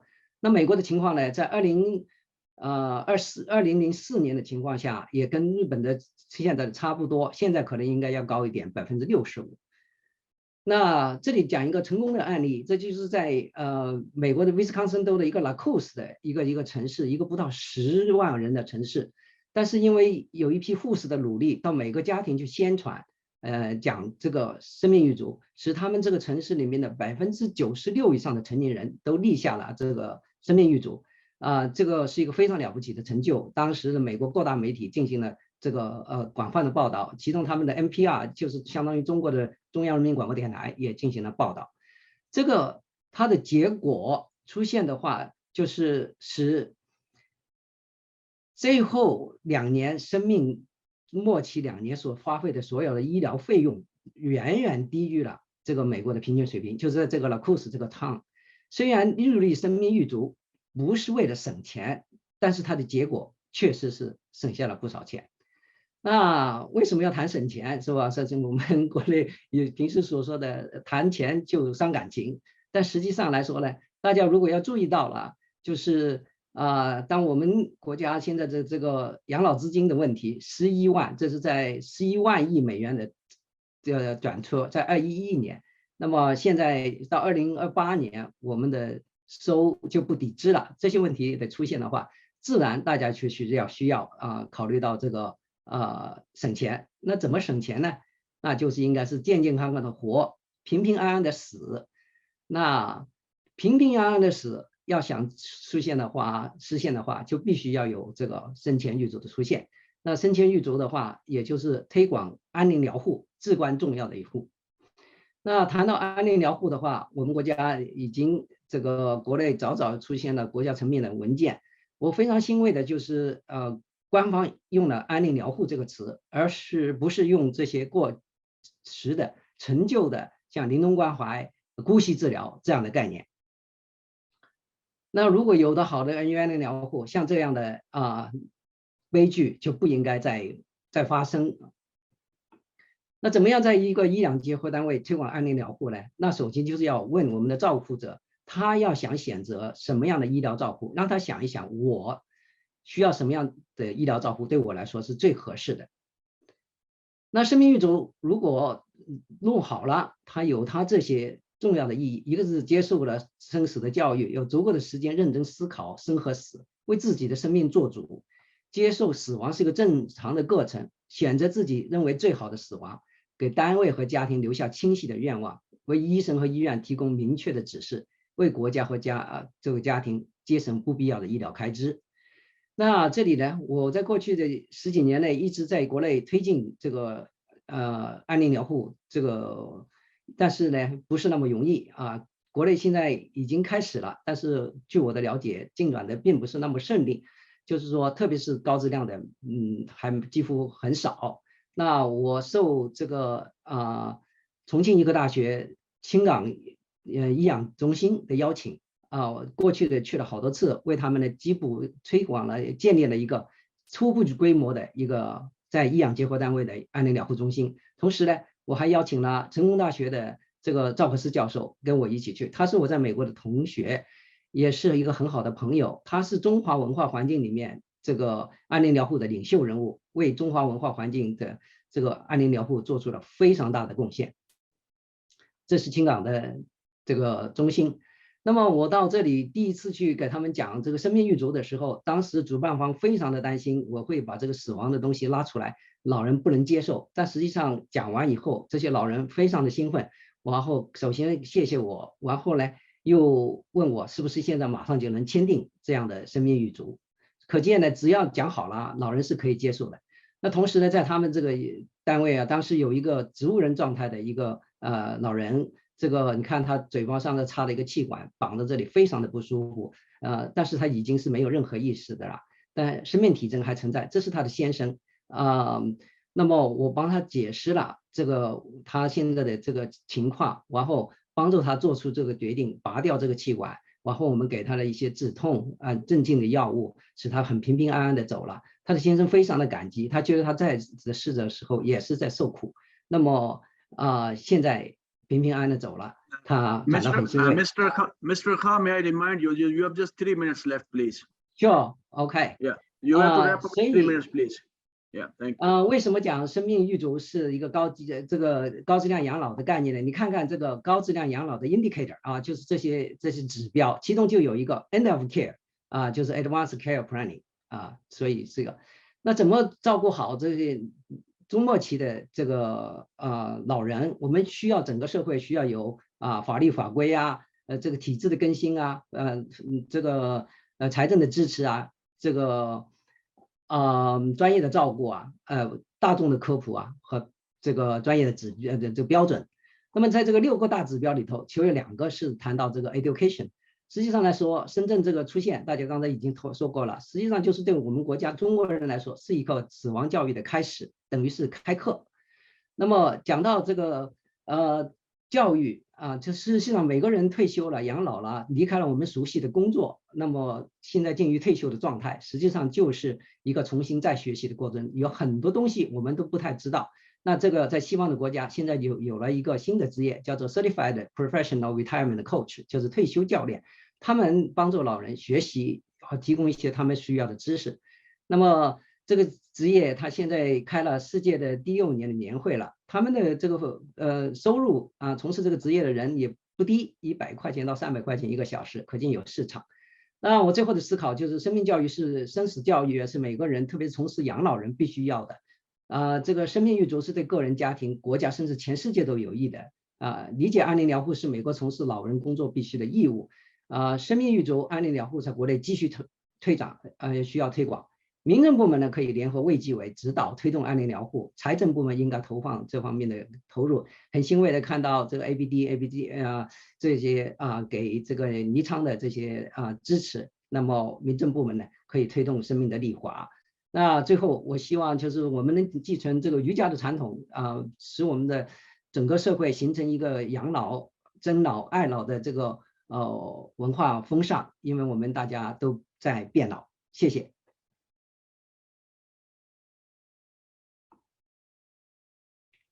Thank you very much, Mr. Kha, for your wonderful presentation and sharing your ideas and thoughts on how we can improve the quality of elderly healthcare in different parts of Asia and particularly in China. Thank you so much. So our last speaker of today's session is Mr. Tang Shui. who is the Secretary General, Shanxi Aging Development Foundation, and he is going to speak about civil society participation in elderly care service provisions. So the floor is yours, Mr. Deng. Over to you. So you have to finish your presentation in 15 minutes. Thank you. Okay, thank you, Abbas. Can you see me and also my presentation now? We can see you, but not your presentation yet. Is it okay now? At least I cannot see. Can I share? Wait for a second. Oh. What about now? Yes, it's loading. It's coming. Yeah, it's coming. Yeah, we can see it now. Okay, perfect. Thank you. 女士们先生们下午好，我很高兴呢，就是和大家就做一个分享，也感谢亚洲开发银行给我的这个分享的机会。那我分享的这个主要是基于我们在陕西地区，就是作为一个社会组织，依托社会组织这个力量参与乡村养老服务发展的这么一个案例。那我们在陕西做这个养老服务呢，实际上历史也挺长。最早我们是国际助老会在陕西的一个办公室，我们之前执行了欧盟了、联合国人口基金了资助的农村老年服务的这些项目。所以呢，我们最早是始于2003年在陕西来做这些工作的。到后来我们把这个项目办注册成陕西助老会社会工作发展中心。那么我们核心做哪几个方面的这个业务呢？第一个方面就是培育这个老年社会组织，主要是农村的这个老年协会。第二个方面呢，就是我们培育这社会组织的目的是什么呢？实际上是为了充实农村地区养老服务的这个提供者或者供给的力量。因为在陕西这个农村地区呢，大约有将近2万个农村的老年协会，就是老年人自己在农村社区成立的组织。此外呢，陕西呢还有民政系统依托福彩资金建立的13000多个农村互助幸福院。那这些是我们觉得就是农村养老服务的一个重要的一个供给主体。那我们在农村地区想依托他们来探索这个农村这个社区居家养老服务，也就是我这说的原地的这种养老服务。第三个领域呢，就是我们有了组织，也有了养老服务这个目标。那我们核心的这个事呢，还是要各类服务人才，包括我们的社区志愿者，能够在农村社区给老年人提供所需的健康养老服务。因此呢，我们里面我们的工作很大的一块方式呢，就是我们要开展这种健康养老服务的这个供给人才方面的这个培训和交流这个活动。此外呢，就是我们做上面的事情呢，我们也加大和行业的一些分享。比如说大家看到上面这一张图片呢，就是全国人大的这个副委员长白马赤林在慈善法实施情况调研的时候来到我们的办公室，我简要的把我们作为慈善组织在农村地区开展社会工作服务，为农村有需要的老年人提供养老服务的这个情况呢，做了一个汇报。此外呢，就是我们也做一些政策的一些编写了，养老服务规划的编制了，包括一些项目的一些评估列表当中，就是我们做的一些项目。其中最重要的2项，比如说我们养老服务人员管理规范和这个农村互助幸福院运营管理规范呢，这就是把我们过去在陕西农村地区依托老年协会、依托社会工作者开展养老服务的这种做法呢，我们以省级地方标准的这个形式呢，会把经验固定下来，同时最主要的也是和大量的这个同行机构来分享。那这是我们获得的一些荣誉的一些情况。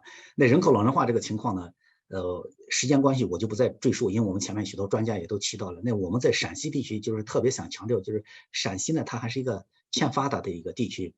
就截止2021年呢，我们全省60岁以上的这个人口是760万，这个基本是高于全国当年的0.5个百分点。那我们现在呢，实际上是接近790万，这个数字增长还是比较快的。而且就是我们陕西有一个特征呢，就是这个老年人慢性病这一个患病率是高于全国的水平的。当然在这里面，失能、半失能以及有老年痴呆症的这种老人的这个数量，其实我们看到是急剧上升的。我们这个比例也是明显高于全国的。那刚我们刚我们陈教授讲了，在上海那种老年痴呆症这种筛查的经验，你比如说在陕西，我们可能还因各方面的原因还没有系统的开展这一项工作，尤其是在农村地区。但是呢，这个农村老人他又是一个大量存在的，在陕西普遍存在这么一个情况，而且这个高龄化的特征也越来越明显。那在这种情况下，他们还带病生存。那我们如何在陕西地区给农村提供养老服务？其实这还是一个挑战性蛮大的这么一项工作。因为我们陕西呢，这个失能和半失能的老人数呢，加起来的数量还是比较庞大。其中，比如失能老人的总数量呢，大约是55万。这个群体呢是非常大的，那空巢的老人呢是接近一半。与此同时呢，我们农村地区的这个社会资源还是比较匮乏的，农村养老服务主体的这个发展它是不完善的。因此呢，就是我们知道因各方面的原因，加上城乡二元制社会这一种的一个隔阂，我们农村老年人，尤其是我们陕西地区，它其实在生理、心理、社会和资源方面面临的这个困境还是特别多的。比如说，这以慢性病来说，这是我们在陕西的20-30个村庄调查的，他老年人排在前6的慢性病这个情况。那在这种情况下，他那个晚年的生活，我个人觉得还是需要许多专业的机构的这个指导开展这个入村或者上门的这种服务的。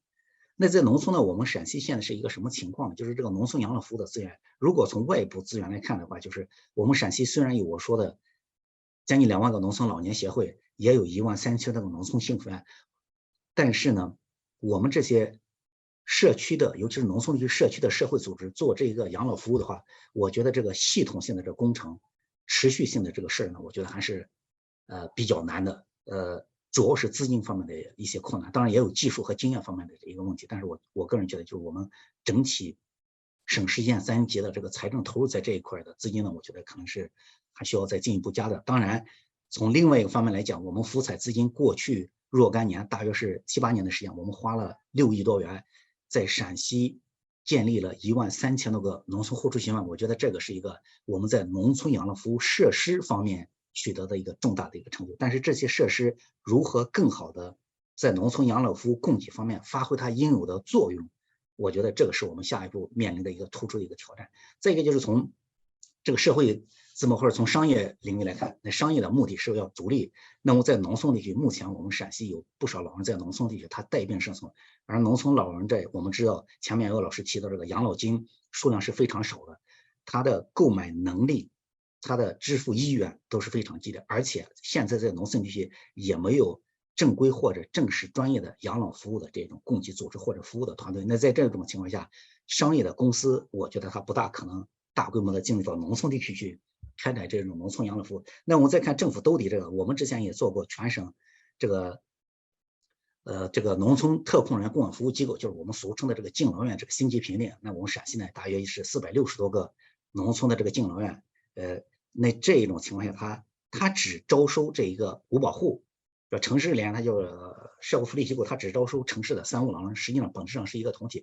但是在这些群体之外的大量的那些普通的农村的那些老年人，带病的、失能的，甚至失智的，家里经济条件较差，但是又达不到五保户那种标准的这些老年人，其实是我们服务当中的一个重大的这个空缺，这是我们需要考虑的。当然，从这个内部资源来看，我们现在这种农村互助协会或者老年协会整体这个组织建设的专业化程度还是比较低的，它运营管理的规范化程度也不高。因此呢，我们在省民政厅和省市场监管局的这个支持下呢，我们写了这一个编制了省级地方规范，叫《陕西省农村互助幸福院运营管理规范》，目的就是为了指导农村幸福院能够较好的来运营。当然，为了服务的功能，我们看到陕南、陕北、关中各个地方可能它的差异就比较大。虽然陕西省发了文件说要积极培育农村为老服务组织，但是我们觉得这个在各个方面还面临的这个困境呢还是比较多的。那我们下来，这老人又生活在农村里，我们谁来照顾呢？照顾哪些老人呢？提供哪些类型的这个服务呢？这都是摆在我们面前突出的这一个问题，是需要我们来考虑的。而且就是服务来如何来持续呢？因此呢，就是我们助委会在陕西探索了一种做法，我们给这个项目叫了好邻居，主要就是依托农村现有的这个老年服务的组织、老年协会了。Mr. Dunn, 5 minutes are left, please. 5 minutes are left from the allocated time. Thank you so much. Thank you. Thanks for your mic. 就是我们重点是依托农村的这个现有的老年协会和幸福院，给他们培育、招收这一种社区的志愿者，给他们进行系统的培训，然后让他们给失能、半失能、高龄、重病、特困、失智、独居的老人提供这一种上门的这个服务，来夯实农村的这个养老服务这一个基础。对，这是我们的服务对象。我刚刚说，那我们的这是大家看到的是我们服务的流程，从制定这个照护计划、招募人才、锁定对象、找准需求，最后提供服务、监测、评估了等等各个方面来开展这个服务。因此，这里面涉及到2大体系的一个建设，第一个就是评估体系，第二就是我们老年人在这个现实的一个需求这个情况，这是从需求侧来看的。另外呢，就是我们还要给农村老年协会和幸福院呢提供许多规范化的这种建设，来让它这个组织运营的。在这里面，我想说的是，我们目前在农村地区依托的较多的是这种社区的养老服务的志愿者这个队伍。我觉得这个是在目前没有专业化、系统化的这一个养老服务人才供给之前，我觉得在农村我们唯一可做的。而我们围绕老年人的需求做一些日常照料、健康支持、精神慰藉、社会参与等等一些活动，是不是？我们培训了这些人，让他们上门给老年人有需要的老年人能够提供这些类型的服务。比如说大家看到这个右下角这个图，就是我们服务的一个记录的这么一个情况。当然，这一个模式的话，我们觉得在很大程度上能够弥补目前农村养老服务面临的这一些短板问题，但是我个人觉得，我们现阶段要解决农村大多数老年人这个养老，就是那个普惠性的养老服务，不是针对五保户那种基本的兜底的养老服务，而是针对大多数老年人这个普惠性的养老服务。我个人觉得，我们还有许多的路要走。比如说，从对象方面，我们以后的服务里面如何更加精准的聚焦这种失能失智，尤其像刚才陈教授讲的这种农村地区这个老年认知症障碍这种早期的筛查，我们在上海做了，在西安这边，我们在城镇地区都很少看到。更别说我们在广袤的这个偏远的这个陕西农村地区，我们开展这项工作，可想它的这个难度是比较大。另外就是我们觉得在现阶段的话，可能还是要再给农村的老年协会和互助幸福院要给一些指导和支持，甚至资金方面的支持，能够把他们的这个作用呢能够发挥出来，能够盘活他们这个一个在农村就地为老年人提供养老服务这种能力。当然模式方面，我们觉得得要推广一个有效的、低价的、规范的，就是可推广、可复制、可负担的这种模式，提供一个普惠性的养老服务。人力方面，我们觉得目前的话，还是主要在农村地区，尤其在陕西，还是只能依托这种农村社区内在的这种力量、内在的支援，他的志愿者了，他的一些退休的老教师了、村里的老领导了、农村老年协的工作人员来促进这种社区内的一个照顾。同时，这个事情要持续的话，我们必须得进行系统而专业的这种持续的培训，这样才能够确保它服务质量以及服务本身的这个延续性。与此同时呢，就是资金方面呢，我们觉得应当给符合条件这些农村互助幸福院或者老年协会，应当要逐步的加大政府购买服务的力度，否则我再想不到有其他较好的方式来解决这一个问题。最后一个方面，我想说的就是这个互助养老这一个事情的话，就是我们现在国内也经常的提这个互助养老，我觉得它是基于社区伦理情感而搭建起来这个农村互帮互助、基于熟人社会的这一种农村养老服务的一个供给的这么一种渠道。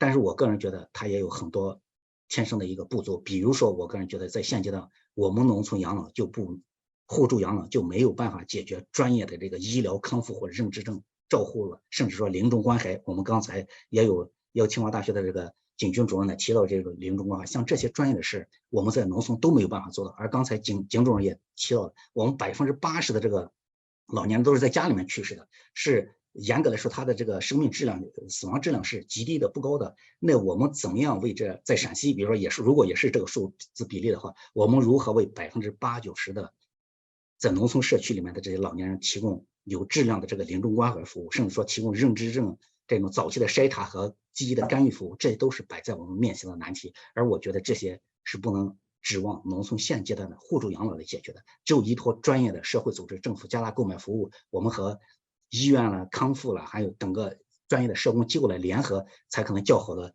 解决这个农村养老服务供给的这个专业性的一个问题。以上就是我的分享，感谢各位。Thank you so much, Mr. Tang, for your wonderful speech, and I think you have shared the role of society, civil society, in taking care of elderly care services in different parts of China as well as other parts of the world. Thank you so much again. Ladies and gentlemen, just I would like to request, because we have 15 minutes, 15 to 18 minutes for the last two sessions, discussion and question answer. So I would like to combine this. So for this session, so maybe so we can ask. There is one question. So it was in the just chat box. I can ask the speaker, and later on, if you have any question, please you can raise your hand, and I will request you to ask your question. So there was a question in chat box to our first speaker, Mr. Chun. The question was asked by Ms. Bai. The question is like how to define person in need of hospice care. So how actually we define if anybody need that care, hospice care. Over to you, Mr. Chun, for a brief, just please be very specific and brief. Thank you. I think it's very hard to, even for many doctors to make that decision. It's hard for families, but you can start with people who are declared by certain hospitals that they are beyond hope and they should go home. And towards the last few months, a lot of patients are told to leave hospitals, and those patients should receive palliative care. Thank you so much. I think it's great. If anybody has a question, please, you can write in chat box, or you can raise your hand. So before, if anybody has questions, so I have a question from the speakers, so anyone can respond to my question. Like, can you please share your ideas on the role of distinct social and religious aspects in adopting elderly care services in Asia overall? The role of social and religious aspects in adopting this elderly care services in Asia. It's a very general question, so anyone can respond, please. Over to you. I'll let other people to answer that question. Thank you. Anyone, please. All four speakers are welcome. Actually, we would like to see what different roles social and religious aspects can be play in adopting elderly care services in any particular country. If you would like to share the experiences of any particular country or overall in Asia. Anyone?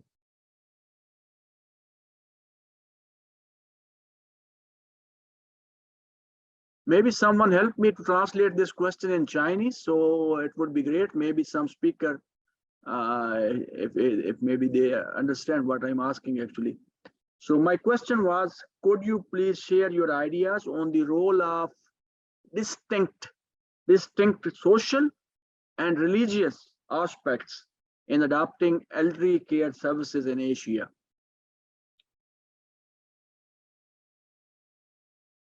Yeah, I think actually all the panelists, they understand English pretty well, so they should have no problem in understanding your question. Okay, if maybe they're not interested, so maybe we can go for some other questions from the audience, please. Anyone can raise hand, please. Any questions from the audience or from the panelists? Any observation? There is one in Q&A panel, but it's in Chinese. Please allow me to. Yeah, please, can you help me to translate that? So I can't maybe read Chinese. So also a question to Professor Jingjun. It's about whether the palliative care in this pilots in China covered by the medical insurance, including the services within the hospital and outreaching home services. Are they covered by medical insurance? Thank you. At home, at home palliative care is difficult to be linked with medical insurance because the classification of the insurance is the delivery of the medical service within a designated medical facility.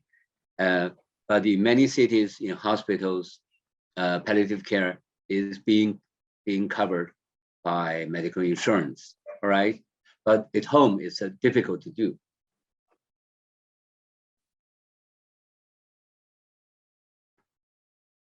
Thank you, Mr. Chun. Any other questions, please? If no, maybe I have another questions. Maybe someone can respond to that. As we all know that since elderly care services primarily unpaid or informal, particularly if we look into the developing Asian countries like Bangladesh, Pakistan, India, and other countries, would you please enlighten us for what would be the resilient elderly care model? What model in terms of financial viability and integration of non-governmental partners, specifically in those countries where there is no system and people are very reluctant So what kind of financial model we would like to propose, and also the role of non-governmental organization in those countries. So anyone please can just share your thoughts.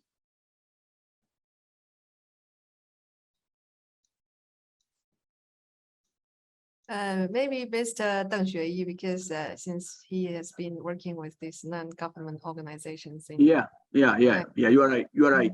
Maybe.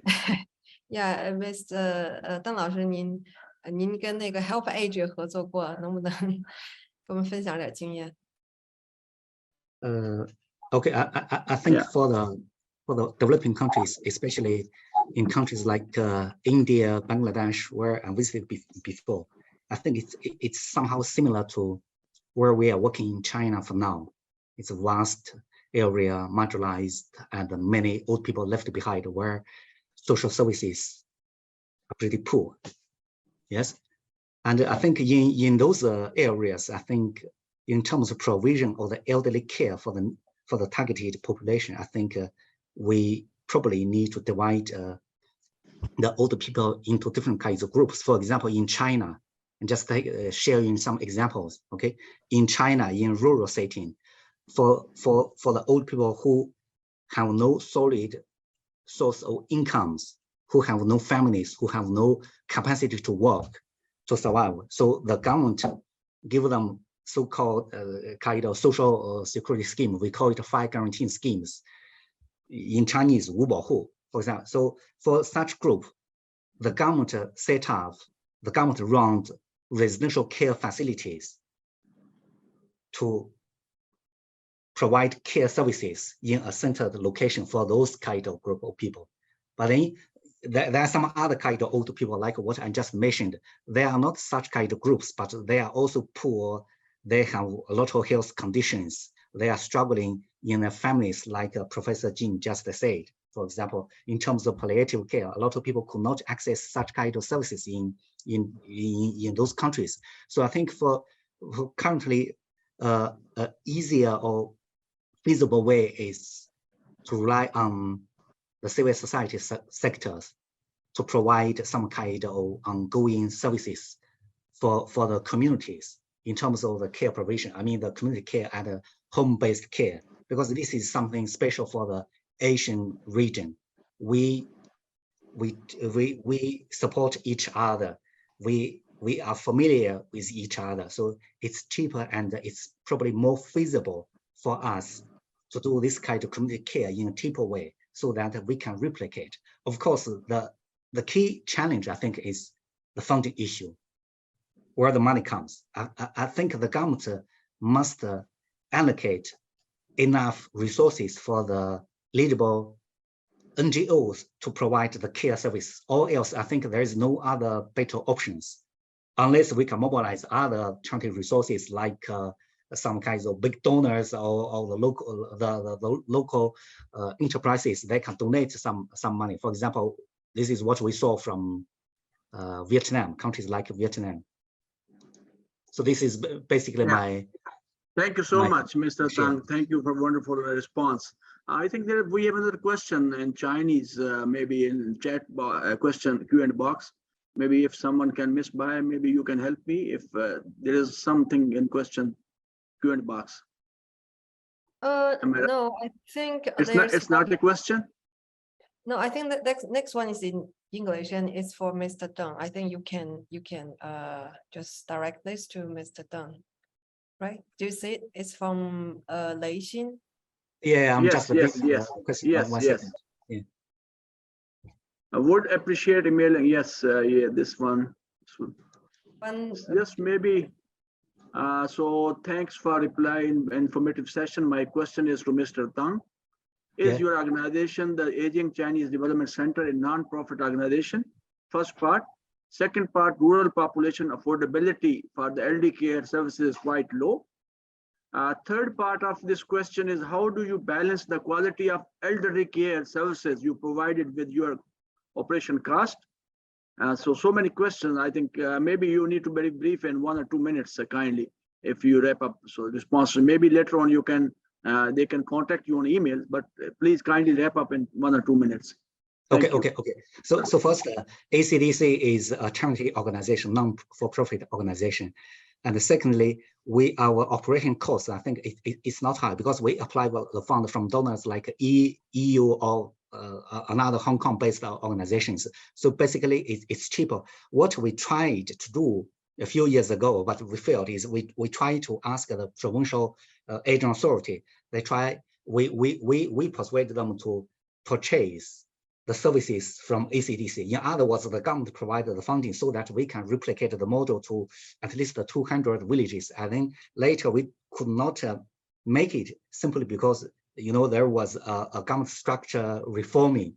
So agent is now part of the health. So that was not a possibility. So in fact, in the field level operation, we do mobilize the resources from the health sector, for example, the village level doctors, because it is the village level doctor who is actually providing the ongoing daily health services for the older people. I think in China, in the rural setting, there is no other easy option. So we try to ask the village doctors or the nurses also to join our elderly care services in a community level. In terms of the quality, I think we have several standards, minimum operation guidelines in our product proposal, and also we try to coach them and try our best to meet the demands, meet the needs of the older population. But what I try to emphasize is that this is a community level care provision. It's not residential or nursing home care provision. So in terms of the professional services, I think there is a gap between what we are providing in rural setting with the residential care in Shanxi. So there is a certain gap. Thank you. Thank you so much for your response. I think let's stop here, I think, and let me wrap up this session. Before I say thanks to this member of this session, speaker of this session, and the participants, I just would like to wrap up the discussion in 3 main points. Like, there is need to examine actually the ways to better plan, design, implement, and monitor elderly care health system programs in the region. So this is one thing which I would like to recommend. Second, there is need to spotlight actually ADB elderly care projects, including its 18-year partnership with Yichang municipal government, and the potential to replicate innovative practice in other parts of the region. Thirdly, last, there is need to discuss possible steps for elderly care and aging population adaptation in the region. So I sum up here this, with my recommendations. Thank you again, all the speakers, for the discussions and answering the questions. I highly appreciate. Thank you, the organizers from China, from ADBI, from ADB, for giving me this opportunity to moderate this session. So I have learned a lot myself about this particular very important topic. Thank you so much. Over to you, Ms. Bai. Thank you. I stop here.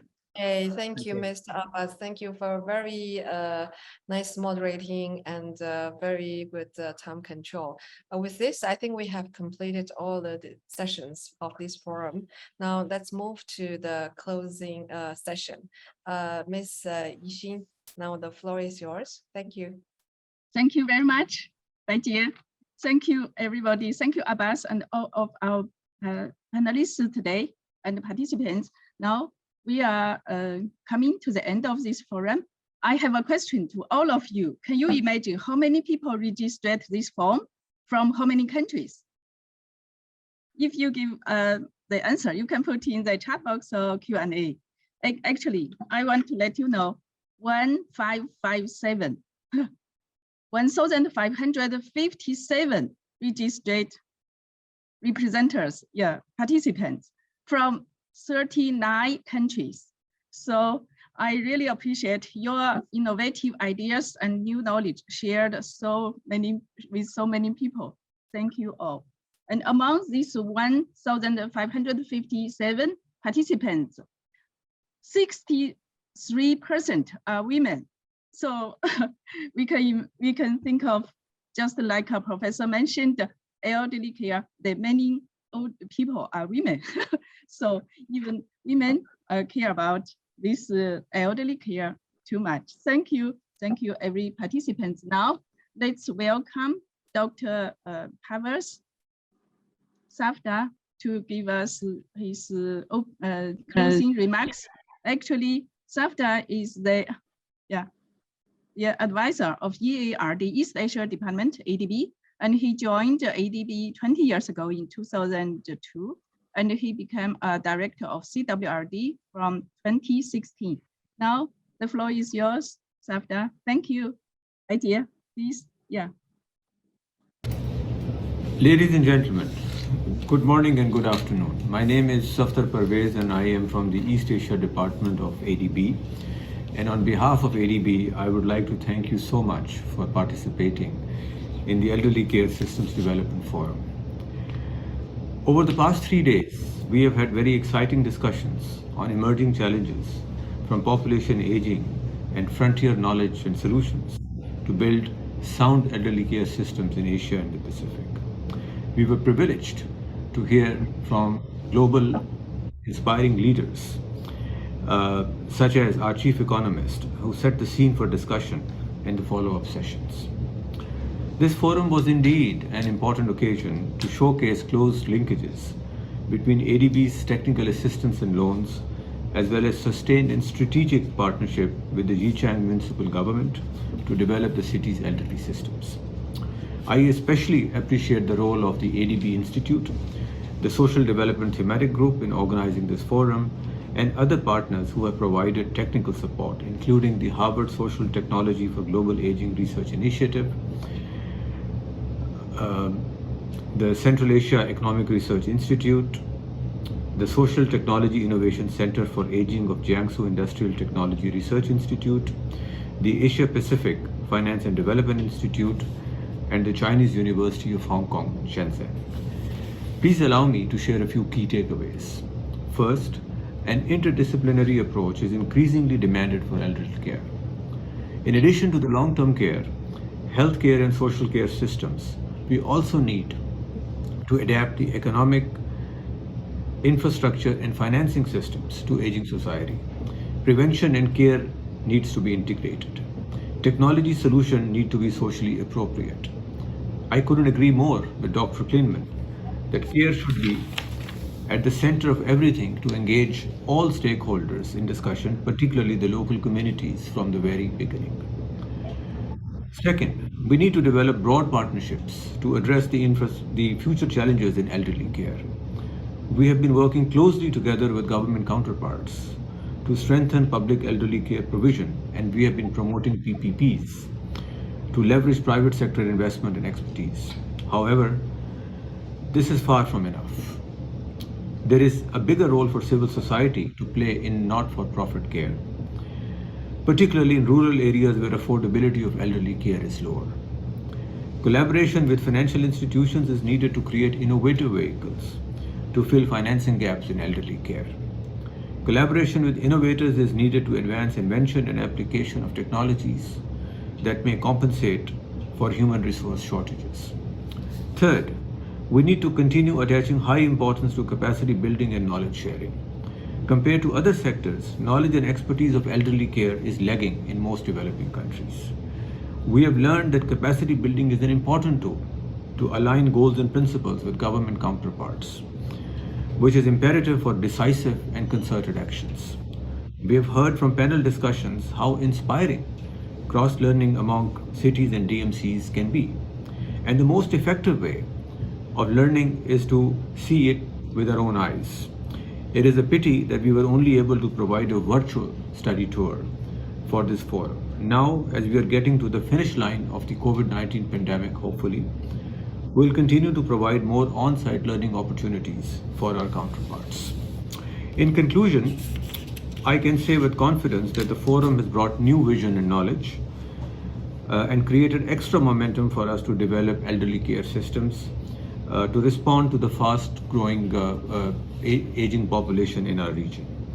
We will also continue working in collaborative and coordinated action with partners and developing member countries to achieve impacts at scale. Before I conclude, Let me thank you all again, our participants who showed great interest and made the forum interactive. I would also like to thank our speakers, panelists, moderators, and partner organizations. Last but not the least, I'd like to thank my colleagues at ADB who have worked really hard in putting this forum together. Thank you all once again for your valuable time and insights during this forum. I wish you a good day and all the best. Thank you. Thank you very much, Safdar. Thank you. Now, we are, let's join me to welcome Dr. Dio Hubert, the Vice Chair of Research Department of ADBI and the Senior Economist here to deliver his closing remarks. Thank you. Dio-san, the floor is yours. Thank you so much, Yichang-san. Distinguished delegates, dear participants, we are now on the third day of our Elderly Care Forum. I'd like to share the thing that Yichang-san has raised, where she talked about almost over 1,539 people joined this forum, which shows that how important this issue is for all of us in Asia. And secondly, it's even more important, and it's great to know that we had participants from 39 countries. It means that the elderly care is an emerging issue in Asia, and people are very keen. And so that still shows how important this issue is, and we should all work hard towards improving the elderly care system in Asia. As you know that all of us here who are here have seen the situations of elderlies in our own homes. Like for me, I have my parents who are in 80s, and I'm very far away from home, and what it means to leave them alone, and where they have very limited elderly care system, where the facilities are not enough to make their life easier. So that itself shows, like, you know, the kind of situation that elderly face, and all of us who are here today and who have joined for last, elderly parents have seen elderly grandparents in their homes and what they went through. So that itself, I think, keeps on reminding that we have to move. We all today, as a young or, like, you know, middle-aged individuals, we have to move to that stage of life, and therefore it's important that we try to build an elderly care system which is human-centric. If you look at an elderly, like one thing is that it's about providing technology, making things easy, trying to be more innovative. We need to have investment. But the most important thing that I have found through my interactions with elderly families in Africa and Asia is that we need to be very human-centric. You know, there need to be love, care, and affections. As many of during the discussions, we have seen that as people grow old, you know, they tend to be lonely. They have limited social interaction. So it's very important that we increase the social interactions, and that's when you age. But it's also important that we need to help make aging very lively, very friendly aging. You know, healthy aging, I would say. So that's why we need to build infrastructure, systems, and family values. I would say, like, you know, I would always put family values at the core of this elderly care system. I have colleagues, you know, who don't want to travel over the weekends because they have elderly parents. That's the day they would like to go and give few moments to someone who had taken care of them and brought them to this world. So it's very important. And I'd also like to share one of the messages that Dalai Lama usually tells, and he tells about, you know, like, as an individual, we are very, you know, we cannot sustain our own. There are our parents who takes good care of us and bring us to this world, and we grow as an individual. So it's very important that we return back that love and care to our parents. So this is very important. And I'd like to, from my heart, I would like to extend my gratitude, thanks to all the participants. The kind of discussions that we had itself shows, like, you know, how important this issue is, how each one of you are committed to transform the elderly care systems. So that's something that really touched my heart, and I would like to express my gratitude to all the participants, all the moderator, and I should not forget to thank few of our colleagues who have really worked hard for several months. Without their commitment, I think it's not commitment to organizing this conference, it's about their commitment to the elderly in our society that has made this happen. So I would like to extend my very, very heartfelt gratitude to Akiko-san for taking lead, Baiji-san for working very hard. I remember how much you put in your effort to make this happen. Chirag-san, Vivian-san from ADB, and Yichang, and then Dasa-san and Kathy-san. Thank you so much, for putting this wonderful forum. And I would also like to thank all the participants, all the speakers, and above all, I would like to thank Dean ADBI for his keynote, Chief Economist Albert Park for the keynote, and Teresa Koz, DG ADB, and DGG Lu from MOF. Thank you very much, and I look forward to seeing such kind of events in future. And I would also like to tell that Yichang-san and the colleagues are going to organize a conference and a special issue for elderly care, and I'd like to request all of you to kindly contribute and join that important event that Yichang-san would be leading. Thank you so much. Thanks to everyone. Thank you, dear son. This event, is going to be closed because time is limited, just like time is limited for everyone, but we still have 1 minute left. We have to use it. So in the limited time, we would like to use it effectively. I have 3 keywords to all of you for your takeaway. First is A, second is B, third is B, ADB. This is an ADB event. A also means agent. For us, we think there are only 3 kinds of people in the world. The first is elderly people. Second is people going to be elderly. The third one is people finally will be elderly. So we have to take care of ourselves and our friends. Second is B. B is difficult. ADB, B difficult. Actually, we are facing difficulties. It's not easy today. It probably be difficult, much more difficult tomorrow. But the day after tomorrow should be wonderful. So we are hoping for a wonderful the day after tomorrow. Then B is capacity building capacity. So we would like just to join Dio-san to thank all of us, all of the participants, panelists, and speakers, and also our team staffs.